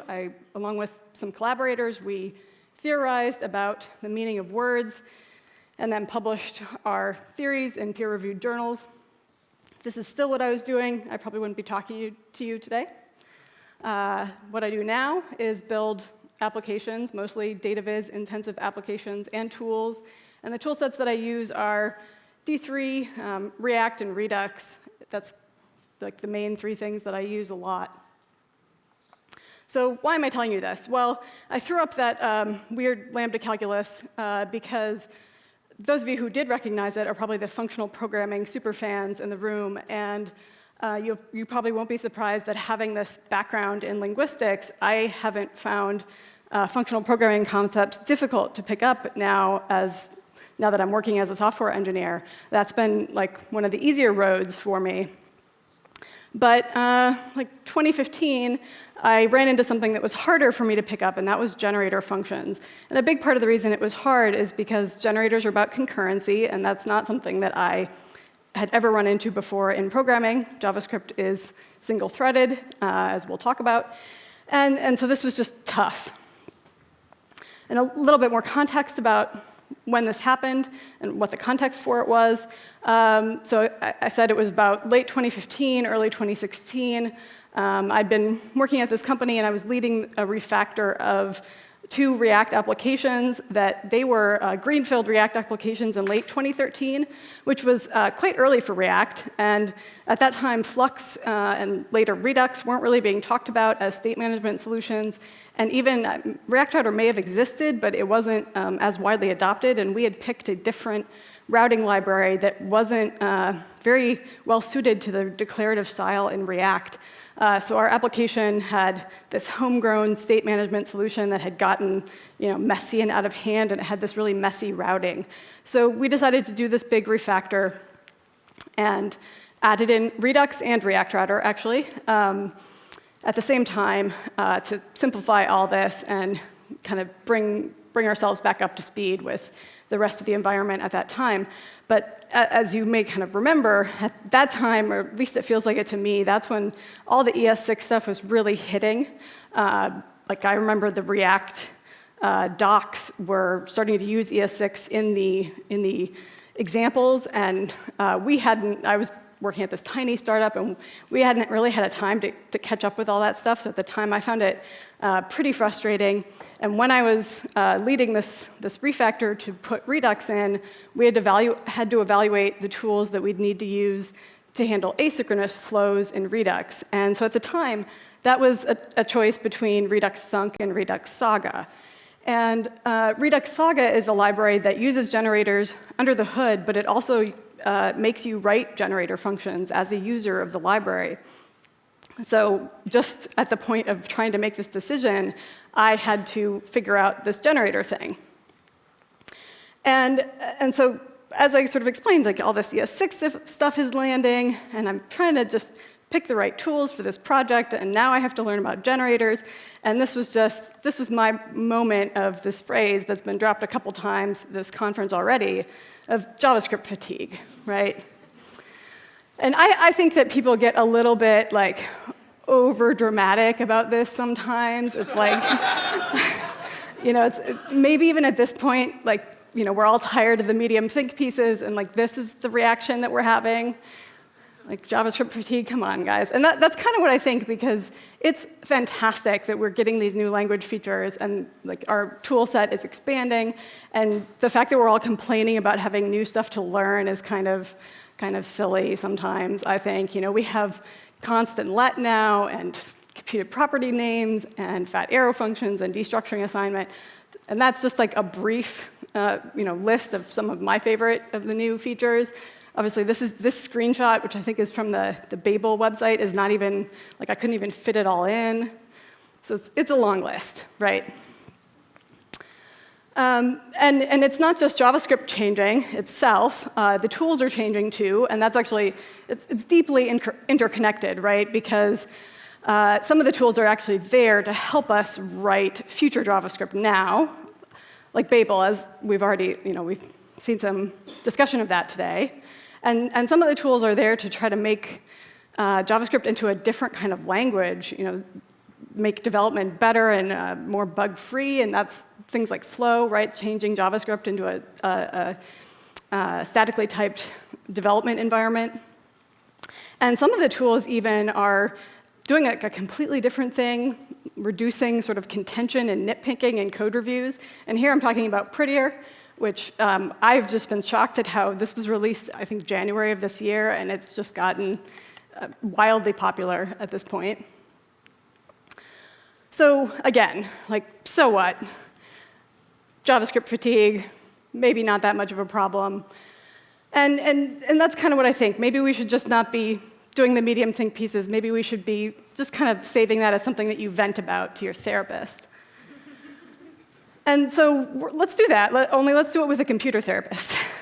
So Eliza, some of you may have heard of this before. It's a chatterbot. Some people say chatbots, and some people say chatterbots. I'm not sure why. It was created by Joseph Weizenbaum in the 1960s at MIT AI Lab.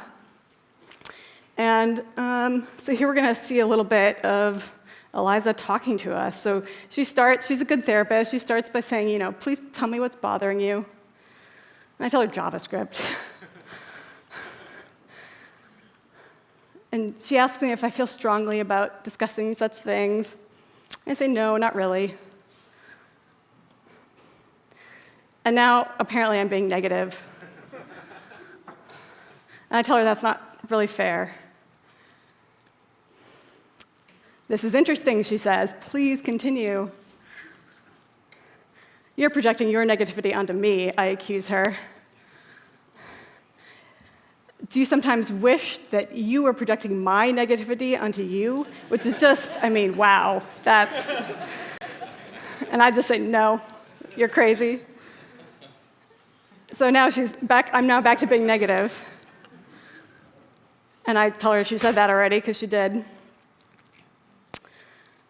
And then she, says, we were discussing you, not me. And so I get mad. You're the one projecting. Perhaps you would like to be the one projecting. Eliza's not having a good day. So I say, ha, you wish. And then she kind of cuts to the heart of the matter here, and she says, you're not really talking about me, are you? And we're not, right? We're talking about JavaScript fatigue. Isn't this a great GIF? I love this puppy. All right, so I'm here today to talk about the cure for JavaScript fatigue, except that's a lie. It's my cure for JavaScript fatigue. And it's really simple, and I mean, different things work for different people, but I think that this is a pretty useful strategy that might work for other people that aren't just me. And it's just this, like, play with your code. Try to mix a little fun into the learning process if you can, and that applies both if you're doing the learning on your own or if you're teaching other people. So I'm going to take you more through this journey I had learning generators. I started where a lot of us probably start, the MDN page for generators. And then I looked at a bunch of blog posts, because that's basically what was out there. And a lot of them were like, one post in a series about a whole bunch of different ES6 features. And this experience was dry. That would be the word that I would use, like just really dry, really super dry. It was hard work, like getting through this material. And the thing that made it the hardest was that all the examples that were being used, especially in sort of the blog posts, were really abstract. And the syntax for generators, especially if you haven't seen them before in other languages, as I hadn't, it's a bit strange. And the really super abstract examples made it harder to understand because it was so not useful. So now we're going to go through, I think, some better examples of how to use generators. And the end result is going to be a generator interface for the Eliza program. So look forward to that. We'll start with just getting a little bit more precise. There are generator functions and generator objects, which are the result of invoking a generator function. And you'll see a lot of people just saying generator, and they mean the generator function. But we should be a little more precise. So for the syntax, just to refresh you on what a non-arrow function actually looks like, since no one writes them anymore. There are two things. There's a star, and there's the yield keyword, and then there's an off by one error in my slides. So there's the star here. You can put it on the function keyword, or you can put it on the function name. I think some people are already getting like really entrenched in their preferred style, which I think is silly. It doesn't matter where you put it. You can do generator functions as anonymous functions, but I don't think I've seen this once, but you can do it. And now yield. This is really the big one. The first question might be, is it just a fancy return? And the answer is no. It does way more than that. So it does three things. It returns a value. It can accept a value. And it pauses the generator function. And that's the really mind-blowing one, and we're going to appreciate it properly in a bit, but we're going to take these in order. So the first thing that yield does is return a value via the iterator protocol. And you already saw a little bit of that in earlier slides. So if you invoke, or here's the generator function that was on one of the previous examples about the star. It's just yielding a greeting when you pass in a name. If you invoke that, and we store it, a lot of people store it in an it for iterable. It's also a nice short variable name that fits on slides, so I've gone with that as well. So that's our generator object. And then we call next on that, and then here we're going to log the value that comes out of next. So here's what that looks like. So here we're logging it. We're going to log the whole object here. So we see that we get the greeting as the value and a done of false. And if we log the next, call next again and log it, now we get no value and a done of true because we didn't have any more yields in that generator. So that's why there's no value, because the values come out of yield. So second thing, yield accepts a value. But now I am going to back up again and talk a little bit about concurrency in JavaScript. So concurrency is the very simple definition is doing more than one thing at a time, except that that's actually not a great definition because that implies for a lot of people that you're doing things in parallel. And it doesn't have to be that way, and it isn't that way in JavaScript because JavaScript is still single-threaded. So concurrency, what you really can say is that you're doing thing A and thing B in time periods that overlap. That's the more precise way to say it. And JavaScript has had for a while, a very long time, what I think of as app-level concurrency. So if you think of your web application as a unified whole, including the back end and the front end, then Ajax is the app-level concurrency that's operating between the back end and the front end because you can send off a request and still have the front end be interactive for the user while you're waiting for the request to come back. And then more recently, JavaScript got web workers, and that is obviously in the client, but it's still two separate JavaScript programs. So they are running at the same time, but they don't actually share anything, and you can only, they're restricted to what you explicitly pass between them. So it's not quite the same type of concurrency that generators offer. But it is kind of useful to look at the message passing property of web workers, because that's why I've paused here to get into this, because that's what yield does in generators, is this similar message passing, since it can both return values and accept them. And so, as I said, the concurrency in generators is different from the concurrency of web workers because it's cooperative concurrency, and that's what we're also going to get to, which is how yield pauses the function. So cooperative concurrency is basically handing control back and forth. You're not running two things in parallel, but you're handing control back and forth. So here's the actual code example for yield accepting a value. So we're in a generator function, and we're yielding a greeting again, and we're storing the value that yield is going to accept in this response constant. And if there is a response there, then we're going to yield that response back, and we're also going to yield something else that we'll see in a second here. Like the quiz question here is, what emoji is that code point? So first, we're just going to look at the example where we don't give a value. So here we've invoked, and we have a generator object. And note that this is not where you would pass in the value. The first call of next is not one where you can pass input to a generator, because basically yield opens up a slot for input, and before you've had a yield, you can't pass anything in. So your first next call never, if you put something there, it's not an argument there, it's not going to go anywhere. So when we log this, it's just our normal greeting.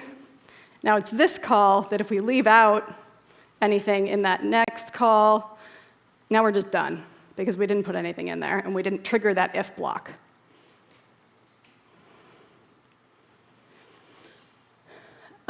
So now this is the opposite situation. The first two steps are the same. But now we're going to put hi, and we get that response back, because that's the first thing that the if block did, was yield the response back. And now the second one, we log it, and that's where we find out that that code point is the poo emoji. All right, so the third one now, that the fact that yield pauses the generator function. This is truly mind-blowing, because it is the first time that JavaScript has had anything other than a run-to-completion function. So run-to-completion is totally familiar. You have a function that logs 3 things, you call it, and we know exactly what this looks like.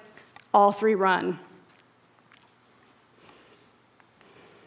But yielding is pausing, and the easiest way to show this to you is also to introduce a pattern that's pretty common in generators, and that's to put a while true loop.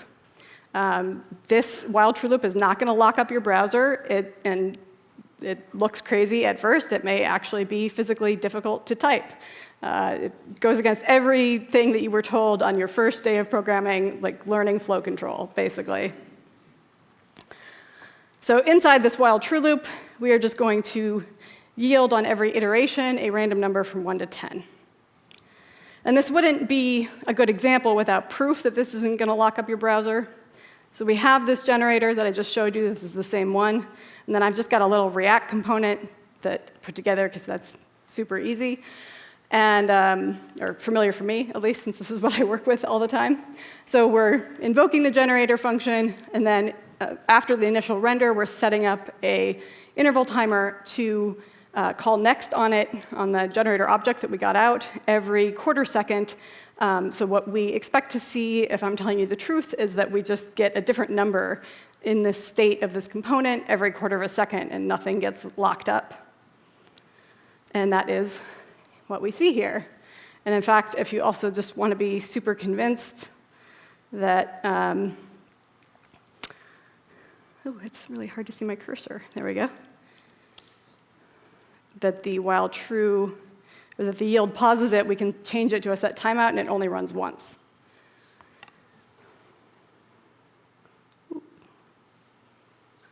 All right, so we've gone through everything yield does now. Returns a value, it can accept a value, and it pauses the generator function. So now this is where we get into the fun stuff. What are generators good for? And it's really good that we've already seen this while true example because, nope, I'll get back to that, because that's a really common pattern. But the other thing I'm going to say is that generators are what powers async await under the hood, so it is sort of true that you may not actually have to write raw generators anymore. A lot of the blog posts that I read about generators when I was first reading about them was basically people instructing you how to write what is now async await. So that's, it's coming soon, or you can already use it if you're using Babel and things like that. But there are some use cases that are that make for generators that are fun and useful outside of just async flow control. And I came upon those because I started thinking about generators as a conversation. I think about, especially the type that run with this while true loop. So the generator function, I think about it as this little imaginary friend that's like sitting there in the background with the while true running all the time. And whenever the main program needs something, it can call on that generator function to provide whatever it needs. So this use case is basically chatterbots or chatbots. So we're going to see a simple example and then work that on, kind of use that interface on top of ELIZA. So the simple example, we open the conversation by yielding an upside-down smiley, because I think that's a pretty good way to open a conversation. And then we do this while true thing for the sort of ongoing back and forth part of the conversation. And again, I just really like the poo emoji, so this bot just always responds with the poo emoji, and then it stores your input in the message. And when the conversation's done, it waves you off. And it decides to wave you off by just looking for a very simple regular expression there when you say bye. So now this is where we get interactive. So our bot just opened the conversation. So we can say hi there, and it poos at us. And then I can tell it that that's a bit rude. And it's very predictable in how it responds. So I say, is that all you're going to say? And it just poos at us again. So, bye then. And we get waved off. So that's the simple chatbot. And I think I have time to go through a little bit of this part. So just kind of like looking at how this is coded. It's part of these slides, too, if you look at it on GitHub. Thinking about what a conversation is really, in this case, thinking about what data structure represents a conversation. And for this simple example, that's basically just an array. An array is naturally ordered, and so is a conversation. And all we got to do to know who's saying what is, put a little ID on there for who says what. And basically, participation in the conversation is just pushing to the array.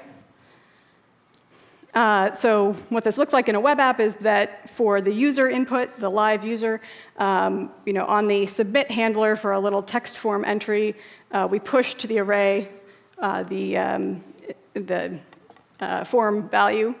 And then in the same handler, we can just get the, call on that generator that's waiting in the background to respond to us and pass it in our input and then get its response. So now we're ready to take that simple interface and put it on top of ELIZA. So I'm using the JavaScript port of ELIZA. There's many, or I don't even know if port is the right word, or implementation. There's many implementations of ELIZA. Wikipedia, as you might imagine, is very informative on this topic. This is the link for the JavaScript implementation, and I'm not the first one to repurpose it. I think there's at least half a dozen packages on NPM that use it in some fashion. So I'm going to read to you a few things from Weizenbaum's 1966 paper about ELIZA, because honestly, I couldn't say it any better. So describing sort of what ELIZA is, he starts, at this writing, the only serious ELIZA scripts which exist are some which cause ELIZA to respond roughly as would certain psychotherapists, Rogerians. And that's referring to somebody named Carl Rogers, who basically invented person-centered therapy, which has a very specific formula that turns a lot of things back onto the patient, which is crucial, as you'll see. And ELIZA performs best when its human correspondent is initially instructed to talk to it via the typewriter, of course, just as one would to a psychiatrist. I put that little exclamation point in there because typewriter, how quaint. This mode of conversation was chosen because the psychiatric interview is one of the few examples of categorized dyadic natural language communication in which one of the participating pair is free to assume the pose of knowing almost nothing of the real world. So really, categorized dyadic natural language communication? I mean, jargon much? This just means a type of conversation between two people. So I fixed it. And then this is my favorite part. If, for example, one were to tell a psychiatrist, I went for a long boat ride, and he responded, tell me about boats, one would not assume that he knew nothing about boats, but that he had some purpose in so directing the subsequent conversation. So that's what's really key here, right? This is how the therapist just turns everything back to the patient, and this pattern of communication allows you to code a very unsophisticated chatbot that still seems real. So this is what the algorithm actually looks like, summarized. There's 3 stages. There's a decompose, transform, and a recompose. So to take an example, if the input is, it seems that you hate me, the decomposition happens based on keywords. And the keywords are things like, in this example, they would be you and me. They're like very common words that they can code into the program. So you break it up at every point where you run into a keyword. So you get these 4 chunks in this case. And then the transform step does things like reverse pronouns. So you becomes I and me becomes you, because now we're creating the response. So we have to reverse the pronouns. And then the recomposition, basically, there'll be a bunch of different recomposition rules for every template involving keywords. And so it just will replace sections of that template with something else. So in this case, it seems that gets replaced by what makes you think. And then a question mark gets added on the end, and then you get the therapist response, what makes you think that I hate you? So this is an example of a rule set from the actual JavaScript implementation. So this is one of the matching templates. So the stars here are indicating slots that are wildcard slots, right? And the I and the U are the keywords. So everything that matches this template will end up selecting from one of these recomposition rules. And ELIZA is rather sophisticated in that the program actually tracks how often each of these rules are used so that it doesn't keep reusing the same ones. And so then the numbers here are where the part, here it would be what's between I and you will be in the input will be replaced in each of these templates. I thought the first one was really inappropriate, which is why I picked this example.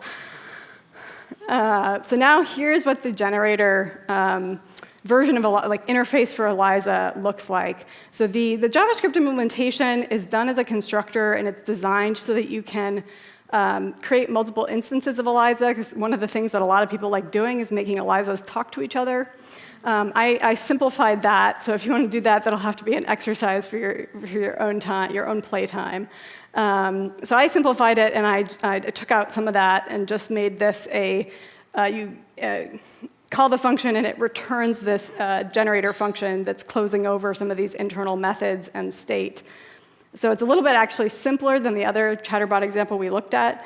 We start with getting the initial opener from ELIZA by telling her that there's null input and that we're starting the conversation, and then store the response in this input variable.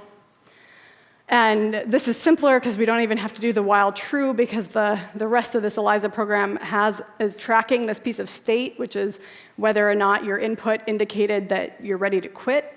So we just do while you're not quitting. And then every single time, we just take the input from either the beginning or from the last iteration of the while loop. Remember, that's how the yield works. It takes the input. This input will be your response to whatever's yielded here. So this one is always the one from the previous iteration.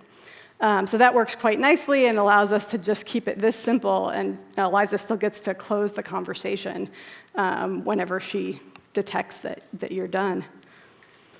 So this is the part that is super fun, because now we're just going to close by chatting live with ELIZA. So I'm going to tell her that last night I dreamed that I died. What does that dream suggest to you? I'm gonna hedge. That's quite interesting. I don't know where to go from there. I'll just write that.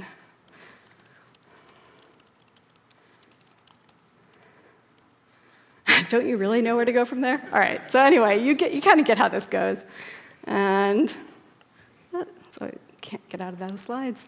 So I hope you enjoyed this, and again, the slides are online, and they're also based on a GitHub repo, so you can find that, I'm sure, by looking me up.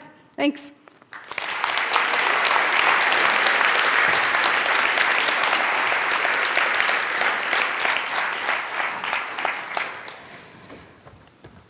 I'll leave that there. I feel like we need one of those therapist couches now. To, Yeah, it is. Tell me about how you feel about your talk. Yeah. That was great. Thank you. I want to read some comments from the audience because they had nice things to say. Let me make sure Twitter reloads. I love the solution proposed for solving JavaScript fatigue, playing with your code instead of playing with your food. I really like that too. It's like a very productive response instead of just like, no, it's not, or I don't know, arguing more about it, writing more about it on think pieces, or writing more think pieces about it. One thing that I thought when you were talking about the cooperation between like you're yielding, you're waiting for a response to come back from the generator, it kind of sounds like event handling in a way, right? You write your event handler and then your code is sitting there waiting for stuff to come in. I don't think I have a question there. It was just a thought. It is similar. I mean, I think one of the weird things about generators is there's definitely ways to do almost, I mean, obviously you can code chatbots and ELIZA and everything without them. It's sort of a question of what's elegant. And if you start to look into how you use generators to manage async flow, and that basically results in async await, you'll see how it's super elegant. Or results in something really elegant, like the async await syntax, basically. Sure. So I think it comes down to that. Yeah, it kind of makes a little more sense. I've looked at the compiled or transpiled results of generator code or async await code, and it has all these horribly nested state or switch statements and cases and stuff, and it makes a lot more sense why you need that after this talk, because you need to keep track of like what state the generator's in. And yeah, so that was really helpful for me to understand that more. I liked the first bot that you demoed that responds to everything with poo emojis and then patronizing waves goodbye. Is it fair to call that a Twitter simulator? Probably. Yeah, probably. And then one other thing, when you were interacting with ELIZA at the end, it responded, then you didn't. The response didn't really lend to a reply. You were like, I don't know where to go from here.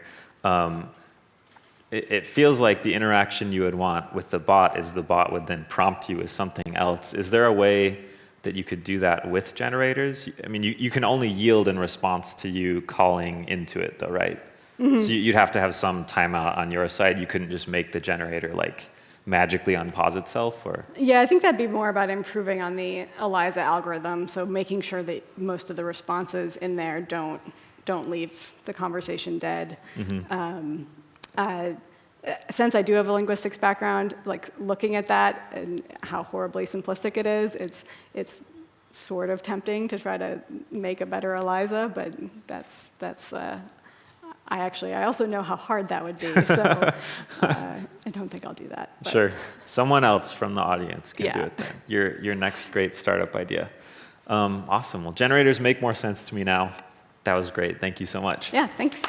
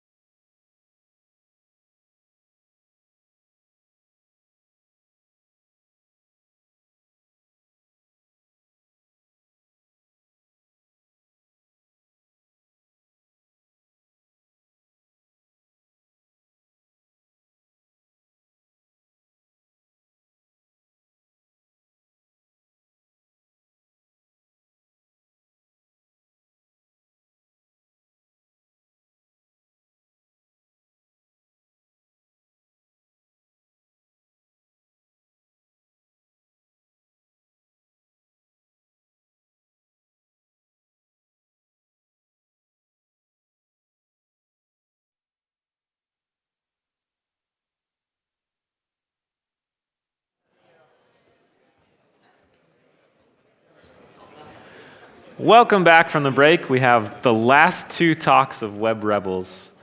Oh no, someone said. But they're good talks, so oh yes, hooray. The first talk after the break is by Matteo Collina. He is a code pirate and mad scientist. That's what his bio said. I believe him. He received a PhD for application platforms for the Internet of Things. That was his thesis. And he's a software architect at Nearform. Please welcome him to the stage. Hi, everyone. I'm Matteo. That's my Twitter handle. Start tweeting at me. If you don't like it, it's fine. OK? I work with Nearform, as said. Anyway, today, I will talk about this project I've been working on for some time called Upring. What is Upring? Upring is a framework for doing application-level sharding for Node.js. What does this mean? Whatever. Doesn't matter, really. So instead of talking about the framework, I will start giving you a demo. There's some code there, so you can try it on your own. Now, because I am a very, very lazy guy, and a lot of people get fancy with Docker and everything, I just my own automation using Shell and Tmux, okay? Because I need to spawn up a lot of peers, so I have 7 tabs open for this demo. Hope everything was fine. So we'll see. Hope the demo gods are with me. Everybody, please. So let's open up a new tab. So let me show you what Upring, this is a visualization of Upring that I did some time ago. So Upring is a distributed as a tool for building distributed systems to run in the cloud, very likely. What you can see on the right is a number of 3 peers. Can you all read that? Maybe not. Let's zoom in a little bit. Yeah, it took me like 30 minutes, 3 hours to just get that. So I have 3 peers running on my Tmux. You can run thousands if you want. But otherwise, the visualization doesn't really work. So anyway, so this demo that I'm going to show, it's about building a little key-value store. So how can you build a key-value store? How a key-value store work? So first of all, we have a nice shell terminal. I hope everybody can read this. And I love curl, because, again, old-school automation. So let's store some value. Well, first of all, let's see.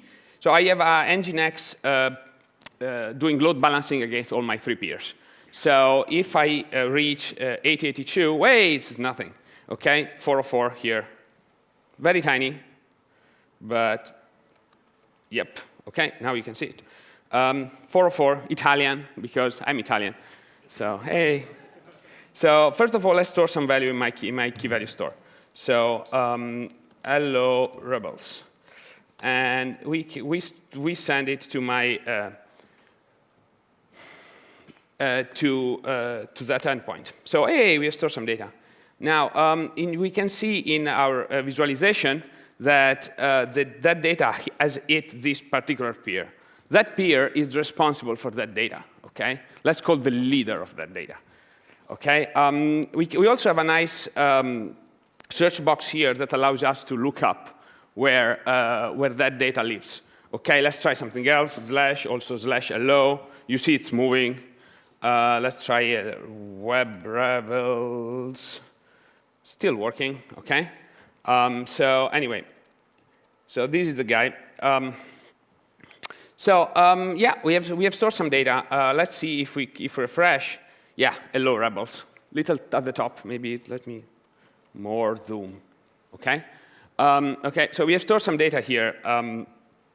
We can store data also on other things. So on other endpoints. So hey, we store some data /Node.js, and we do Node.js here. And we store hello Rebels, and we see we have Node 8 now. We have Node 8. And we refresh, and we have Node 8 here. Okay? Well, this is just a key value store, like Redis, whatever. Not so useful. Maybe yes, maybe no. Let's get some fancy. So I don't know how many of you know about server-sent events. I use server-sent events because they're really easy to demo and code. So, but you can use whatever you want, really. So let's just use server-sent events here. And Node.js, whoop, and then live true, which enabled my server-sent event code. And now you see we have no data. We have no date. So now let's send some new message in Node.js.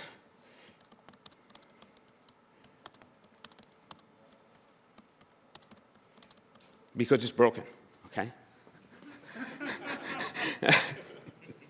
So, and as you can see, we got a nice live update on my other thing. And if we go back to, oh, I didn't want to do this, really. And if we go back to my visualization here, whoa, now this doesn't work anymore. Yep, completely gone. So let's store it again. And yeah, Node.js. OK, Node.js is here. What we can see is that this is allocated to this particular peer that is on port, that is exposing port 3 on 303. And in fact, this is what the load balancer will call. And hey, we can open it up. And yeah, here we go. This is slash, OK? And if we go to Node.js, we have the same phrase. So what can happen? Well, this peer is responsible for this data. So I can go, you see I have all my peers. And I have, this is my peer, it just received that request. So you know what I'm going to do? I'm killing the peer. It's dead. So now if we go here, my control system has noticed that there's only 2 peers available now. That peer is dead. And if you look for /Node.js, where it is? You know, demagogues, I knew this was going to happen. My D3 is really bad, so whatever. It's not displaying anything anymore. Always. Big question. In here, now, if we refresh this, it's dead, OK? But if we go here to the load balancer, we have still the same exact data, because that thing has moved to one peer to the next, OK? So yeah, Node.js, now it's here. So now it's being handled by peer 3044. That data has migrated and has created the data was migrated, and now that guy, that peer, is the leader of /Node.js. We can even spin up a new, again, my server, OK? By the way, Pino is my logger, so you should use Pino. You see a lot of things happening here. And this guy, hey, you've seen the peer has all gone up now. And if we refresh, we will still see, hopefully, the same data. What happened to my curl? Now, that curl is dead because maybe it was handled by that peer. So big question. Anyway, we still have all the capability. So this is a little bit of an intro on what Upring does. Upring enables you to write those type of systems that allow you to sustain failure easily and keep holding a state wherever you want. Now, the reason I built this is to support live updates to our users. Okay? So what happens if you want to deliver live updates? So how many of you have tried to do any WebSockets in your life? Yeah, probably everybody. So you probably know that whenever you have a WebSocket connection, you are holding some state on the server. That it's, and then you have maybe you want to send data to that user that originates from a different peer, OK? And in fact, this is what happens between the two servers. OK, they start fighting. Do I own the data? Do you own the state? Whatever. What happens if that peers fail? How do I migrate my state to the new peer? So, well, the big question is, how can we know which node under what connection? How can we manage state? There is this nice principle called divide et impera. I did a little bit of classical studies at some point, so not the best period of my life. So this is what application-level sharding is, OK? So instead of saying, well, all the peers, all the nodes are equal and stateless, but we are handling stateful things, which is a connection. So what we do instead we say, well, all the data related to user 1235 goes to server A. Poor server C receives no data, okay? If you're doing round robin or typical things, in fact, any node, the third request will go to C. So, well, the key point there is how can we assign data to our servers, okay? We have seen that we have this nice circled situation that I used to demonstrate everything. So the key point is, well, I can do it statically, okay? I can just say I have 3 servers. This bunch of users goes to this server. This other bunch of users goes to this server. And the third part of users goes to the third one. Hey, easy, done. Not so much. But we'll see that in a moment. So in Upring, what happens is when you go a request and it goes to the load balancer, you can actually have a round robin across the cluster, whatever peer. But whichever peers you target, you have a one-hop connection to the actual peer that is going to maintain the data. How can we do this? We use a hash. I hope everybody knows what a hash is. Okay, we did a nice talk about security, whatever. We have a nice, all of you know what a hash is. Well, you can actually, usually you are familiar with things like SHA-512, probably, if that's what you should use. Or MD5, not use that, please. But instead, you can do a non-cryptographical hash that maps anything, any string binary data, to a 32-bit integer. 32-bit integers are amazing because you can cycle them. Okay, so whenever you bump into, if you keep adding 1, at some point they're set to 0. Hey, so you have a nice circle.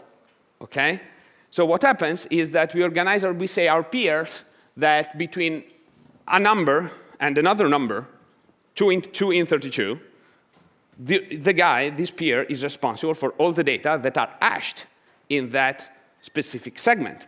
And then I have other peers that are next to it. So we have A, B, and C.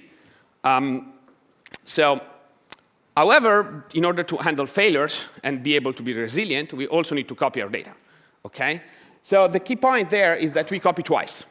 Why we copy twice? Because we want to be able to sustain 2 failures. Okay? Very easy. So all of this is based on this paper. Okay? If you are into, I've had a PhD, so I don't know, I love reading those type of things. I did this for a living for some time. So this is a paper from AWS. It's really a very nice paper and a milestone, I would say, in computer science and database technologies. You should read that, or no, whatever. What Upring implements is called the strategy 1. This is exactly the same example I did before, so I didn't invent anything there. The big question is what happens when a peer dies, because that's the point, right? We want to be resilient. And I demo that, so there should be a solution.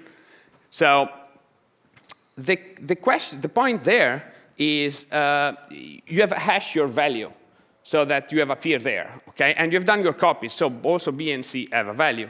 So when A dies, what happens is B stays covered, okay? Because it's the next guy. So that point in my arc is not there anymore. So the other guy inherits all the data and is responsible also for all the stuff that A was responsible to, A was responsible to. Hey, still, how do we know our peer died? So we need to detect failures. Now, detecting failures in distributed system is kind of a very hard problem. It might look simple now because there's been years and years and years of research in the scientific community. But, you know, it's still hard. Because what you know, after a peer dies, you don't want to be in this kind of situation where you don't know where your peer is. Which one should I pick? Okay, which one is the right one? So what we need is something so we need a system, an algorithm, okay, that is very scalable, that can detect failures very quickly over thousands of nodes. Okay, because, hey, it's a cloud, so thousands of nodes. We want it to be weakly consistent, because if it's strongly consistent, if in case of a failure, everything goes down. So, hey, not exactly what I was building this for. So weakly consistent. I want it to be infection style. Now, I don't know if you know about what it means infection style type of things, but it means that if I send some data, if I send some data to you, you can forward that data to one of other peer, so that I don't have to send the data to that peer as well. So the data in my network, the knowledge of if somebody is on the network, it gets spread really quickly. And this is a membership protocol. That's the actual term for this type of algorithms. So it means that, well, I'm detecting which other guys, which other peers are in my cluster. This is called Swim. And in fact, it's another nice paper from Cornell. So again, another nice paper that you can try and use. This is a nice module, really nice one. The algorithm for this, that module was written by Uber people. So they are using this in production. It's really nice. You should, again, read this paper if you are into distributed system. It's really fascinating. So what Upring does, Upring organize my data in a consistent hashing. That's the actual term for what DynamoDB does. And use Swim to detect failures. So no, it's not magic, OK? It's definitely not magic. It actually works. So how it does the consistent hashing, use the hash. Instead of a static table, use a hash to connect, to allocate the data to my peers. And yeah, you have probably heard of, have any of you heard about Raft and Paxos? This is the moment where I lose my audience, OK? Typical moment when you're doing a talk that you're losing your audience. So Raft and Paxos are algorithms using in database systems to elect a leader. So it's what your typical database uses to guarantee that the data is consistent. So in Upring, a leader is basically decided statically basing on which other peer are in the system. While in Raft and Paxos, there is a single elected leader. They connect together. How many of you has used etcd or console? Same people, probably. That's what they use internally, OK? So, in Upring, the stability of the cluster depends on the gossip convergence. So the peers talk to each other and detect failures. And because of this, they actually, and this is guaranteed that my cluster stays up. In Raft and Paxos, instead, you need at least 3 nodes to operate better 5. Now, if you had used Kubernetes, you have one of those clusters running around in your system. So that's what it is. So, well, let's go back to my title, because I haven't built a pub subsystem yet. So I need to demo that. So how can we build a pub subsystem with Upring? So first of all, let's say that we have a publish, OK? And when in a pub subsystem, you have a concept of a topic, where different users publish some things, or a chat room, or whatever. And well, because of this, because of the same right idea that we have done before, we hash our topic, and we go and publish it to the relevant node.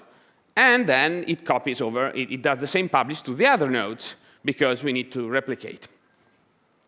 So, well, what happens with the subscribe? Now, with subscribe, I want to get that data live when it gets published. Now, if the cluster is stable, it's very easy, because the load balancers can route it to any other node in my cluster, and because of the hashing system, I can hash the value, and I get the exact same node. However, if there is a movement in my cluster so that there is a peer is dead or a new peer came up, the subscribe connection can go to a different peer.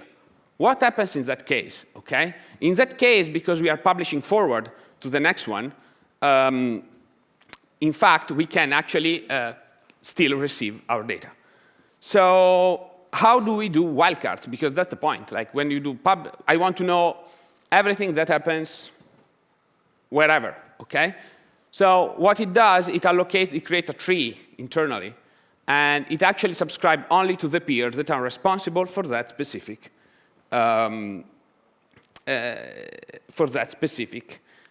topics. So now is the time of the demo. Let's see if the demo gods are with me again, maybe. So I need to old school automation, OK? So because I did old school automation before, I'm still doing old school automation right now, OK? So, hey, this is popped up. So Let's kill all the previous one, and let's still open 842, and I still have my 3 peers as before. Okay? So again, I can say /hello, well, or maybe hello, I don't remember. So hey, there, okay. So now, instead of having the curl interface, I spent some time with my very extremely good design skills to develop this interface, okay? If somebody wants to help, hey, please, I'm very bad at this. So what we can do now is subscribe to some stuff, and now when we subscribe, we can go back to our upring, and hey, here we go, okay? So this peer is responsible, 3042. So we are here. Now we can publish stuff. So, and we get our data, okay, straight away. If we open up another terminal, and this can go to any others, because we have Nginx doing perfect load balancing, and round robin is going to another peer, and we can still subscribe. And if we publish here, here we go. This guy receives it, but also this guy, the other front end receives it. Now, obviously, all of this makes very little sense if we can sustain a crash. Okay? And if you imagine how I debugged all the crashes of those systems and all the bugs, because I was preparing my talk. Okay? So we can see that 3042 is the peer that is responsible for it. Now we go to 3042, and you see there is received messages and writing data. Hey, you know what we do? We kill our peer. So now there is some magical things that are happening right now, and that there is all the connection that was done to that peer needs to be reestablished to the new peer that is responsible for this. So something's migrated, and let's see if my thing still works. Maybe. OK? And it didn't. Perfect moment. Like, you know, this is even crashed. Let's try it again, OK? Because the demo god should be with me. So this is completely, like, I can't even refresh this. This is completely crashed.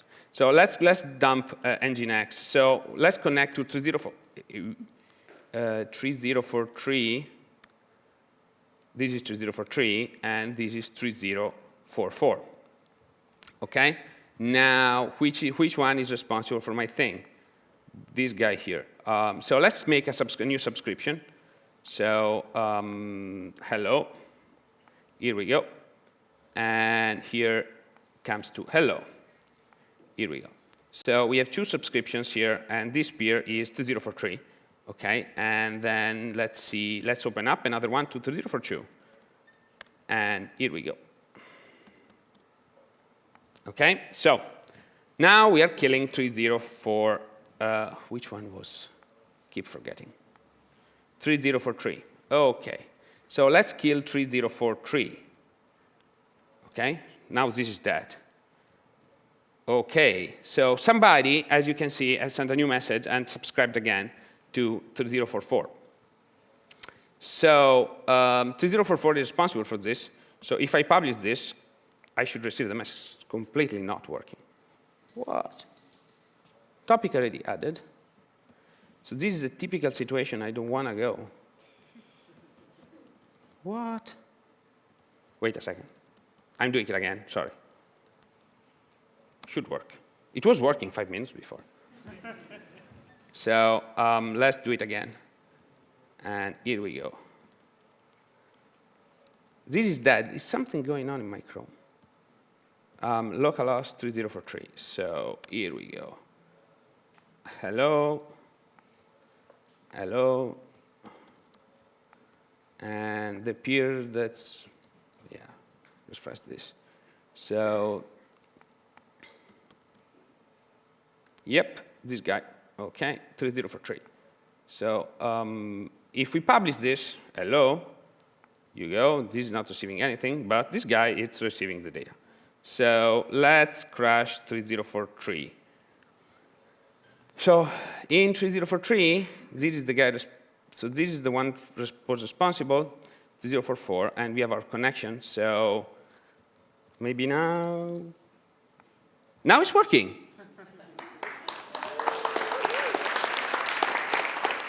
So anyway, so the 042 was dead. This was 042.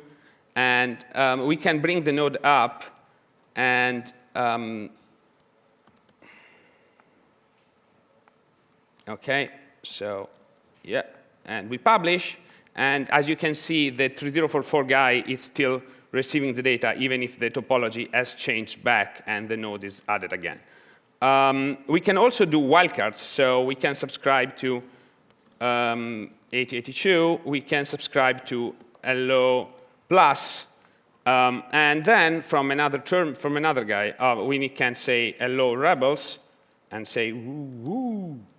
And we publish our data here. You see this hasn't received it, but this subscription here has received the data accordingly. There is something going on wrong on my JavaScript, so whatever. So anyway, what is the API of this? I'm going quicker because I've lost a little bit of time. So it's really easy to use. You can instantiate it, upring. You can specify log level. I'm really into logging. You can specify the number of replica points in your hashing, how many times your data gets hashed, and a timeout for join. When sending messages to upring, what you do, you specify, you pass an object. A message in upring is just a simple object. What you do, the most important property is key. That's what's going to get hashed. And then you add some patterns. So you need to add some, to receive those messages and to handle with those messages, you can actually add multiple ones, whatever. But you need to specify the command you want to handle and the namespace for that thing. So while here we say this is the code from our key value store, so we use just a map, and that we return OK, true. We can also do live updates. Okay, so how do we handle live updates in this system? In what we use, we use Node.js streams. I hope all of you love Node.js streams. I'm maintaining that, so if it's broken, please. So what we do, we can just return a streams key and passing our stream through in, and it will just get automatically recreated on the other side. So in fact, when you are receiving our response, you will get a stream on which you can attach data handlers or pipe to or anything like normal streams. You can also track things. So you can, with track, what you can do with track is know when there is a topology event for that specific key. So if another peer comes up that needs to be the data needs to be replicated to, you got a replica event. Or if you want to move that data to another peer because you're not responsible for that data anymore, you get a move event. And then you can do some logic on that. You can also have a replica function that will be called when you become the master for that key, the leader for that key. Okay, so the node can know about this. It's not too complicated if all of works. So again, I'm pitching again Pino. Pino is my logger. You've seen the nice tree. So you probably get every of you to get a sticker. It's really simple logger. So anyway, just summing up, what is Upring? Upring is a framework to build a key value store, or a cache, or a pub subsystem, as I showed, or a real-time application, or a discovery system, or a metadata store for microservices if you are into microservices. Whatever, how micro they are depends. How many lines of code? 10 lines of code is a microservice. And, or anything that requires managing state. So some links. This presentation, this is Upring. Upring KV is the module that I've done for the key value store. The Upring controlling the nice D3 animation, I know. I had a lot of fun doing that. Upring PubSub, it's the PubSub system I showed you. Now we have this presentation. It's available there. So hey, check that out if you want or not, whatever. And I work with this company, Nearfirm, so sorry for the pitch. And we are hiring, so hey, if you want to join us, we are a 70% remote, 100-people company now. We do software for third parties. We are professional services, Node.js consultancy, training, whatever you want on JavaScript. So I want to thank you all and thank my colleague Luca Maraschi that helps debug this presentation multiple times. So thank you all.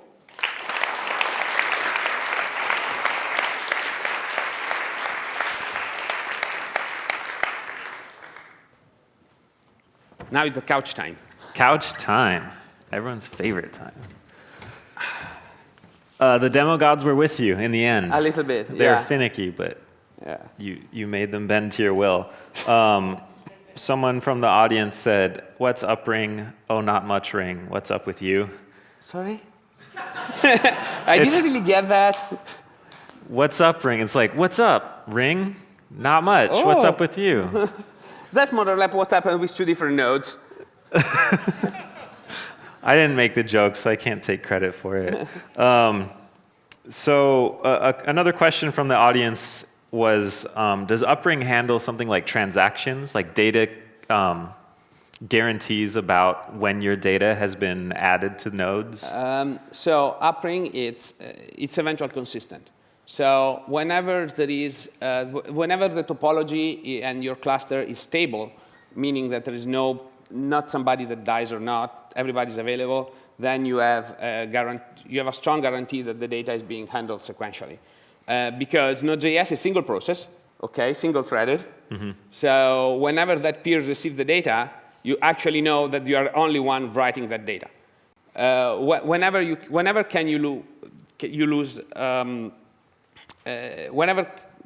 When problems can happen, it's where there is a topology change and the peer dies.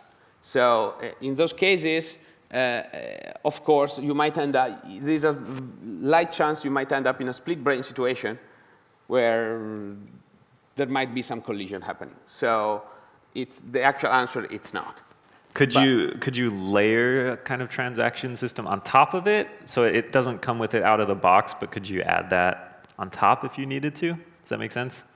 I think you can code everything, but I strongly believe you can code everything. Okay. But I would say if you need a transaction system, use Postgres. It's probably better than whatever I can write. So yeah, that's more or less my Okay. So it's for a different kind of Yes. constraints, basically. Yes. That makes sense. So say I'm new to distributed systems, and that was really exciting to me, but there were parts of it I didn't quite understand. Where should someone go if they're interested in distributed systems and they want to get kind of a broad overview of what's going on with that? They could get a PhD. Yeah, What that if works. maybe Probably they don't have time. Or probably not so much for your life, so don't go there. First of all, there is a very nice workshop tomorrow that you can go to. Peer-to-peer systems are a type of distributed system. So the actual way I think everybody started learning about things, it's by doing experiments. So that's, I think, this will be the best way. Code stuff. Okay, so start coding. And whenever you start coding, then you notice, oh, how I do this? How do we do an election? And then you open up your friend Google and start Googling up things. There is also scholar.google.com, which is really good for searching papers. Most of the old papers and most of the stuff you want to read are open access. So you can find those papers available for free. You can download them and read them. If you're not into reading papers, there's NPM. There's a good community around like protocols and so on. Node.js is really good at doing a parsing protocol implementing distributed system. So you can go there as well. Awesome. Thank you so much. That was fascinating. I'm glad your demos worked out in the end. Yeah, Thank you for coming. I hope so. Thank you, guys. Great job. So one quick announcement before I introduce our last talk. There's going to be a group photo after the last talk. So the photographer is going to come onto the stage, point the camera that way, and we need everyone to get up into the stands. The people in the beanbags and the tables won't make it on there. So the camera's going to be here. The photographer will set it up. He'll press the button, and then it'll take 10 seconds, and then the camera will take 10 pictures. So run to the stands, and then smile awkwardly for 10 seconds while you're waiting for the camera to go off, and then like cheer and go crazy, and yeah, we'll take a great group picture. Our last speakers of Web Rebels 2017 are Mariko Kosaka and Suze Hinton. Mariko is a software engineer that works at Google. She loves data and knitting. Suze is a software engineer that works at Microsoft, and she loves open source, hardware hacking, and streaming open source and hardware hacking on Twitch TV. Please give a warm round of applause to Suze and Mariko.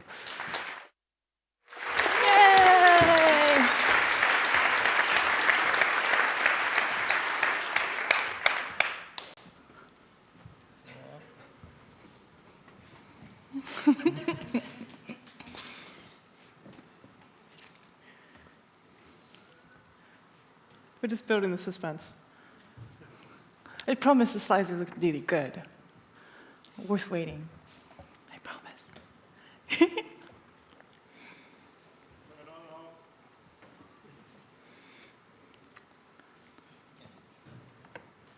Yeah, different borders.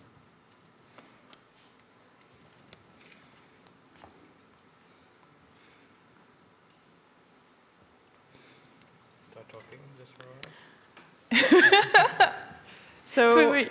we should probably take this moment to, what, do you want to, you good? I thought it was going to come up, but. Round of applause to the organizers, by the way. Yay!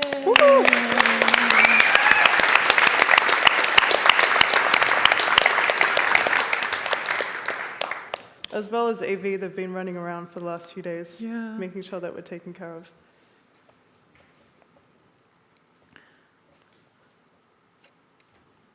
Oh no, oh no. Let's see. We tested at the break, and it totally worked. And something happened.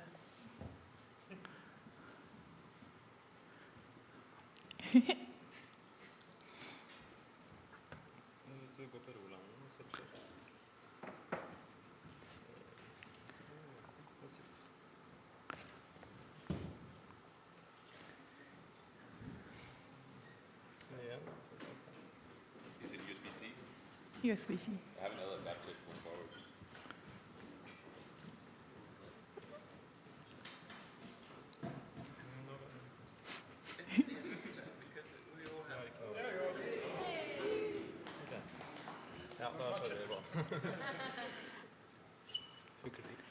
Yay!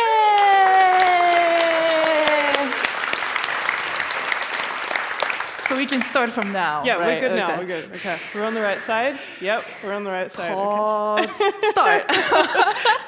Hi. So we're going to talk about this mysterious project name called Make Alike. We can start the click. Yes. Hi, my name is Mariko. That's my Twitter handle, and this is. I am Suze Hinton, and you can also follow me at NoUpCat. Yay. Are we good? Okay. Yay. So actually, this is my part. I should stand here. Yeah, I'll get you to do that. Okay, so we're both from New York. New York? We are both JavaScript developers who, use JavaScript in weird places. So, for example, Suze has this hardware project that uses JavaScript to output stuff onto hardware and control robotics. And then I do this kind of a hardware, but more of a software project that I write a software to program an 80s knitting machine that has a little computer in it. So, as I mentioned, we both live in New York. New York has this rich JavaScript community that we basically see each other every week at meetups. There's 4 meetups that is regularly happening. So, at any given moment that you come to New York, there's a JavaScript meetup. You should come. Yeah, you should totally come. So, at one of the meetup, almost a year ago, Suze suddenly talked to me saying, do you want to work on project together sometime? And without deciding any project or what kind of project that she's thinking, I said, heck yes. But then we didn't really decide on what to work on immediately. We kind of like the idea that we're going to work together and we're going to do some kind of project together. Then a few months later, I saw this tweet from one of my friends, Jan, on the top saying, current status, firmware update to the fax machine. And then one of our other friend, Maureen, replied to that tweet saying, is it still in use? I have a secret wish to what we all own, wish that we all own one, and then send each other little drawings all day. So what I did, We lost our slides. Technology. So, I mean, next slide we can explain. So what I immediately did was send a link to this tweet, and then only said like fax machine, and then Suze, without asking me what I was thinking, said yes immediately.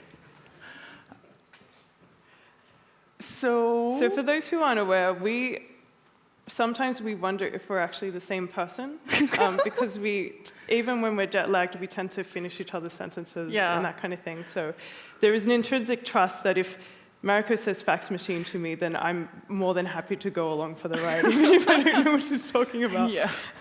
I think we spend too much time together, and we have like way similar hobby that it's just like telepathic. It was a matter of like when we merged together eventually. Right.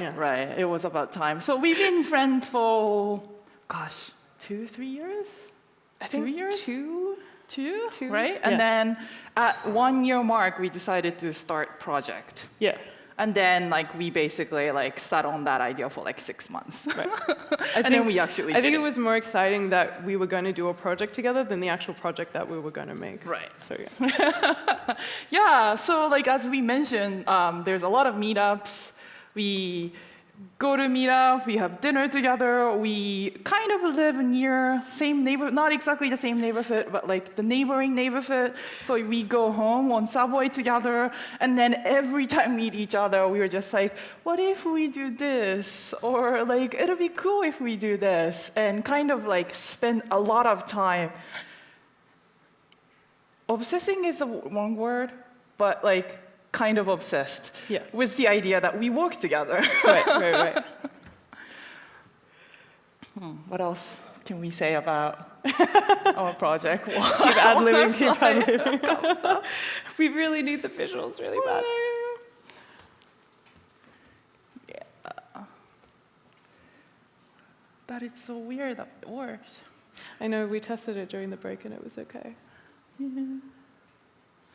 This was about to happen, right? Because we were way too early. So we usually we both do a lot of speakings and do projects, and we are super stressed all the time.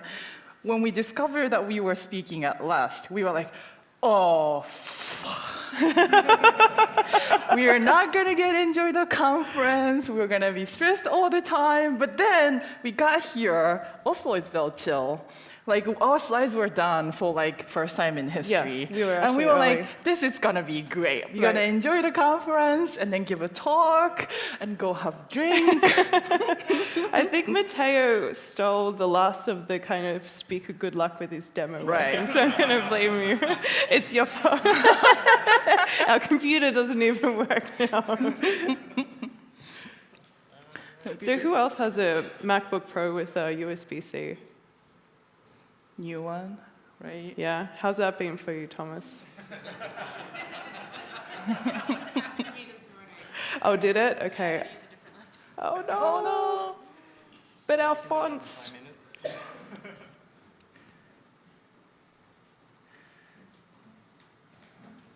Should we?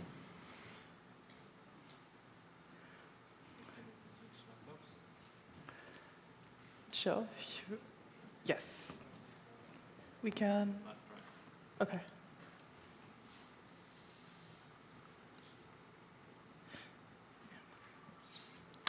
We think same thing, but then when these things happen, we can't just talk anything. So Mariko and I are incredibly visual people.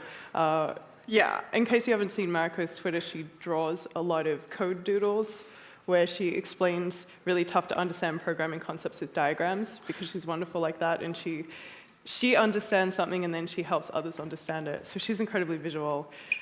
Most of the stuff that I do is usually some kind of visual thing. So we're feeling very lost right now. Do you need the files? Or? Yes. Okay. I think the font is called Courgette. Right. Yeah. Do you know how to export? With the fonts? Mm-hmm. It's not currently supported, I don't think.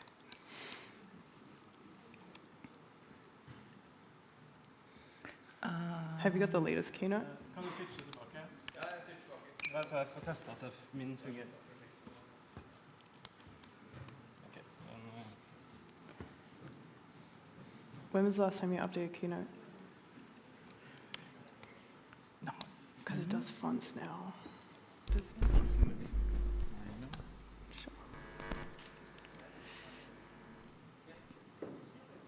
It's going to take a while, though, because the file is super big. Do you want me to do it? Should I have some kind of backup number or something? Where's the magician?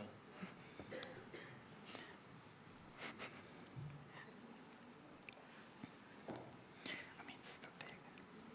Oh, goodness me.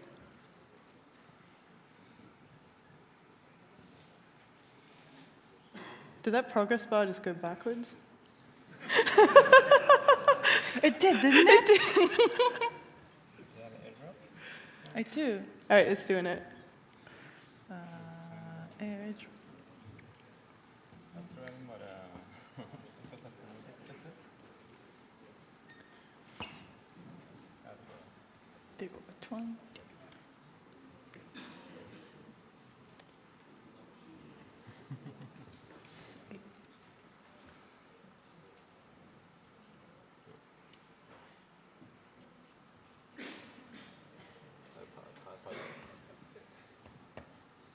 Which one is it? Which one is it? No, it's not there. It didn't work with email? It's like huge, so again, Yeah, it's but very visual. That will be fine. Okay. Maybe a different file. Does anyone have a thumb drive?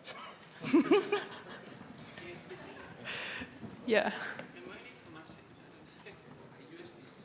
Yeah, USB-C thumb drive, very specifically, that we can then somehow convert magically to USB regular. That might work.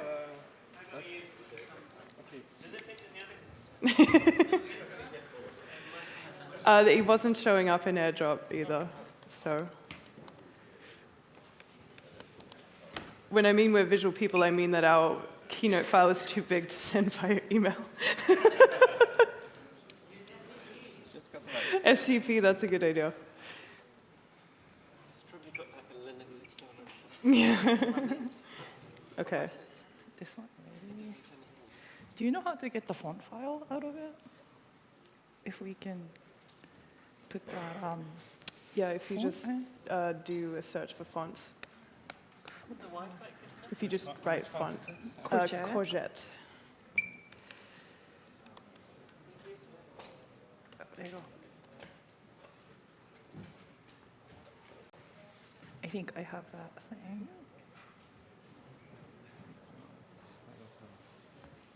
There you go. Okay. Oops, sorry.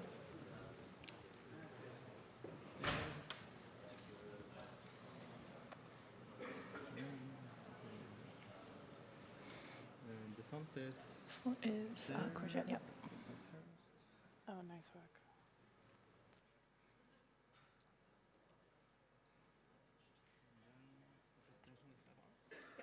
That one. I think that was the only font we used, right? Yeah. Yeah. Yep, totally. Is that the slide? No, it's the Wait. wait. So it's the start from the. Yeah. Oh. Okay. Thank okay. you. Can we start over? Can we, should we? Yeah, that's fine. Yeah. Okay. Wait, timer. Yeah, but just continue. I'll fix the sound.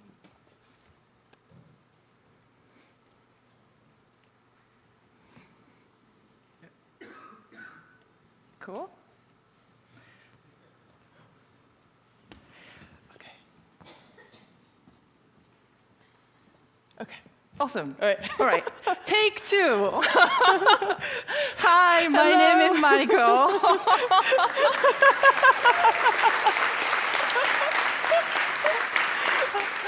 Hi, my name is Mariko. This is my Twitter handle. I'm Suze. This is my Twitter handle as well. So we are both from New York. Yes. We flew in. We are a little jet lagged. Our laptop is a little jet lagged. But we are both JavaScript engineers who use JavaScript in weird places. So Suze does hardware with JavaScript. Like I don't even know what you did. That screen. What is it? Frame buffers on OLED screens, so you can send cats to your screens. That was the only reason why I wrote it. That's awesome. And I do a little hardware-ish, but more like image software where I make software to make a knitting pattern, which then gets sent to AD's knitting machine. So those are our kind of like hobbies. So we're a really good friend from New York. In New York, there's a lot of meetups. We basically see each other almost every week. And we became really good friends over the 2 years of knowing each other. So last year, almost a year ago, she said to me at one of the meetup, do you want to work on project together? And I'm like, without thinking anything, I was like, heck yes, let's do it. But we kind of sat on the idea of what to work on. We decided that we're going to do something together, but we didn't really decide on what to work on. And we kind of like fiddled with the idea of like sending like, things to each other so that it's more collaborative. But then I came across this tweet from my friend Jan, who said, current status firmware update to the fax machine. Which, by the way, if you see Jan in person, you should ask him about that incident. It was amazing. And I don't think I can do the justice to explain how amazing this incident was, so you should definitely ask him.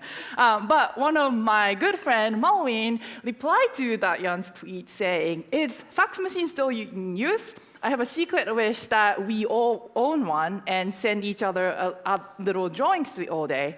So when I saw this tweet, I was immediately sent this link to this tweet and asked Suze, fax machine on DM, and she immediately said, love it. So we're going to explain what fax machine means. Right, so we kind of had to narrow it down a little bit more from there. So we came up with like a plan, but also some constraints to go along with it. So I'm going to try and walk you through that as clearly as I can, because it is like still an art creative project at the same time. So what we wanted to do was, theoretically, we had these machines that were able to take in some kind of like binary file format, right? So it could accept some form of file that either Mariko sent to my machine or I sent to Mariko's machine.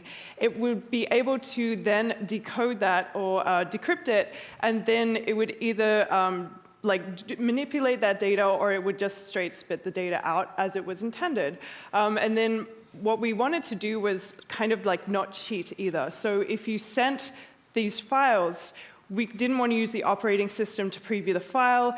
We didn't want to just kind of do things the traditional way. We wanted to use just Node.js in order to like build the machine from scratch.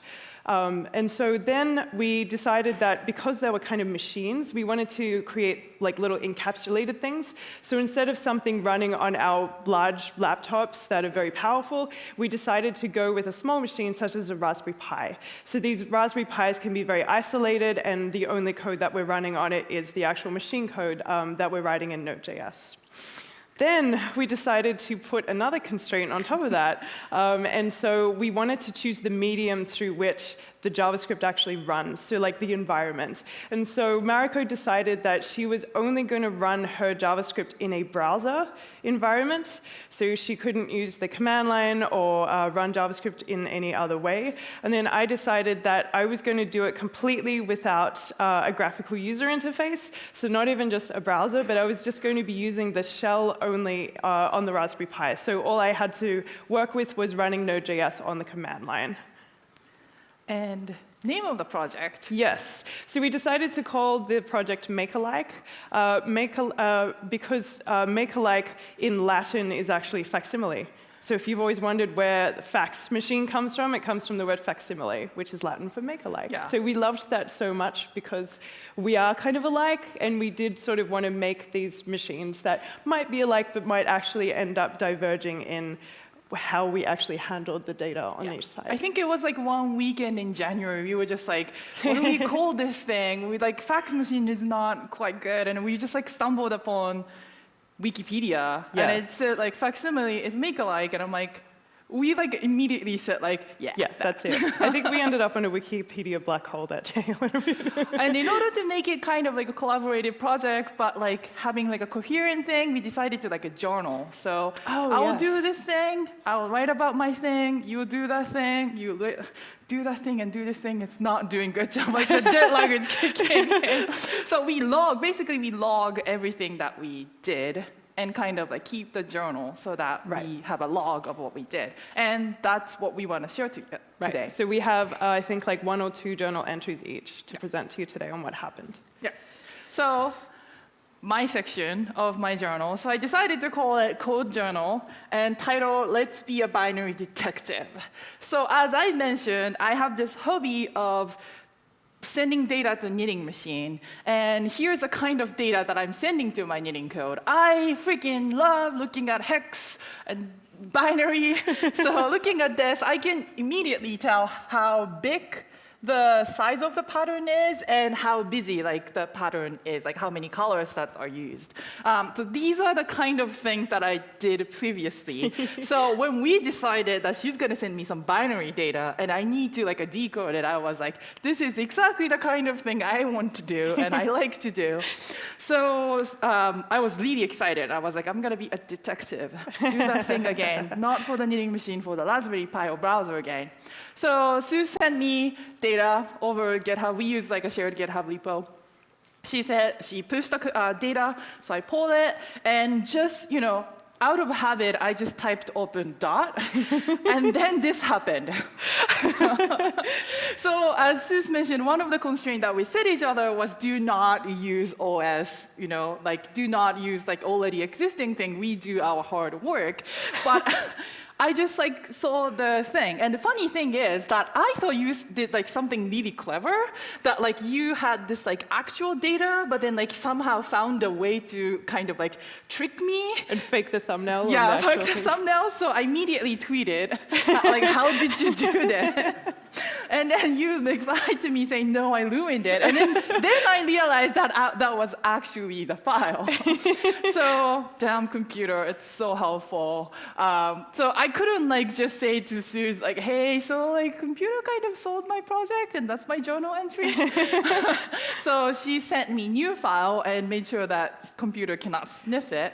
So the new file came in the format like this. I put a dot text on it. That solved the problem. Oh, that's it. Yeah, that's what solved it. Okay. But I had to pick a new picture, which I was heartbroken about because it took me hours to choose that specific cassette tape image. So yeah. So you sent me text file. Computer seemed to not know what that file is. You only gave me a hint that that was image file, right? So okay, this is clearly not an image file. Good to go. So the first thing I tried to do was like, what if I misinform HTML element? And what I mean by that is that what if I append that text file? So far at OS level, OS thinks that it's a text file. What if I append that to the source attribute of the image? Are they going to be upset, and are they going to log like some error message so that I can like investigate where to go? Well, I wrote that in my HTML and loaded on the browser, and then this happened. Again, browsers are so helpful. So it immediately gave me the image, even though I thought I was loading text file, right? So this is one thing I really like about working with web browser and web. It's like so resilient and so like helpful to my mistake of appending text file to image file, or like it's really good, but like too helpful for this project. So at this point, I was like, okay, the dream of being binary detective is defeated by browser and computers. I'm just gonna instead be browser anthropologist and look at the habitat of HTML elements, observe, and then like discover like how the hell HTML is doing this. So one thing I tried first was that, okay, computers seem to figure that out, that the text file is an image, but I also like knew that was image, so I appended the image element. What if I like appended to other media tag, so audio or video, Is that going to play like a random music based on the text file? Is that going to play like kind of like artsy video based on that? So I tried that. That would have been so cool. Yeah, I would have loved it, like if the browser was helpful in that way.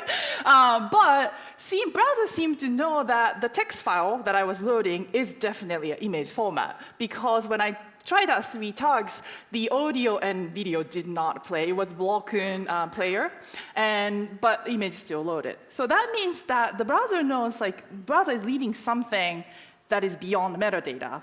When you put input file element, you can easily find the metadata of that file. Like if you write those code, then it gives you the file name and file type. And on the input file level, that's what browser knows. But when it comes to load it, it seems like it's looking at underneath, like what's actually in that file. So I was like, how can I look at what's actually in my file in my JavaScript? Well, you can use thing called file leader, which is part of the web API.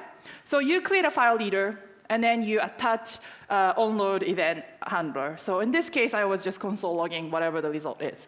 And you can actually read the file by calling the method. So in this case, you can use read as data URL and pass the file from the input element. And what you get is base64 representation of that file, right? And the file leader have like a different methods to read how to read those files. So another one is read as a text. Another one is read as binary string. And the another one is read as array buffer, which is only one that can't really console log. And I think in the Jan's talk, he touched it a little bit. Array buffer, as I understand it, is kind of like masterpiece at the museum. So it's just an allocation of the memory, right? Data in the memory. But you can't really touch it. You can't manipulate it because, you know, as Jan explained, like you have to like tell them like which endian are you reading, like how should we read this memory data. So in order to interact with that array buffer, you need to go to the museum and look at that memory allocation, and then you either like create your own version of pixel art, or you like, what do you call it, the copy, or missing the English word. Anyway, like a clone? Clone, yes. Right. Clone the image. So that's something that you would do. In code speak, it's like casting to the type array or data view. So again, the code, you read as an image array buffer, but then on the onload, inside you cast it into typed array, and then you can access that data that's in the typed array. And in this case, it returns 42. So in investigating this, I was like, I don't really understand array buffer. I was talking to my friend and now colleague Jake Archibald about this, and I was also curious, now that I can read it as a buffer, can I like progressively stream and kind of like have a loading bar and things? And he got into like, experimenting, and he also got curious about it, and he actually found a bug in browser and filed it, which was kind of amazing. I didn't know that I would encounter browser bug in this thing, but apparently the way the spec is defined has a vulnerability to memory leak. That's so awesome. I didn't know that happened. That's so cool. Yeah, so I pinged him right before we go on stage for another conference, and he was like, oh, by the way, the thing you asked me, I kind of investigated it, and here's like 3 different browser bugs that I found. I'm like, thank you. So I kind of experimented with this technique, and I used like a read as text. And as I read as text with like a whole bunch of files to see what's the behavior of those elements, the files are, I kind of noticed that the beginning of the file always has hint to file extension. At this point, being great web developer, I was like, what if I just, use regex? But then also being great web developer, I was like, that is never a good idea. So I kind of got me thinking like, but browser is doing this, and all of the cross-browser is doing the same behavior. How should I do this? Is there anywhere like manual how to do it? There is. It's called web standards. So beginning of this conference yesterday, Mike said you should lead the standards, and I can recommend you should lead the standards. So I kind of Googled how to lead file type standards. Maybe it didn't even put the standards. And I discovered there is a defined standard to lead how to lead files. And it's called MIME sniffing standard. I love that standard name is like sniffing standards. By the way, I had no idea you were going to go this deep on the image. So in introduction of the standards, I'm not going to read this whole paragraph, but it describes exactly the problem that I had, which was sometimes content type that comes down on the wire is lie. Like sometimes the malicious attacker sets the content type as an image and then send a script file to you, and then browser might execute that, and that's a problem. And you need to check or verify that is this file exactly the content type that the server is saying. So they kind of stated the exact problem that I had, which was trying to see the difference between the file type and the actual file format. So inside of that specification, there is how to lead image section. So I lit it because I needed to implement it.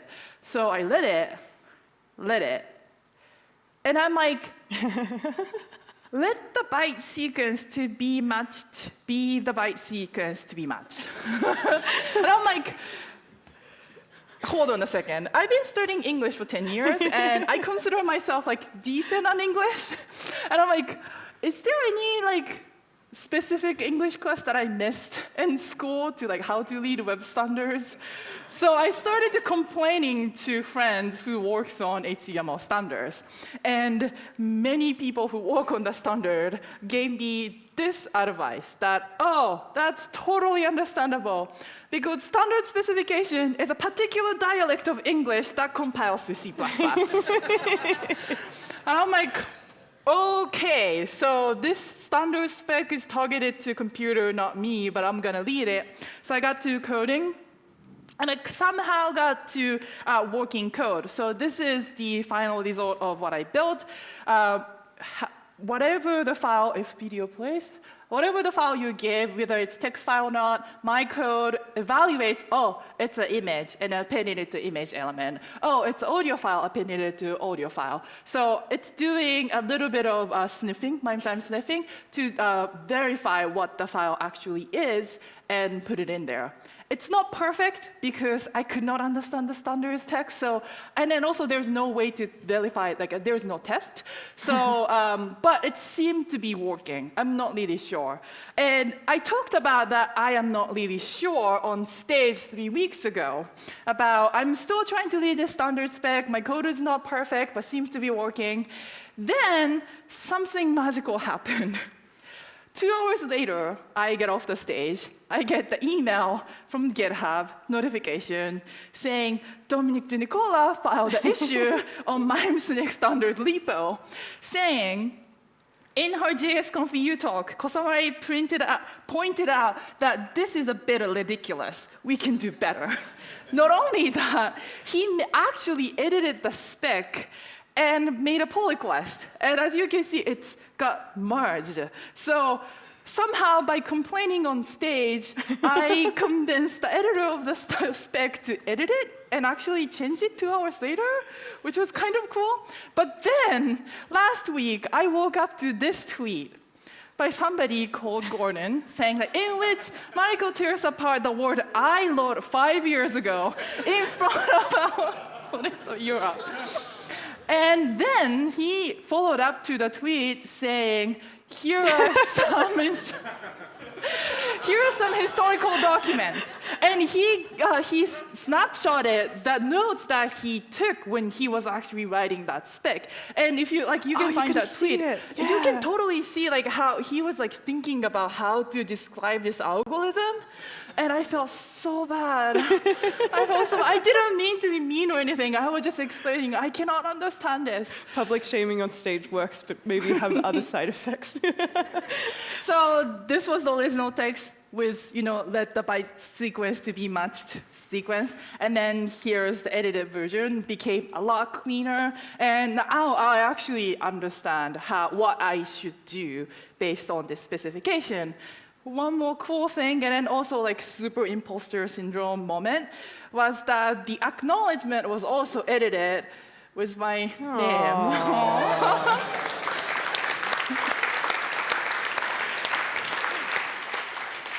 The thing is, all I did was I tried to lead the spec. Didn't even got to finish leading it, and talk to people about that I didn't get it. But I don't know, it feels really weird. But as Mike said at the beginning of this conference, leading standards is great. And then from this experience, I learned that behind the web browser, it's easy to shout out to console, why is it not working? Or just looking at the beautifully edited spec and thinking that some mythical creature called W3C gave me this text, or what W3C gave me this text. But it's actually people who define and write those words to communicate how browsers should behave, which was kind of cool. So now I'm going to pass on to Seuss about her bit of the project. Before I do that, I've got a pop quiz for you. You never said what format the file was that I sent you. What kind of image was it? It was bitmap. Yes. Okay. Wait, what is it? Yeah, it was a bitmap. Yeah. Okay. Did you like the picture? Yeah, I did. It had a weird flute on the screen. Yeah. There's more details with the next files that I'm going to Yeah, so Seuss gave me that, she's giving me a sequence of file, and it's actually a secret message that I need to decode based on what kind of file comes in. But I have no idea what the relation between that computer file and then cassette tape file, so if you have any clue, please let me know. It's a secret. Cool. So my machine diary starts at trying to bring up some of the building blocks because I don't have a graphical user interface, and Mariko is sending me files, and I have to somehow kind of deal with that. So I'm using only the command line. So I'm pretty much using commands such as this. And so if you've never typed this out before, this is actually using what's called a pipe. And the pipe is the character in the middle. And so typing PS will give you a list of it's a Unix command for listing the processes that are running on your computer. And then you can then pipe that into another command, and it can take the results of that and do something with it. So here I could grep for a certain word, because grep allows me to kind of filter on certain kind of keywords that I might want to search on. So an example of that happening, just so, in case you've never done that before, I'm just going to make sure that that runs. Nope. Oh, It did. It was running? Yeah. There we go, Yeah. Sorry. So when you type that in, I'm listing my processes, and then I'm grepping for bash. And what I love about about using this command is that you always also get the process that ran where you were actually grepping for bash in the first place. So it's kind of this weird circular thing. And so what's actually happening is there is a pig called pspig. And he is basically saying, hey, to grep turtle, I have a list of processes for you. And he is basically saying, hey, thanks for that. I am only going to list the processes that contain the word bash. I noticed that you use Android emoji, Yeah. the cute version. Yeah. And I It's took really the liberty cute. of editing this file because it was on my computer. Because the new emoji is this. No! It's not as cute, is it? I know, right? I'm really sad. Yeah, I just wanted to tell you on stage. Okay. I know you care this pig so much. So. Yeah. I mean, look, he's very helpful Pia. He's really cute. So that's sort of how pipes work, right? And I sort of thought pipes are going to be really, really useful to me because I only have the command line, and I want to kind of write my stuff modularly so that whatever data is coming in, I can kind of pipe it through lots of things and transform it. And I thought that's sort of what I want my machine to be. It's sort of this fluid kind of thing. And so the first thing I wrote was just something very rudimentary, and that was to play with pipes in Node. So if you've never played with them before, you can actually work with streams in Node.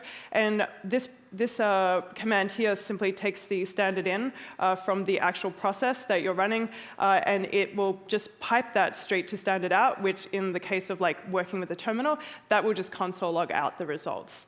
And so I thought, okay, that's cool, but that's not super useful because I already have pipes in Unix.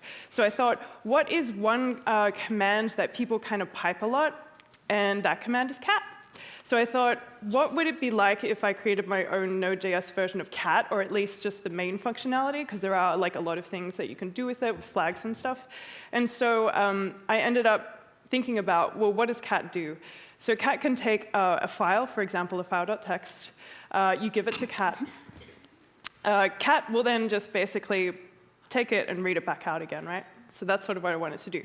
But the magic is when you can take the output of something and you can pipe that directly into another thing, which is kind of where you can do cool Can I stuff. just interrupt? So Yeah. like I've seen this slide before, and then every time it's just like amazed me that what you put cat to say.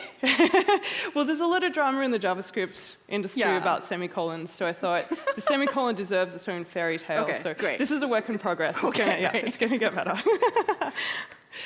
So this ended up being like a simplified version of cat. So I'm requiring the file system from the standard Node library.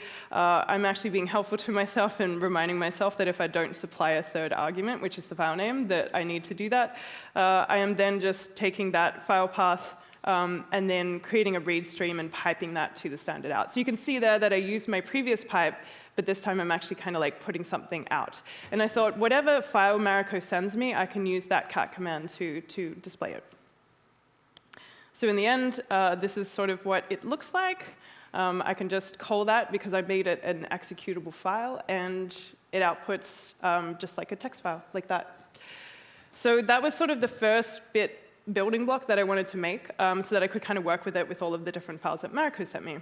But then, my second journal is covering when she actually opened a pull request with some data. So I got my first piece of data. Mariko opened the pull request, and then she very cheekily merged it within 5 minutes. So I didn't even I was get like, to I do can't wait. And I thought, well, this is a creative project. This is a personal thing. We can totally break all the rules on GitHub as well. So Mariko gave me only one clue about this file, and that the data is some form of audio. So Mariko got to work with an image that I sent her. Mariko told me that she sent me audio. But it did arrive mysteriously missing a file extension. And it was a little bit easier for me to not accidentally open it, mostly because I didn't have a graphical user interface to begin with, but also I was so paranoid about spoiling the surprise for myself that I ended up just kind of being very careful about what I was typing on the Raspberry Pi. So when I ran cat on this file, this is sort of what it ended up looking like. And I was like, OK, there's a lot of stuff in here that I don't quite understand, but there's stuff that I can already start with. So if you have a look at the top in the corner, I started seeing things that were like little clues as to what's going on in this file. So the first thing I noticed was that there is an ID3 tag in here. And ID3 tags were a standard that were created for MP3 files. So I knew immediately, OK, this is an MP3 file. I was slightly offended that you sent me compressed audio data because I'm used to PCM, but that's OK. Well, I can work with this. I can work with it. Well, next thing you get to how lazy I was. The next thing I saw was what's this GarageBand tag going on here? I was like, did Mariko make me a song? Yeah, so I had the grand plan of learning web audio API and then just coding my audio from so that I don't leave any trace you fancy. of the things. Yeah. And then I ran out of time, and you already sent me 2 files, and I felt really guilty that I didn't send the files. So I just opened that GarageBand. I think I was pull requesting a storm up. Yeah, and then the next thing I saw was this kind of end iTunes. There's a lot of these kind of iTunes-related tags. So that it's either GarageBand uses some form of it shares some kind of encoding engine that iTunes has, or you opened it in iTunes before you sent it, something like that. But it ended up writing in there. So I thought that's not super important at the moment. But now I know that it's an MP3 made in GarageBand, something iTunes. And the last bit was not as important. So of course, when you know what file format it is, you know what the next step is to decode it, right? You read a paper about decoding MP3s. You go down a rabbit hole for a few days straight, and you learn about how the file is put together. So I learned all about how there are different frames of music data, and the frames can differ in whether or not, in the amount of compression, there are headers that are going on, and things like that. And so I was able to read through the entire paper and implement a MP3 decoder in Node. And then what I wanted to do was, I thought, maybe I could also just apply fast Fourier transforms so that I could get the frequencies out of the song and do some really cool stuff with it. So then I implemented fast Fourier transform in Node, and yeah, no, I didn't do any of that. I wanted to, but I realized that even though I would have learned a lot, it was kind of taking me off the creative path of why we were kind of doing this in the first place. I kind of like that, without planning, both of us, went through the path of leading papers and specifications instead of asking somebody. We're we got this, we can implement the whole thing from scratch, it's fine. I like that we both productively had a bit of a moment where we knew that was maybe not a good idea. And so I can cheat even though I don't have a browser. There is a Web Audio API audio context node module that I can use. And there is also a module called Speaker, which can hook directly into the drivers, the audio drivers of the operating system I'm using. So I was using Raspbian, which is a form of Linux on the Raspberry Pi. So that did actually work. And I then had to kind of do what you normally do with the Web Audio API. You create a function to play a sound, and you pass a buffer around, and then you connect that to a destination, which was the Speaker module. And then, of course, because this is sort of me running a whole bunch of chained commands, I created a brand new file, and you essentially supply it a file name of the audio file, and then it will decode it and then start playing the sound. And so in the end, this is what the command looked like when I ran it on the command line. And honestly, because I didn't cheat or anything, I was running this over and over and over again, and then one time that I run it, all of a sudden I heard this.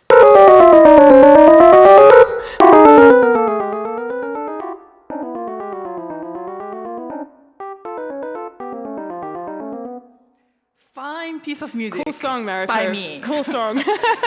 Produced on GarageBand. I'm so proud. Artisanally created. Yes. And I thought, I don't know what this is. And then 30 seconds later, I had this epiphany, and I was like, wait.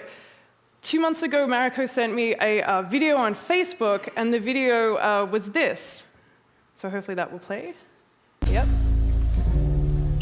And this looks like GarageBand or some kind of audio program.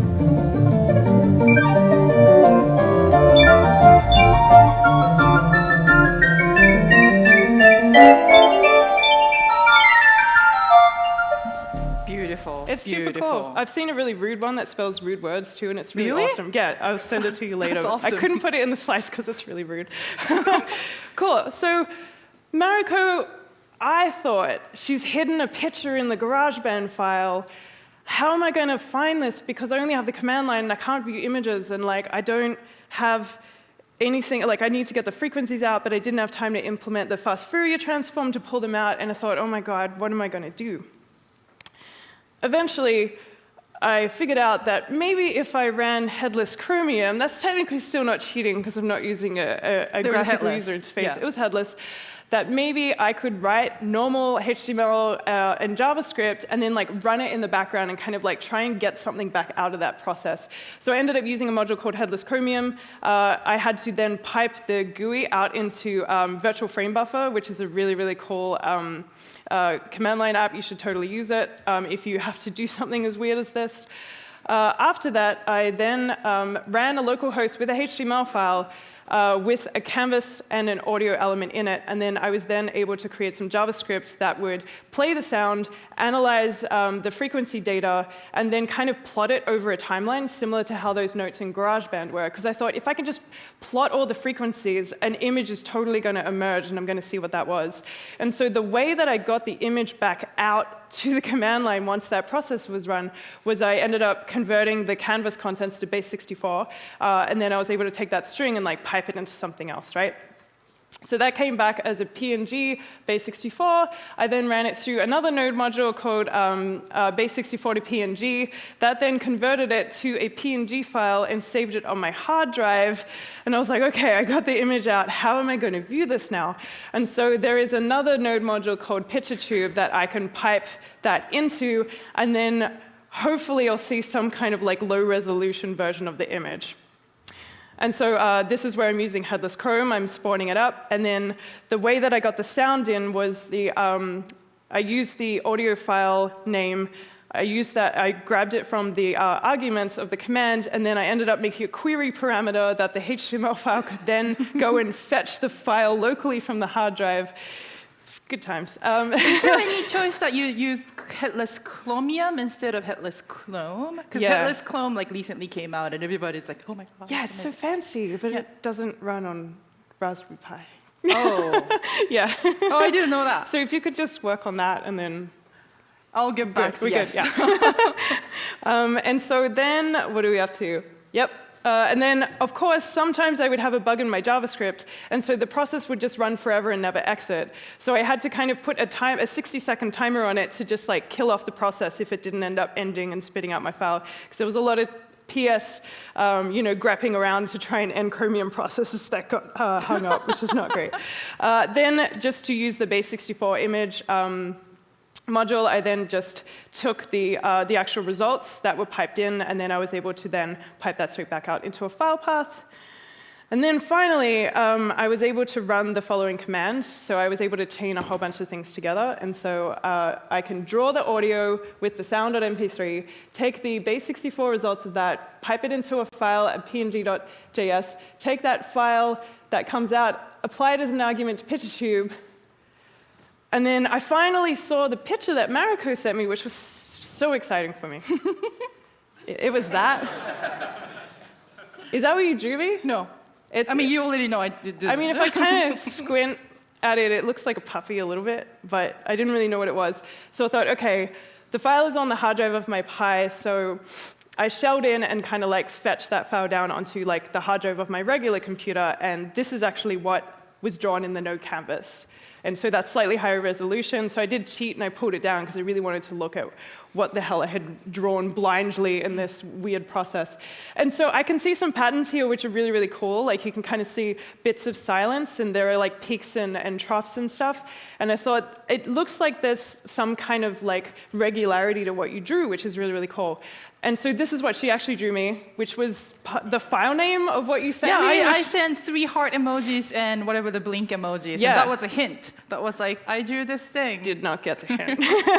So, but you mentioned an interesting thing, because like, without knowing anything about audio, I was like, you can totally decode this. But you said that once the notes are stuck together and then exported as audio, there's no way you can like, extract that Exactly. Track, so if you had layered notes over each other, that kind of gets merged together, and it's very hard to pull out the exact notes and plot them properly. And so that's my defense. But if you look, you can kind of see the patterns, even though it's not recognizable. So I was still pretty proud of like what I ended up achieving through that. But it was very cool for me to ask Mariko, is this what you drew me? And she's like, no. And she actually opened the GarageBand file for me to look at. But that was a really, really cool journey, and I had a lot of fun. And yeah. And I think that's like a good segue into like what we learned. Yeah, and definitely. One thing that we got out of it is that the journey is more important than the result that came out of it, especially when you're doing like fun project and trying to learn something. So like the thing I made was extremely simple, of sniffing the file type and just outputting into the browser. That's browser already do without us thinking about it. But the fact that I got down the rabbit hole of researching how that's done, I learned so much. Right. And I think I'm really glad that we did this project. And then I think it's the same thing for you. Yeah, totally. I know how to decode MP3 files now if I really want to, but I'm not sure that I'll ever really do it. But yeah, it was really, really cool. I learned so much because I'm a bit of a paper nerd as well, like Matteo, and I know that you really like reading them too. So it was awesome. It was a good excuse for that. Yeah. Another one is that like it doesn't really have to have a point. So as we mentioned, like we've been talking about like we gotta do this project together, right? And then like going to meet up and like, yeah, we're doing this secret project together and it's gonna be so awesome.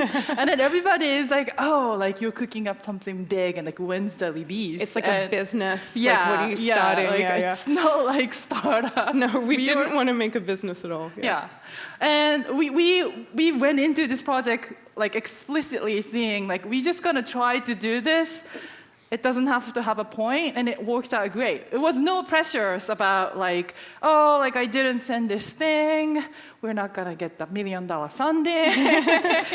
It also didn't matter if one of us kind of had to drop out for a bit and come back later. Yeah, so both of us started a new job in the midst of doing this project, and the project paused for like 2 months. Yeah. But like we already had the agreement that like, you know, it doesn't matter, this is something we are doing it for fun on the side, and in the end it worked out. Right? We discovered something that we would not have discovered if we had that tight deadline or a high expectation about what it should be. I think I also went a lot deeper with the sound stuff because like I felt like I had to race it first, but then because like I thought that you were going to beat me to it like with the first one, and so like when you kind of didn't respond for a while, I was like, oh, this is great, and I went into more of a deep exploration. So I feel like it kind of worked out better in the end.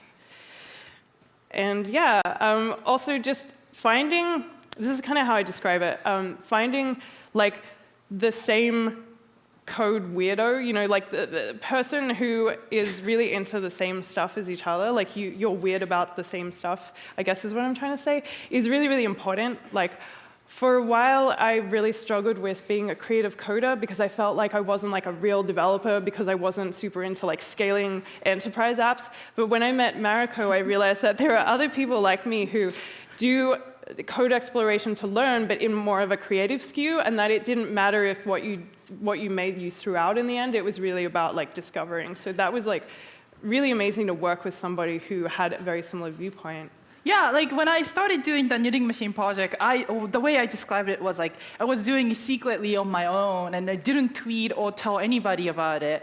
And I was at the conversation about the conference organizer, and I was like, yeah, so I'm doing this like a super weird thing, and I don't know if you like it, but like I think it's really interesting. And there was somebody who said, yes, that's interesting. And that's kind of like how we got to know each other. Totally. Actually, we met the day I succeeded the knitting project, and I was just, look at this, I made this at a meetup, and then you came speak at my meetup, and immediately we were like, we are friends now.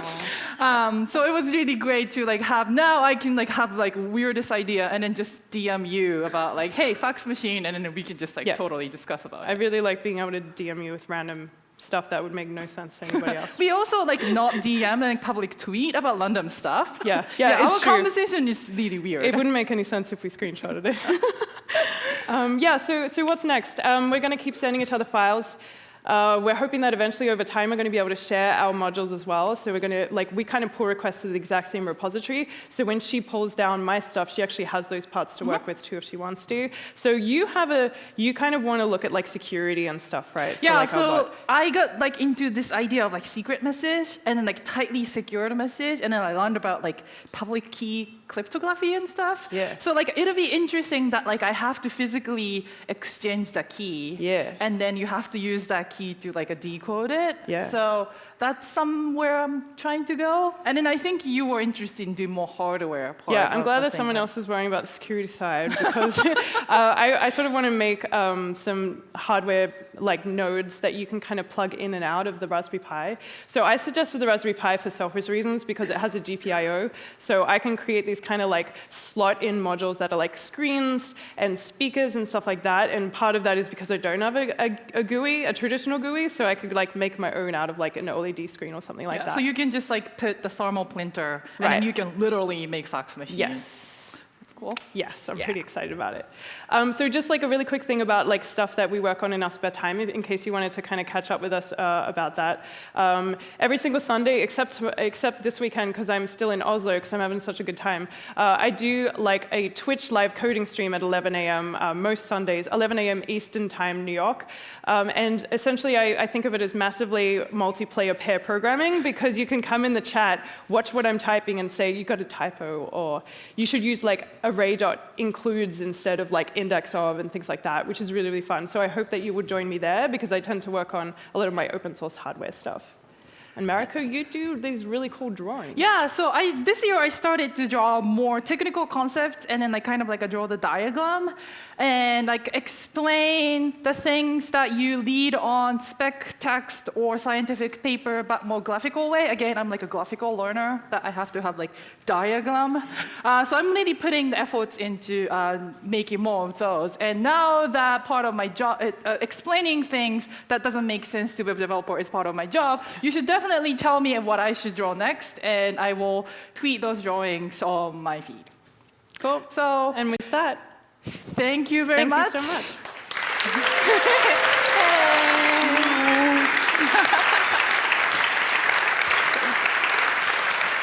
you so much. Right.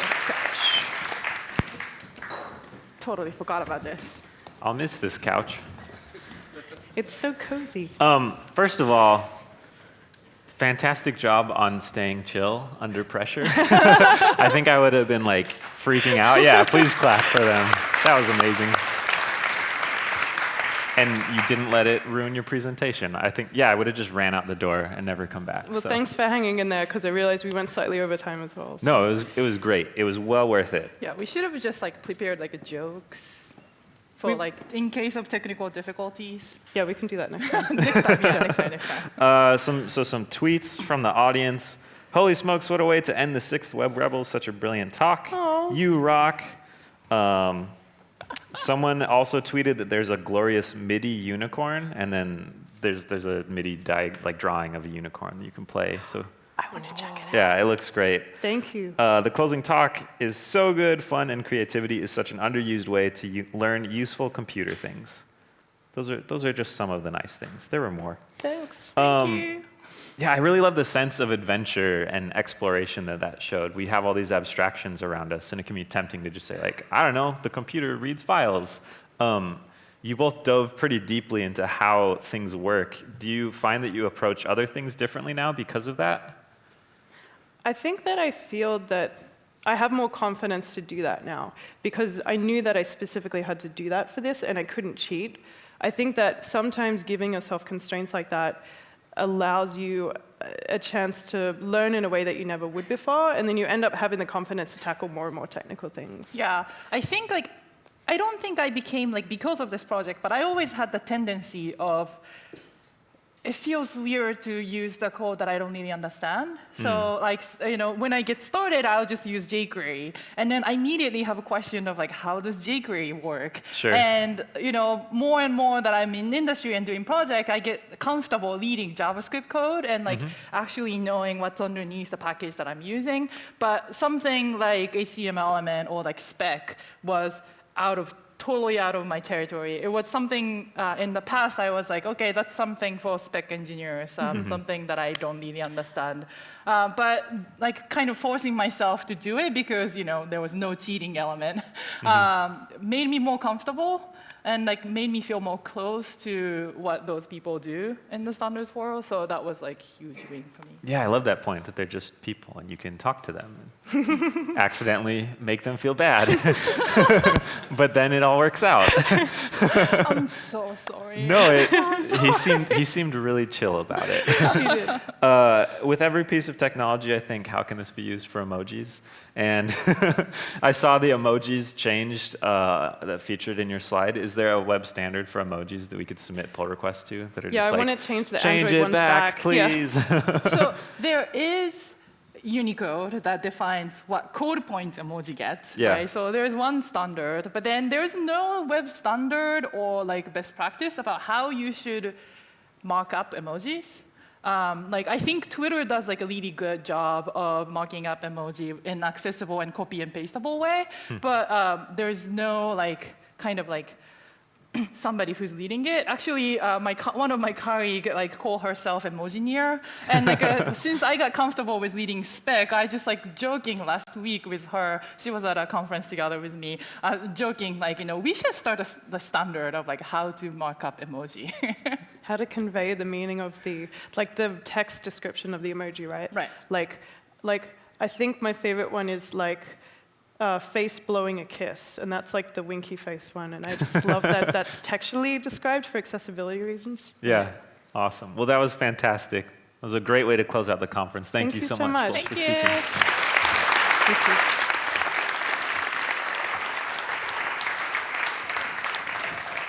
Let's have one more round of applause for all the speakers. They were all fantastic. It was wonderful.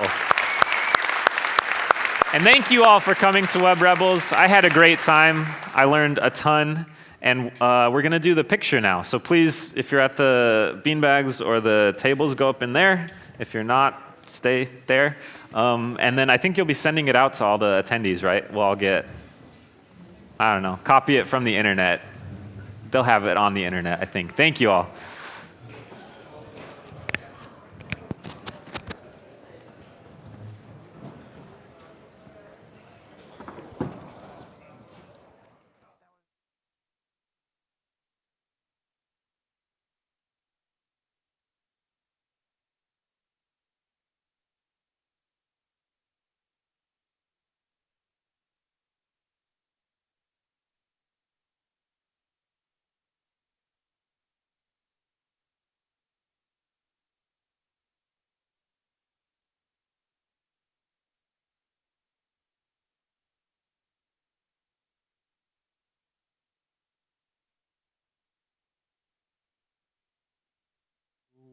Hello. I can put that one back on. I just thought we were all. Oh, yeah, you can go there, but.